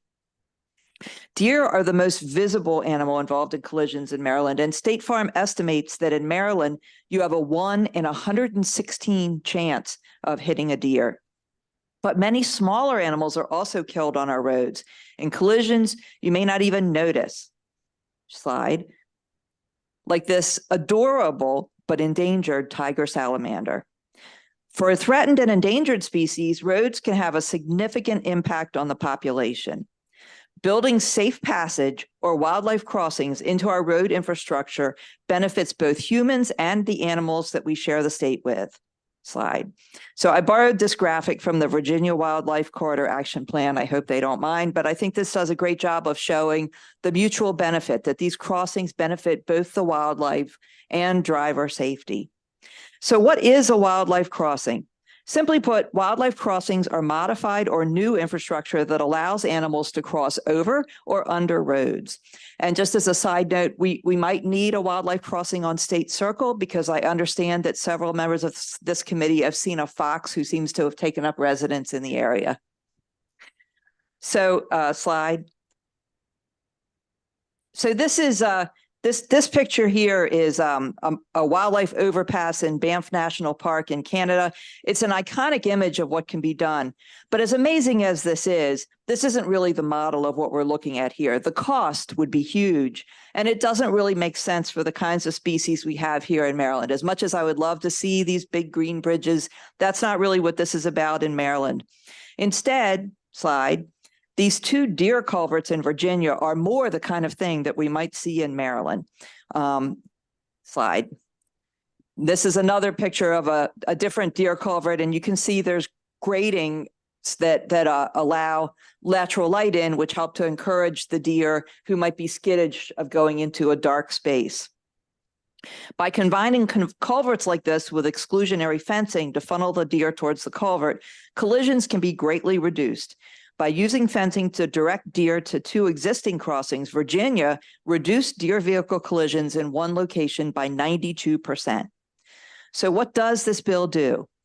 This bill came out of an informal working group that met several times during the interim, which included conservation organizations, the Department of Natural Resources, the State Highway Administration, and other legislators, including the Speaker Pro Tem as well. It lays the groundwork for the Department of Natural Resources and the State Highway Administration to work together to ensure new and rehabilitated infrastructure is passable to wildlife to protect threatened and endangered species and to reduce wildlife vehicle collisions. It requires DNR and SHA to each designate a liaison to coordinate the work. This communication between the 2 agencies is essential because they each have expertise that bears on this, and they have to be able to use their expertise working together. DNR will start by defining which threatened and endangered species are priorities for habitat connectivity, with a special emphasis on threatened and endangered reptiles and amphibians. This emphasis was selected based on a presentation given by Jonathan McKnight from DNR at one of the meetings in the working group. DNR will also, in the bill, subject to the availability of funding, conduct a deer population survey and develop maps, which are important to be able to determine where to place these crossings. They may also develop other tools and maps to help identify locations where crossings will be most beneficial. Once species have been selected and mapped out, then the locations mapped out, the bill requires DNR and SHA to work together to update design guidance for roads, bridges, and culverts. Going forward, the bill requires SHA to utilize the design guidance to improve connectivity when building new infrastructure or replacing or rehabilitating infrastructure due to age, wear, or damage in geographic locations that have been identified as priority locations. As an example, slide, this is a culvert that's impassable to the small reptiles and amphibians like the tiger salamander I showed you. You can see how the entrance is kind of high up and there's not really any way to get to it. So this culvert lets water go through, but the reptiles and amphibians can't go through. Slide. This is an example of one that is passable. So this one is actually in the water. There are other ways to do it with banks, for example. But the goal is to make sure that where these culverts exist, that these endangered animals can travel through them. So the intent of this bill is to ensure that these considerations become an organic part of the culture and design and engineering process. I'm not attempting to create a whole new an additional layer of regulatory burden. And to that end, we've been working with SHA to address their concerns and add clarifying language. Amendments to address SHA's concerns are in process. Funding will also be necessary for this work, so the bill also creates a special fund, a Wildlife Highway Crossings Fund, that can be used to direct any federal, state, or other funds towards this work. There is significant federal funding available, including a wildlife crossings pilot program that's in the Infrastructure Investment and Jobs Act. The FY 22 to 23 awards were recently announced, and some of our neighbors got awards. Virginia was awarded over $600,000 to develop a model to identify priority locations for wildlife crossings infrastructure, and Pennsylvania was awarded $840,000 to develop a comprehensive strategic plan to address safe management and stewardship for wildlife crossings. The next notice of funding opportunity is expected in the next several months. We really want to make sure that SHA takes advantage of this. We don't want to leave federal money on the table. As mentioned, this money can save drivers, the state, and insurance companies a lot of money. So the bill also creates a dedicated funding stream in the form of a small $10 per year fee on auto insurance. There's a strong nexus and justification for the fee. As I noted earlier, wildlife vehicle collisions are costing insurance companies and drivers hundreds of millions of dollars a year. So the fee and building these crossings would actually save significant money. We've had conversations with the insurance companies, but as I'm sure you can see in the testimony, they are opposing the bill. We were unable to reach any kind of agreement. I had hoped that we could negotiate perhaps a lower fee, but their concern is the logistics of it, and so they are still opposed. And I do appreciate the opportunity to work with them. So we're also looking at alternate funding measures, actively working on other options for other, alternate funding measures. So HB 1129 takes important steps to protect both drivers and wildlife, and I ask for a favorable report.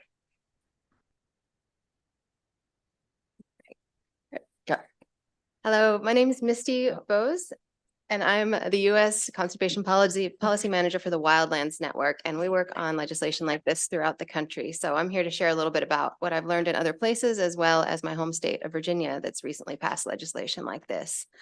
So this bill is really important because of the increasing network of roads that are fragmenting our landscape, especially here in the East. This makes it much more difficult for wildlife to move, to find mates, and to adapt to climate change.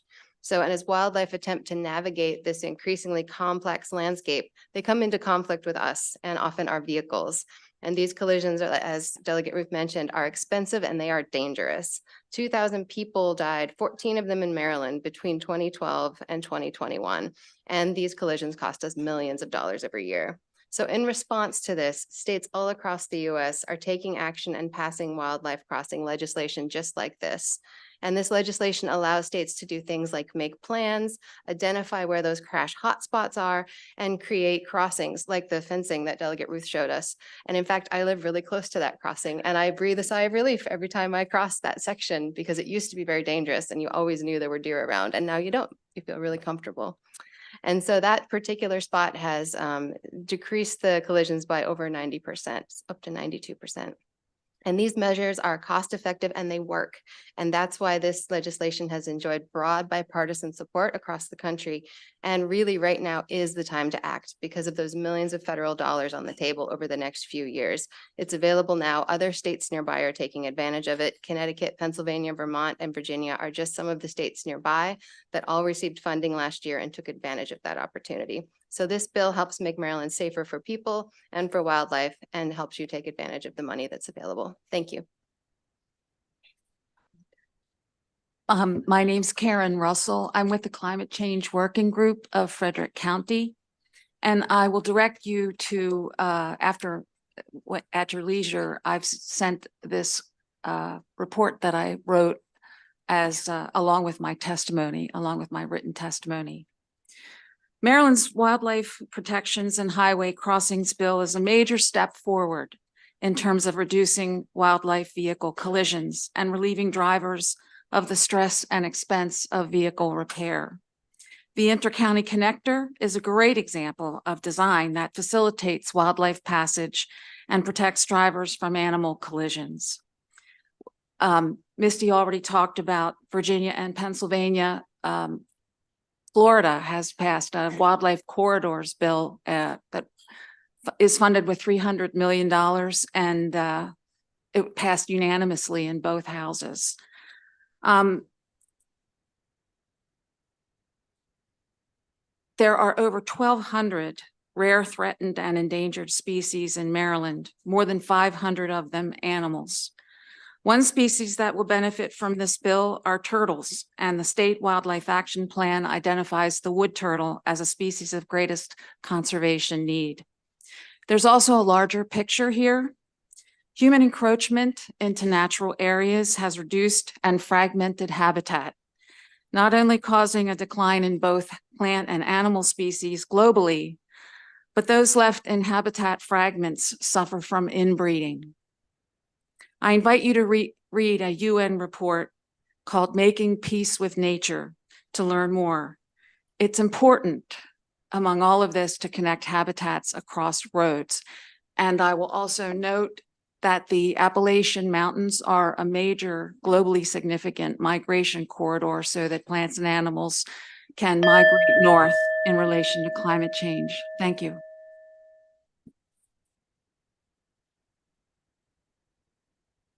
Hello, Chair Corman, Vice Chair Boyce, and committee members. I'm Michael Wilpers with the Maryland chapter of the Sierra Club and its 70,000 members and supporters. We support HB 1129, which will reduce deer vehicle collisions and protect imperiled wildlife from becoming roadkill. The bill requires the Department of Natural Resources and State Highway Administration to improve passageways under roads, such as culverts, so our wildlife can move across their habitat with less risk of mortality from vehicle traffic. In addition to its provisions on deer, the bill requires DNR and SHA to prioritize reptiles and amphibians, which are especially vulnerable to vehicle collisions because they're slow moving. Drivers instinctively stop or swerve to avoid hitting turtles, with results ranging from fender benders to serious collisions. Last May, a turtle crossing across a road in Florida caused a 7-car pileup. Vehicle collisions are also a major cause of decline in turtle populations across the country. In Maryland, 5 of our 18 turtle species suffer significant mortality due to vehicle strikes. These include the diamondback terrapin, the state reptile, and of course the mascot of the University of Maryland College Park.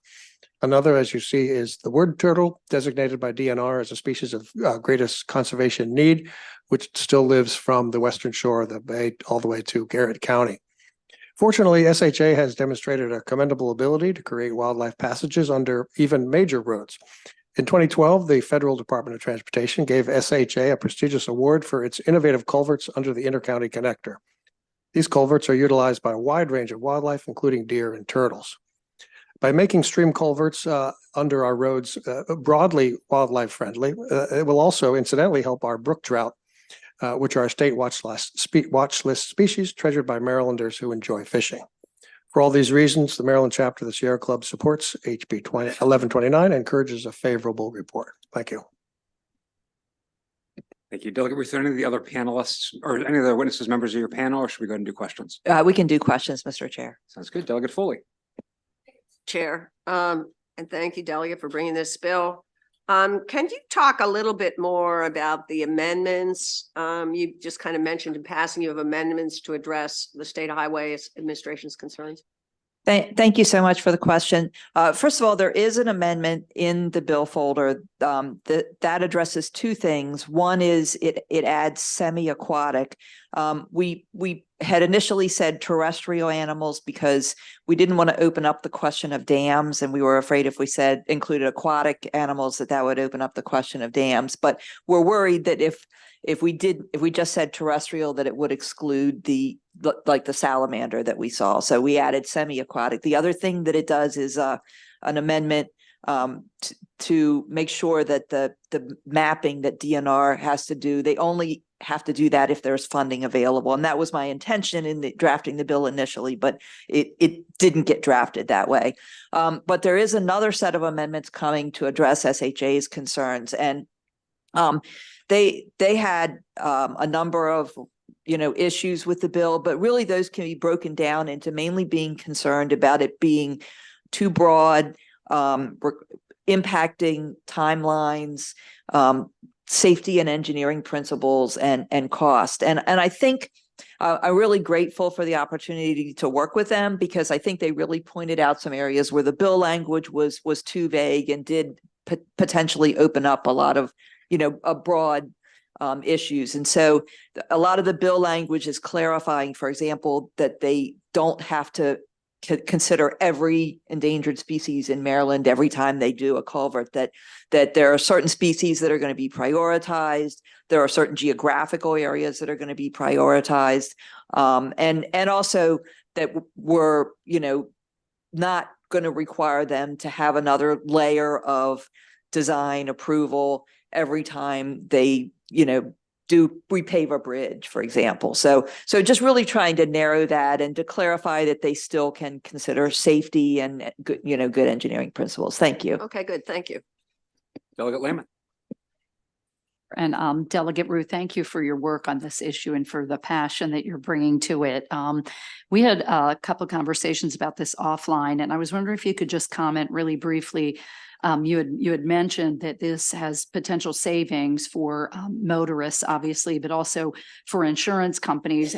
Where have insurance companies come down on this? Have they been very interested or cooperative, or where are things with that industry? Oh, thank you. Thank you so much. And I did have some great conversations with Marta. I think she's here to testify afterwards, representing State Farm, and she had also checked with other insurance companies as well. And while they certainly, appreciate the dangers of deer, they feel that it would be an administrative burden to have to implement this. I had hoped that maybe we could find a middle ground, but it doesn't seem like that's going to be possible. MAFE also submitted unfavorable testimony. I will say that their estimate of the cost, I'm a computer programmer, and they said it's going to cost $740,000 to add the ability to collect this fee on insurance. I'm a computer programmer. I'd love to get that kind of work, because I can't imagine how it costs that much to do that, but I'm not familiar with their systems. But, I definitely understand that, and, appreciated the opportunity to work with them. Thank you. Thank you. Keep working on this. Thank you. Thank you. Delegate Terrassa. Thank you, Mr. Chairman, and thank you, Delegate Ruth. And I especially appreciate the picture you showed of the bridge, but then the other options, because I love that bridge, but did think that would be probably cost prohibitive, although wonderful. But I guess I'm trying to understand the sort of how you keep the deer off the road. Is there like an exclusionary fencing that you need? Is there like, wouldn't you have to put them everywhere, and wouldn't that be kind of expensive? Yeah. And that's a really good question. And I appreciate your asking that. Exclusionary fencing is definitely a part of it, but no state that's doing this puts fencing all along the roads. There is some work. And if you go to, Virginia has a website, and New Jersey has also done some work. There are a number of states that have done work where they overlay different data sets to produce hotspots. They can identify hotspots where a lot of these collisions occur or where endangered wildlife are likely to cross the road. So it's not like we need to fence off all the road. These spots would be identified through a process, which is sort of the first part of what's required in the bill. And then once those are identified, when you have culverts or crossings, you can use the fencing maybe a mile on either side of that to make sure that deer in that area or whatever other animals, go to where those crossings are. So it's absolutely not necessary to put the fencing everywhere. So just a quick follow-up, Mr. Chairman, are these areas sort of identified anyway? I guess I wonder because, you're driving down the road in certain areas. Yeah. Will say, watch out for deer crossing. Yeah, thank you. And so actually, we obtained data from the state police of where vehicle collisions have occurred, and the Wildlands Network did some hotspot mapping just to demonstrate the principle of it, and they created a one-pager. I don't think we uploaded it into the bill folder, but I can make sure that you all get that one-pager, which shows the maps that they did just quickly using the hotspot data of where the crashes are. They were able to identify, to show where some of those crashes are. But Missy, do you want to talk a little bit more about how that's combined with some of the other data sets? Certainly. Not in other states. Yeah, no, absolutely. So one of the problems we have is that it is very difficult to get data on where animals are being hit, even large ones, because sometimes they're hit and they crawl away. Some different districts, I've been speaking to the MDOT, and they, don't consistently collect carcass data. And so, some districts do it some years and very strongly, others do it, by just saying we saw an animal, but they don't say what kind it was. So while we do have some data, there is a lack of consistency. And so we can use hotspot mapping and GIS layers to help us get a feel for where these crashes are, but deeper work is definitely needs to be done, both in terms of how we collect the data and then also how we visualize it and then use it to come up with these hotspot maps. So every state's a little bit different. And I think, you guys are well on the way to having a really strong map because you've already done a lot of the work. I know the agencies have been thinking about this for a while. They're excited about working on it. And so I think, yeah, you've definitely got great potential to take quicker strides, I think, than other states would in terms of this mapping effort. Great, thank you. Any further questions for this panel? Delegate Baker. I do have a question. I thought I read in there, I just looked at it quickly, where you want to assess a $10 per vehicle annual cost, and you want the insurance companies to handle all of the data on that and providing the funds. How about these people that have multiple cars? They can only drive one at a time. Sure. I certainly don't think it's fair that they would have multiple $10 fees to pay when they can only drive one car at a time to begin with. So Yeah. have you given any consideration or thoughts to how that could be addressed? Thank you, Delegate. And that I get your point. I think in my mind, it was just simpler to do it for every car. But apparently there are a lot of logistical challenges anyway. And as I mentioned, the insurance companies are opposed to it. I think Marta is here. She's going to talk about it a little bit more. So, whatever the committee thinks is best, we need a funding stream. And as I said, I'm looking at alternatives right now. I've been talking to MVA just today about the possibility of creating a voluntary donation on the registration. And they already have some voluntary types of things that people can do. And so we're talking about what would be involved in that. And so we're looking at alternative funding streams as well. Can I ask another question? And what I'm just thinking, I would think if this is a very worthwhile project, and the insurance companies are going to save millions and millions of dollars, they would just automatically want to provide to Maryland $10 of my premium for each vehicle. Wouldn't you think? I would think so, Delegate, but apparently not. Thank you. Further questions? Okay, we have additional in-person favorable testimony from Jennifer Bevan Dangle from Humane Society and Lindsay Thompson, Maryland Grain Producers Association. Good afternoon, Mr. Chair, members of the committee. The hour is late, so I will be very brief. We're very strongly in support of this bill. You've heard all the animal and humane related reasons we support the legislation. I do want to drill into the fact that we are currently leaving money on the table. There are these federal grants that are available, and because Maryland doesn't have any structure to receive those funds and ensure they're going to be paid out, and because unfortunately those federal funds require the funding up front and then it's reimbursed, we're in this catch-22 where we can't get the money that we otherwise could get to do this important work. And you've seen more than enough reasons why the work is so valuable. So we are very grateful for the incredible hard work the sponsor has done, trying to figure out a different funding mechanism, trying to figure out how to move this forward in a way that we can get the shell created so that we can get these projects to work before that money goes to all the other states, when we know that Maryland has the best wildlife and deserves the money the most. So we appreciate the work that the subcommittee will have to do on this bill with the sponsor, but we do urge a favorable report. Good evening, Mr. Chair, Madam Vice Chair, members of the committee, Lindsay Thompson, again, on behalf of the Maryland Grain Producers Association. You've heard me talk about DAF today and invasive plants, and now I am back to my regularly scheduled material of deer. So we support this legislation specifically because of the provision that would require the Department of Natural Resources to conduct a comprehensive deer population survey. As Delegate Ruth stated, it would be depending on funding, right? So DNR's common response to our requests for deer population surveys are that they are expensive. In DNR's deer management plan that was published in 2020, they did indicate that they have the technology to do these flown infrared surveys. They were used extensively in the late 90s and early 2000s.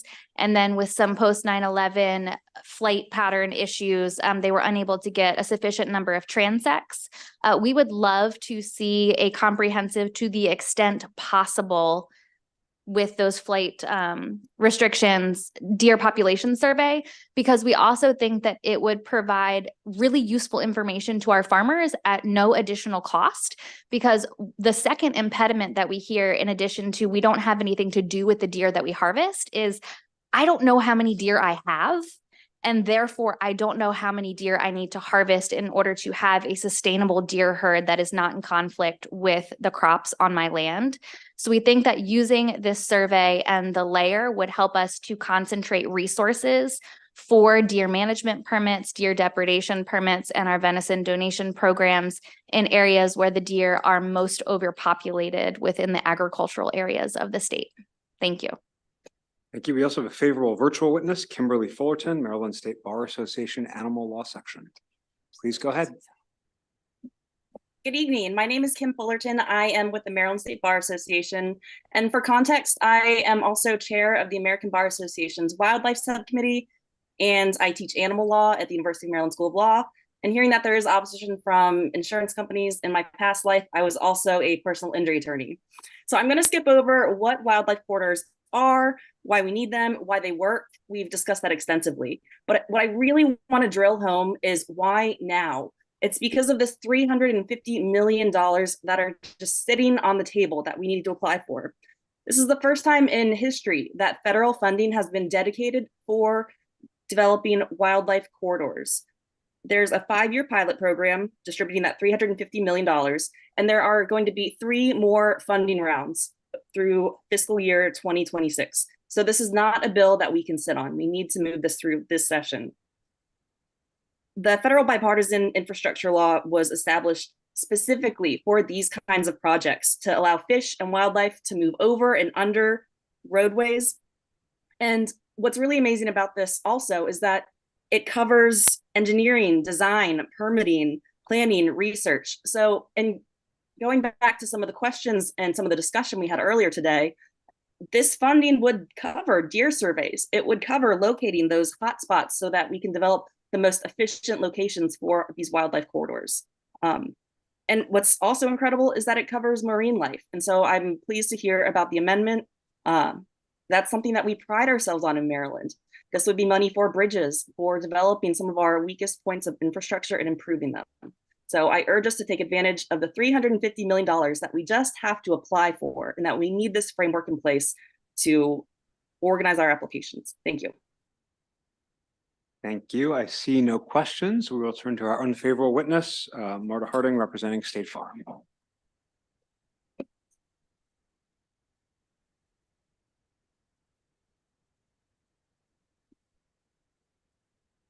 Good evening, Mr. Chairman, members of the committee. I'm Marta Harding. I'm here on behalf of State Farm in opposition to the bill. I do want to express my appreciation to the sponsor for reaching out to us a couple weeks ago, and we've had several conversations since that time. We do appreciate her intent. There is no question that the intent is in the right place. Our only objection is to funding this through the fee on insurance policies. To be clear, no state imposes this fee. Other states have done things, you've heard about that they're doing various, road improvements to try to address the issue with federal funding and other, I assume, state funding, but none do it through insurance policies. So as a result of that, we're going to need to build a state-specific programming in order to assess the fee, collect the fee, and remit the fee. The MAIF, which represents 1% of the market in Maryland, estimates, and I heard Delegate Ruth mention that they estimated 700,000. I think there's a mistake in the fiscal note, because if you read a little further, it says 300 to 400,000. I'm not sure where the 700, maybe they added them together, but even if you took the lower amount, if 1% of the market's going to incur $400,000 to do these systems, you extrapolate that to 100% of the market, and that's a very significant number. At the same time, the state is already collecting fees in order to put a car on the road. You're collecting a registration fee. We think that's the more appropriate way to collect this. There are issues with each of those functions, assessing it. We have 6-month policies that don't align with a calendar year or a fiscal year. What if somebody comes to us from another carrier? Do we need to figure out, did they already pay the fee and somehow credit that to them? And how would the state count that? What if the person doesn't pay? Right? Their premium is $510 for the 6 months, and they pay us $500. What do we do? Do we need to collect it? And if we don't collect it, is it something the company then has to pay? I've kind of only scratched the surface, Mr. Chairman, but bottom line, we just don't think this fee is the right way to collect for this program, and that is our one concern with the bill. Thank you. Questions for the witness? Delegate Allen. Thank you, Mr. Chair. Thank you for being here. I absolutely hear all your concerns about the fee collection piece. And especially the logistics around it seem to be the concern. Do you know, would the insurance companies be more amenable to something like a voluntary donation, a box someone could check when they register, when they renew their policy, something like that? Would that be more workable? Yeah, thank you for the question. It's a good one. I think that the issue is still the same in terms of our being able to have a system then to remit it to the state and how all that would work. I think we'd still have to engage in pretty significant programming to make that work. So again, we're happy to continue to have conversations with the sponsor to see, maybe something in an agent's office just about the program. Making our insurance agents able to distribute information and ways that people can support it. We just think the registration fee is a much more logical place to impose the fee, because you got to pay your registration to have a car on the road. And by the way, 14% of Maryland drivers don't have insurance. They're violating the law by driving. So only law-abiding citizens would pay this fee, not the people that are already skirting the law. Thank you. Any additional questions?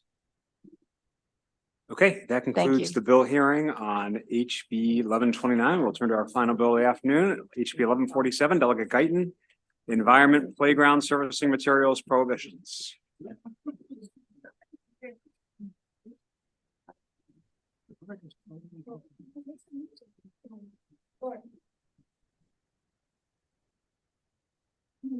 Thank you.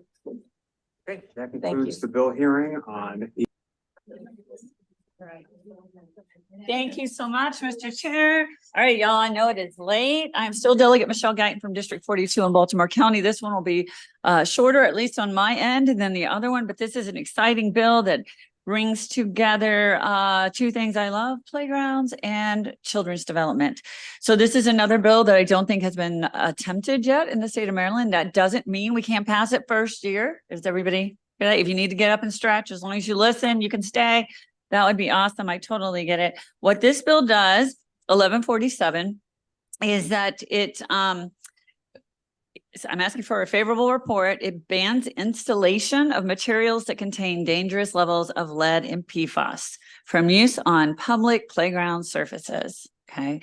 So basically we call this the No More Toxic Playgrounds bill, because currently our playgrounds are very bad for children. I'm not going, and the environment. So I'm not going to try to convince you and give you all the data for why PFAS and lead shouldn't be on children's hands or in their mouth, because I think that you're all smart enough to understand that. I do have two fabulous witnesses that are going to testify to the environmental effects of these two substances and to the developmental effects, but I'm also happy to add any information to that you need.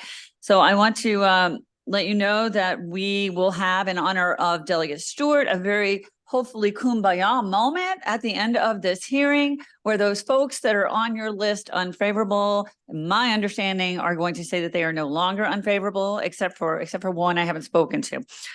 So for all of these reasons, and because we need to do better for our children in Maryland, and now we have the opportunity to do it, I ask for a favorable report on House Bill 1147. Thank you. Good evening. My name is Laura Stewart. I'm here representing Free State PTA. And we represent over 70,000 volunteer members in over 500 public schools. House Bill 1147 aligns with Free State PTA's legislative agenda, which includes support for reducing exposure to known harmful substances in playground surfaces, including lead and PFAS. HB 1147 limits exposure by prohibiting the installation, selling, and supplying of these substances that reach defined levels in the bill. Tire mulch, poured in place, and crumb rubber have all been found to contain these hazardous compounds. There are healthier, safer, more sustainable, less expensive alternatives, such as ADA-compliant engineered wood fiber. This bill protects our youngest, most vulnerable populations.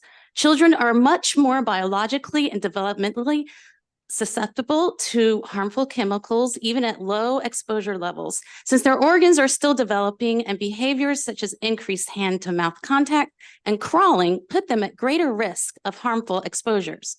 I have been at playgrounds where tire shreds are exposed because of degradation of poured in place and other surface materials. Small children play on the ground and put the stray pieces in their mouth and collect dust on their clothes. Tire scrap is not a children's product. In fact, tire scrap is a potentially hazardous product and has even caught on fire on playgrounds, causing huge toxic plumes.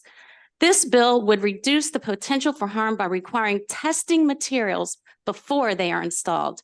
Montgomery County, DC, and Prince George's County have had to close playgrounds for high concentrations of lead and rubberized surfacing on the very ground where babies crawl and toddlers roll.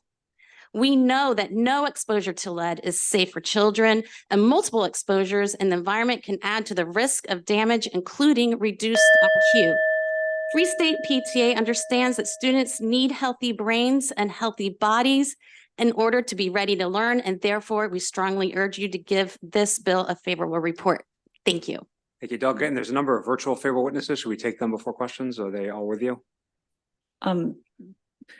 Yes. Okay. Well, let's bring up Gianfranco Cesario, Environmental Working Group. Please go ahead. Good afternoon. My name is Gianfranco Cesario, and I'm an environmental attorney with the Environmental Working Group. I would like to express EWG's strong support for this bill to keep toxic chemicals out of playgrounds. EWG has spent over 30 years investigating the health impacts of toxic chemicals such as PFAS and lead and advocating for better protection. PFAS are known as forever chemicals because they build up inside the human body and do not break down in the environment. Studies have found that 99% of Americans have PFAS in their bodies. PFAS chemicals have been linked to a variety of serious health impacts, even at small doses. For example, PFAS have been linked to cancer, reproductive and developmental harm, hormone disruption, increased cholesterol, and decreased immune response in children. Children are especially vulnerable to the risks of PFAS pollution due to factors including lower body weight, developing organ systems, and longer lifespans during which toxic effects may manifest. Children's breathing space is also closer to the ground, making them more vulnerable to PFAS and playground surfacing. PFAS are found in a wide range of consumer and commercial products, and efforts like this bill to phase out these forever chemicals are urgently needed to protect our children from lifelong health risks. The risks of lead exposure are also serious and well documented. Lead is a potent neurotoxin that is particularly dangerous to children with the potential to cause long-term harm. Lead can cause brain damage, slow growth and development, and lead to learning and behavioral problems. According to the CDC, there is no safe lead exposure level for children. In recent years, studies have found actionable levels of lead in the same type of playground material that contains PFAS. This bill will importantly address this problem. Playgrounds are no place for toxic chemicals. EWG reiterates its strong support for this bill and urges a favorable report from committee. Thank you. Thank you. Let's bring up Hannah Donart, Montgomery County Council of PTA's Health and Wellness Committee.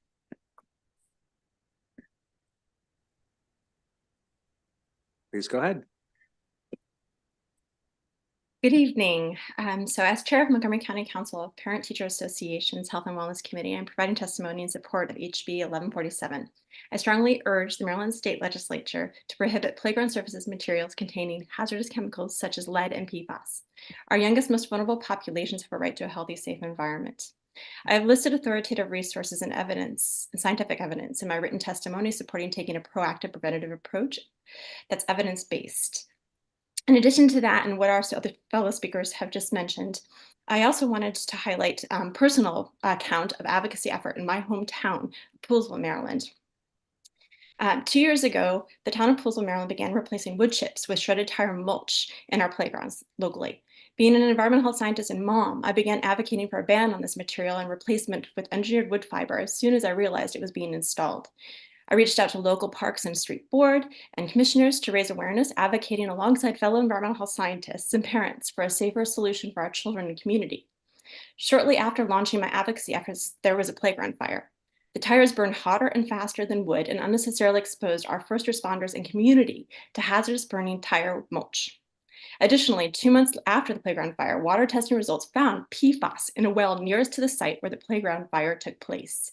Banning sources of PFAS contamination such as shredded tire mulch poured in place and shredded chrome tire rubber is critical since it's very costly and difficult to remove this forever chemical from our drinking water and soil. PFAS, otherwise known as the forever chemical, are linked to irreversible health and environmental impacts that we're learning a lot about now and should not be downcycled where our children play. There are also many relevant common sense federal and Maryland local laws that I wanted to bring to your attention, including scrap tire law in Montgomery County, the 2015 Montgomery County Council unanimous resolution to ban tire crumb rubber using synthetic turf, and the Consumer Product Safety Commission's strict levels for lead content in accessible parts of all children's products, including playground equipment. And there's mounting evidence that the benefits of protecting children from harmful lead and PFAS exposures far outweigh the costs associated. I'll leave you with this. Thank you so much. We appreciate it. We're going to call Kathy Michaels, 1 Montgomery Green.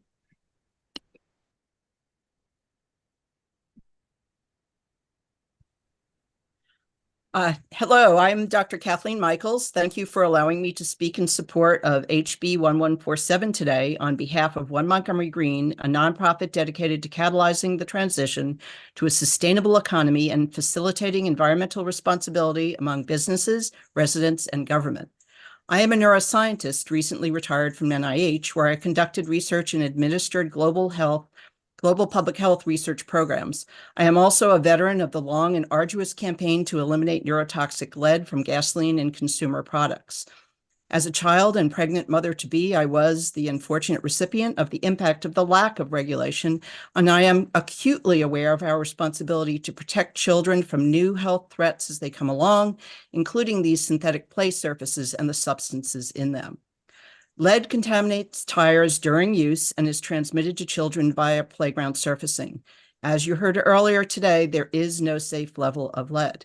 History repeats. The federal government often lags the state and localities on regulating harmful substances or the materials containing them. In my day, for example, indoor tobacco smoking was regulated locally long before the federal government finally did. Polycyclic aromatic hydrocarbons are a highly carcinogenic class of substances present in tires and most tightly regulated in Europe. In the USA, they are regulated by localities, including DC and Montgomery County, in asphalt sealants. And yet, children are not protected on playgrounds containing these very same class of substances. There are other sources of PAHs, particularly from combustion, but like lead and PFAS-laden materials, we should be eliminating them from children's play spaces, not doubling down on exposing children to them. PFAS made possible the production of huge amounts of synthetic carpeting, including plastic turf, and highlights the Pandora's box-like problem of these synthetic surfaces. Communities throughout Maryland have been misled by the hype surrounding plastic synthetic turf and tire waste products. Great. Thank you, Dr. Michaels. Let's turn to Diana Conway from the Best District and Safe, Healthy Playing Fields. Wow. Wow. What an introduction. Wow, what an introduction. So thank you. Thank you to Chair Corman, Vice Chair Boyce, and honorable members who have made it through this far into a long day. I'm here to support Delegate Guyton's HB 1147 to limit toxic content of lead, PFAS, and PAH. I'm Diana Conway. I'm president of Safe Healthy Playing Fields, a national all-volunteer 501c3 nonprofit. And we work to inform communities and policymakers on the multiple harms created by plastic synthetic playing surfaces, including playgrounds. This bill will not derail any planned playgrounds because there are plenty of ADA compliant natural surface materials that are commercially proven.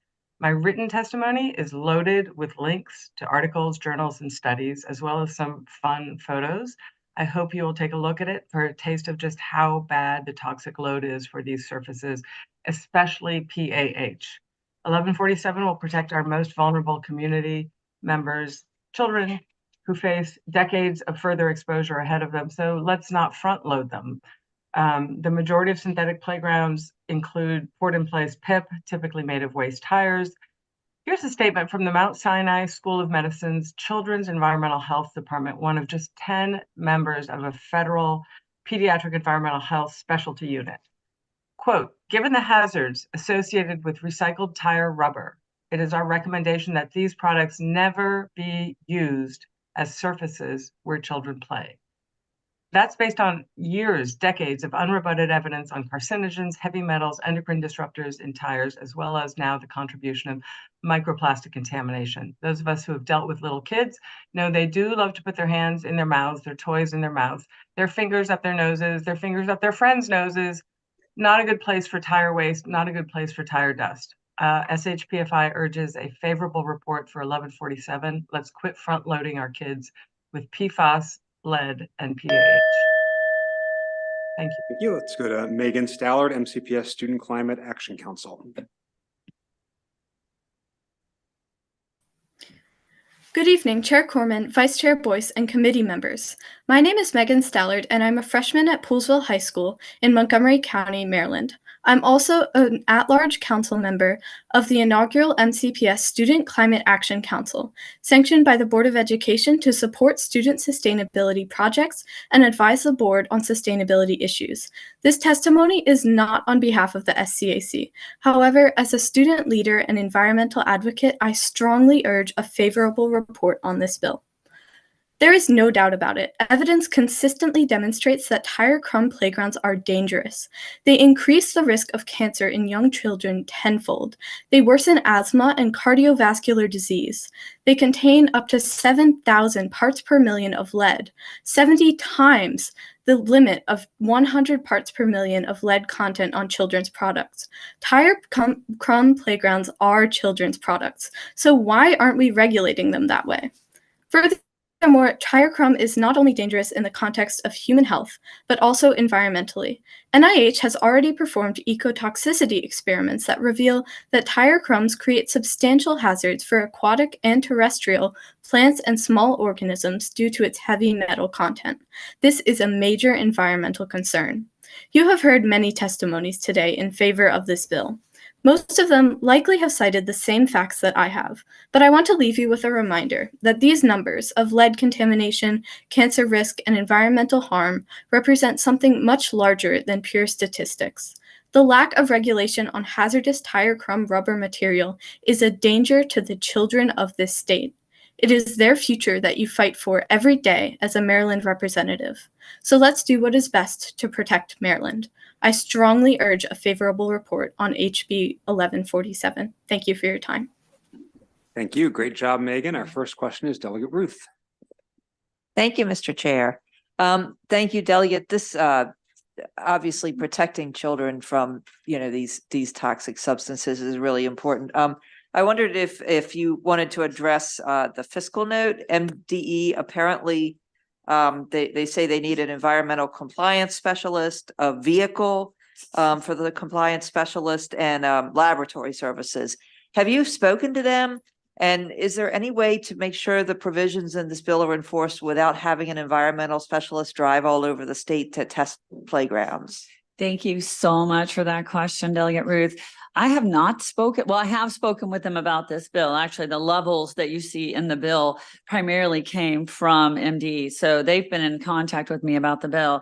I was surprised to see the fiscal note yesterday that included a new car. And the fact that I've just never seen that on a fiscal note before, perhaps it does happen. And the fact that they need someone full-time in order to start this program, but then apparently after a few years, they do not believe they need someone full-time anymore. But I suppose at that point they keep the car, so it kind of evens out. But I don't really have I was hoping somebody might be here to answer that question and to see if perhaps they would be willing to get it under the $100,000 by not buying a car or just making a half-time position, but we haven't had that conversation directly. Okay, thank you. Delegate Lehman. Thank you, Mr. Chairman, and thank you so much, Delegate Guyton, for your leadership on this. I'm a little familiar with the topic and this great group of advocates you put together. My question's a little bit similar to Delegate Ruth, so I did not see the fiscal note, but I was wondering whether there would be a scenario under which MDE could delegate enforcement authority to local government, since playgrounds are like 90, probably 8% of them are local projects, right? In municipalities and counties, the only state playgrounds I know of come under DNR. So did you contemplate that, or is that something you'd be open to? Thank you. Thank you for that. I think that is a really interesting suggestion. And that might be a great question to also ask MACO when they come up. We have worked with MACO and Municipal League to get them over on our side on this bill. I took the mechanism for enforcement almost directly from the George Walter Taylor Act that we had passed a few years ago, that required the certification from the producer, and that it could just be required that they would produce it. And then if somebody complained and they had to go test it, they could. I would not necessarily be opposed to what you're suggesting, as long as they aren't. Right. So I think that's a conversation that if you are all interested as a committee in making that change, we could certainly have with the locals. Absolutely. And then one other quick question, since you brought up the certification, I didn't see it in the bill. Is there any fee associated with that? It seems to me there should be, because that's something MDE definitely has to, oversee, that they will administer that certification that is required of the manufacturers. So no, there is not a fee for the certification. That is a manufacturer or installer in this case, basically certification that they can verify that they're just providing paperwork. Correct. This isn't something that Maryland Department would have to actually do anything with unless there was a complaint or reason to spot check. Okay, so there's not necessarily an opportunity to recover any money. Sure, and also this is not this is a prospective bill. It's not a retrospective bill. So there's some concern in the fiscal note about that, which might be, and in the policy note that I'm asking people to rip up their current playgrounds. I am not. It would make me happy if they have crumb rubber that they replace that. But according to this legislation, they do not have to do this. This is going forward, new contracts, right? So even if they're contracted now and they've got it going, they don't have to change that. But new contracts after the effective date would then have to be certified that they do not include these toxic chemicals. Okay, great. Thank you. I saw it was retrospective. So I mean, forward prospective. Thank you. Thank you for that answer. Thank you, Delegate. Delegate Morgan. So real quick question. You don't want to use, I guess, I use the word tire and rubber anymore.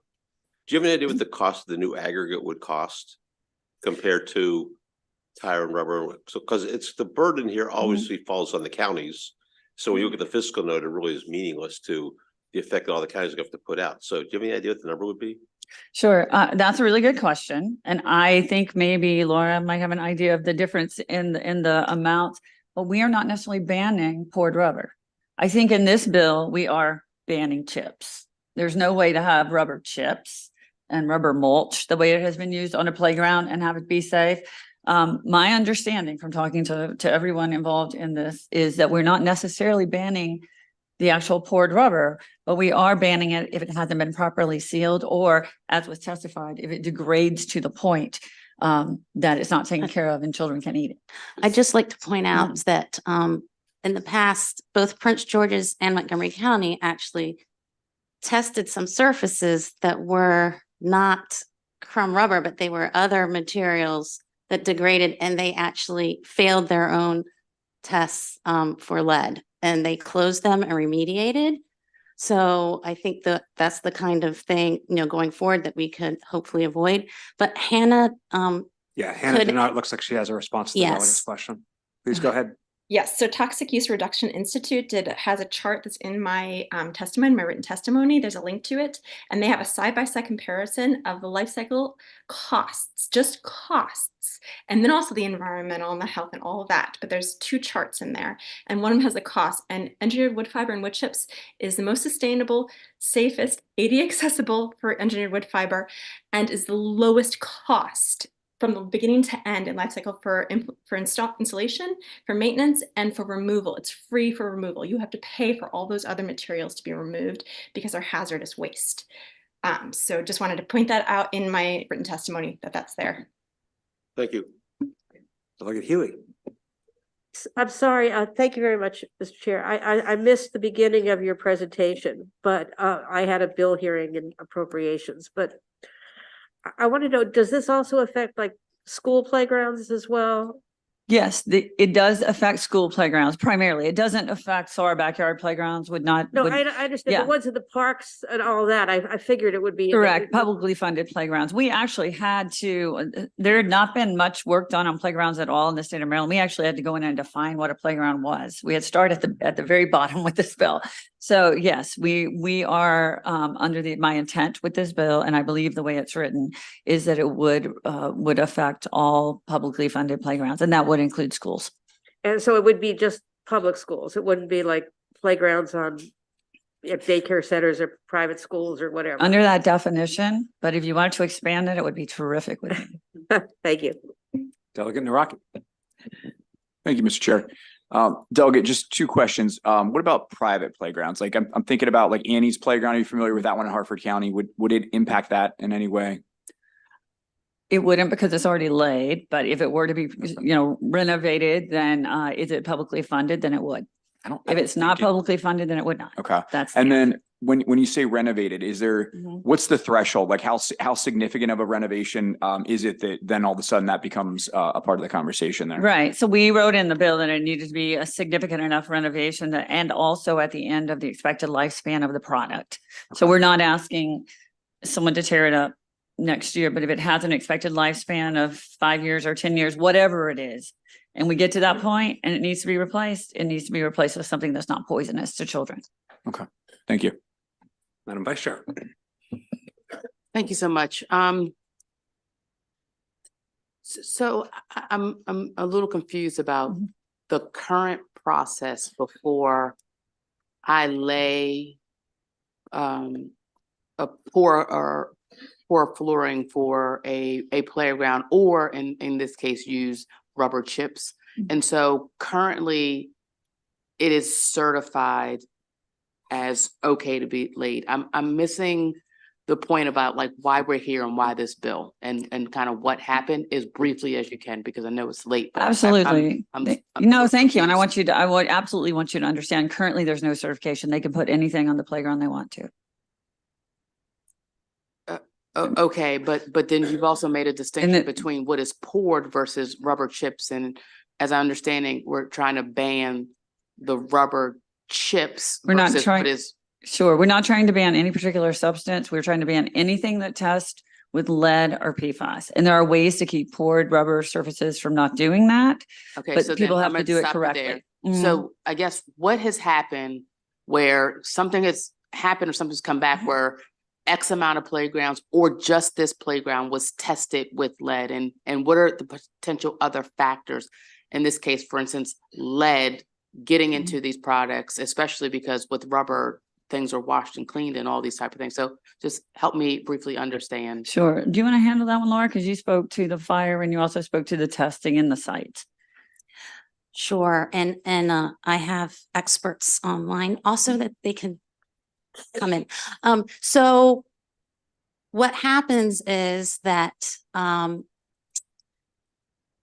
so this bill bans the substances, the harmful substances, not the actual form factor, I right? understand that, but I'm So- understanding how we've gotten to the point where we Yes. know that there are these substances Yes, in here right. and 20, 50, 100 playgrounds were tested and we have been finding these substances. That's Yes. where I'm trying to get to. So what happens is, and Diana wants to could, speak to this. everyone wants to speak, but just really quick, they can speak more completely. But when you do a test, and the right, so the tire's shredded up, right? It's shredded up and like the metal's taken out, and then sometimes it's coated in something and it's thrown out onto the field.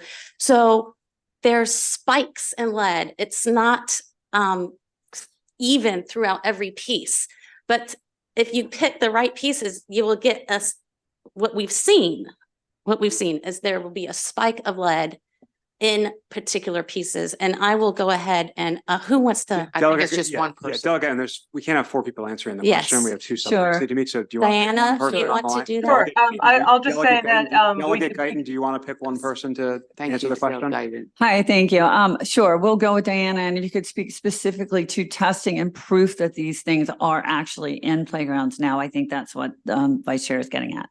Thank you. And yes, I totally agree. And it's a very important question. So the reason we know this is because we've had experiences with this in Prince George's, Montgomery County, and DC over the last multiple years, which I'm excited to say are all linked in my written testimony. And these are, these are reputable third-party independent tests of the materials taken with a chain of custody from the playground to the testing lab to verify that these are materials that have extremely high but uneven levels of lead. So in my testimony, there's a single photograph of a single shred of lead, single shred of tire crumb from a playground that has multiple different levels of lead on it because it's thousands of tractor tires and car tires all thrown in there together, all mixed in. So the idea is if you can't have a uniform surface, you have to have a threshold. So in Montgomery County, there were 4 or 5 playgrounds that tested. In DC, there were 17, I think, at parks and public schools. And DC's government idea on how to get rid of lead was to power wash it. Well, where's that lead going? Oh, and then they're going to vacuum it. And so, I mean, this is not how you protect children. You don't protect children by washing it somewhere else. And the same thing happened in Prince George's County. There were multiple high levels of lead detected on playgrounds, but they were in sort of what's called hotspots. So this is not. Diana, I'm going to cut you off because Sure. I want to quickly get to the point because it is late. But I'm wondering what happened to make someone start testing. We got So- some parents involved in DC, and they started Okay. in DC. That's where the most Like surfaces. somebody was sick, someone. Yeah, ate why the did we rubber. start testing to begin with? It looks like Kathleen might have a very short, You very know, quick I will answer. ask. Okay. I will take this offline because it's getting late. I'll take this Okay, offline. we will wanna know how be this in started. contact with, we need some data for the Vice Chair. Great. Okay. Thank you all. We have some in-person unfavorable testimony from Dom Bochco or Christina Curley from the Maryland Association of Counties.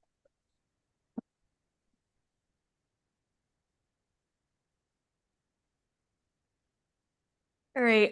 Thank you, Chair Corman, Vice Chair Boyce, and members of the committee. I'm here today on behalf of Mako, particularly on Dom, as he is on our committee as of right now. As drafted, the Mako Legislative Committee did vote to oppose this bill as it would place an unfunded mandate on local governments. And while counties have concern with the current language of the bill, Mako is Mako would like to thank the sponsor for the willingness to engage in dialogue and find a common ground. And Mako is grateful for the sponsor for developing a series of amendments that would alleviate county oppositions and take care of any county of concerns. These amendments are in our written testimony specifically. We urge the committee to move forward with these amendments. However as drafted, Mako does oppose this bill. Thank you. Thank you. Any questions for Mako? Okay, we have a piece of informational testimony virtual from Steve Miller from Wacomico County, if he's available. Not here. Yes. Hello. Good evening. Yes, thank you, delegates, for your time tonight. I won't repeat what's been said, but I am a director of recreation and parks in Wacomico County. I also represent MacPro, which is the recreation and parks affiliate of Mako. So MacPro has not taken an official position on this, but we do support Mako's work with the delegate to make those amendments. We feel like those amendments, if adopted, would be very positive, and that includes the we appreciate that it's a prospective bill, that we wouldn't have to go backwards on it. So we do appreciate that. And also, I think Mako suggested moving the date effective, moving that forward. So I think with those amendments, I think MacPro would not have any heartache over this. We want safe playgrounds like everybody else. So we appreciate everyone's work on this. Any questions for this witness? Okay, that concludes the bill hearing on HB 1147. Colleagues, today is a great day for ENT traditions. We ate some blue catfish. We heard from Delegate Allen about an animal bill, and now we're going to hear from Delegate Stewart with a moment in ENT history. Thank you, Mr. Chair. I'll be brief. It has been 227 years since one of our colleagues' great-great-great-grandfather introduced the Maryland General Assembly's first bill to abolish slavery. So if everyone could give a round of applause, that relative was Charles Carroll of Carrollton. And if everyone can give a round of applause to Natalie Carroll Ziegler.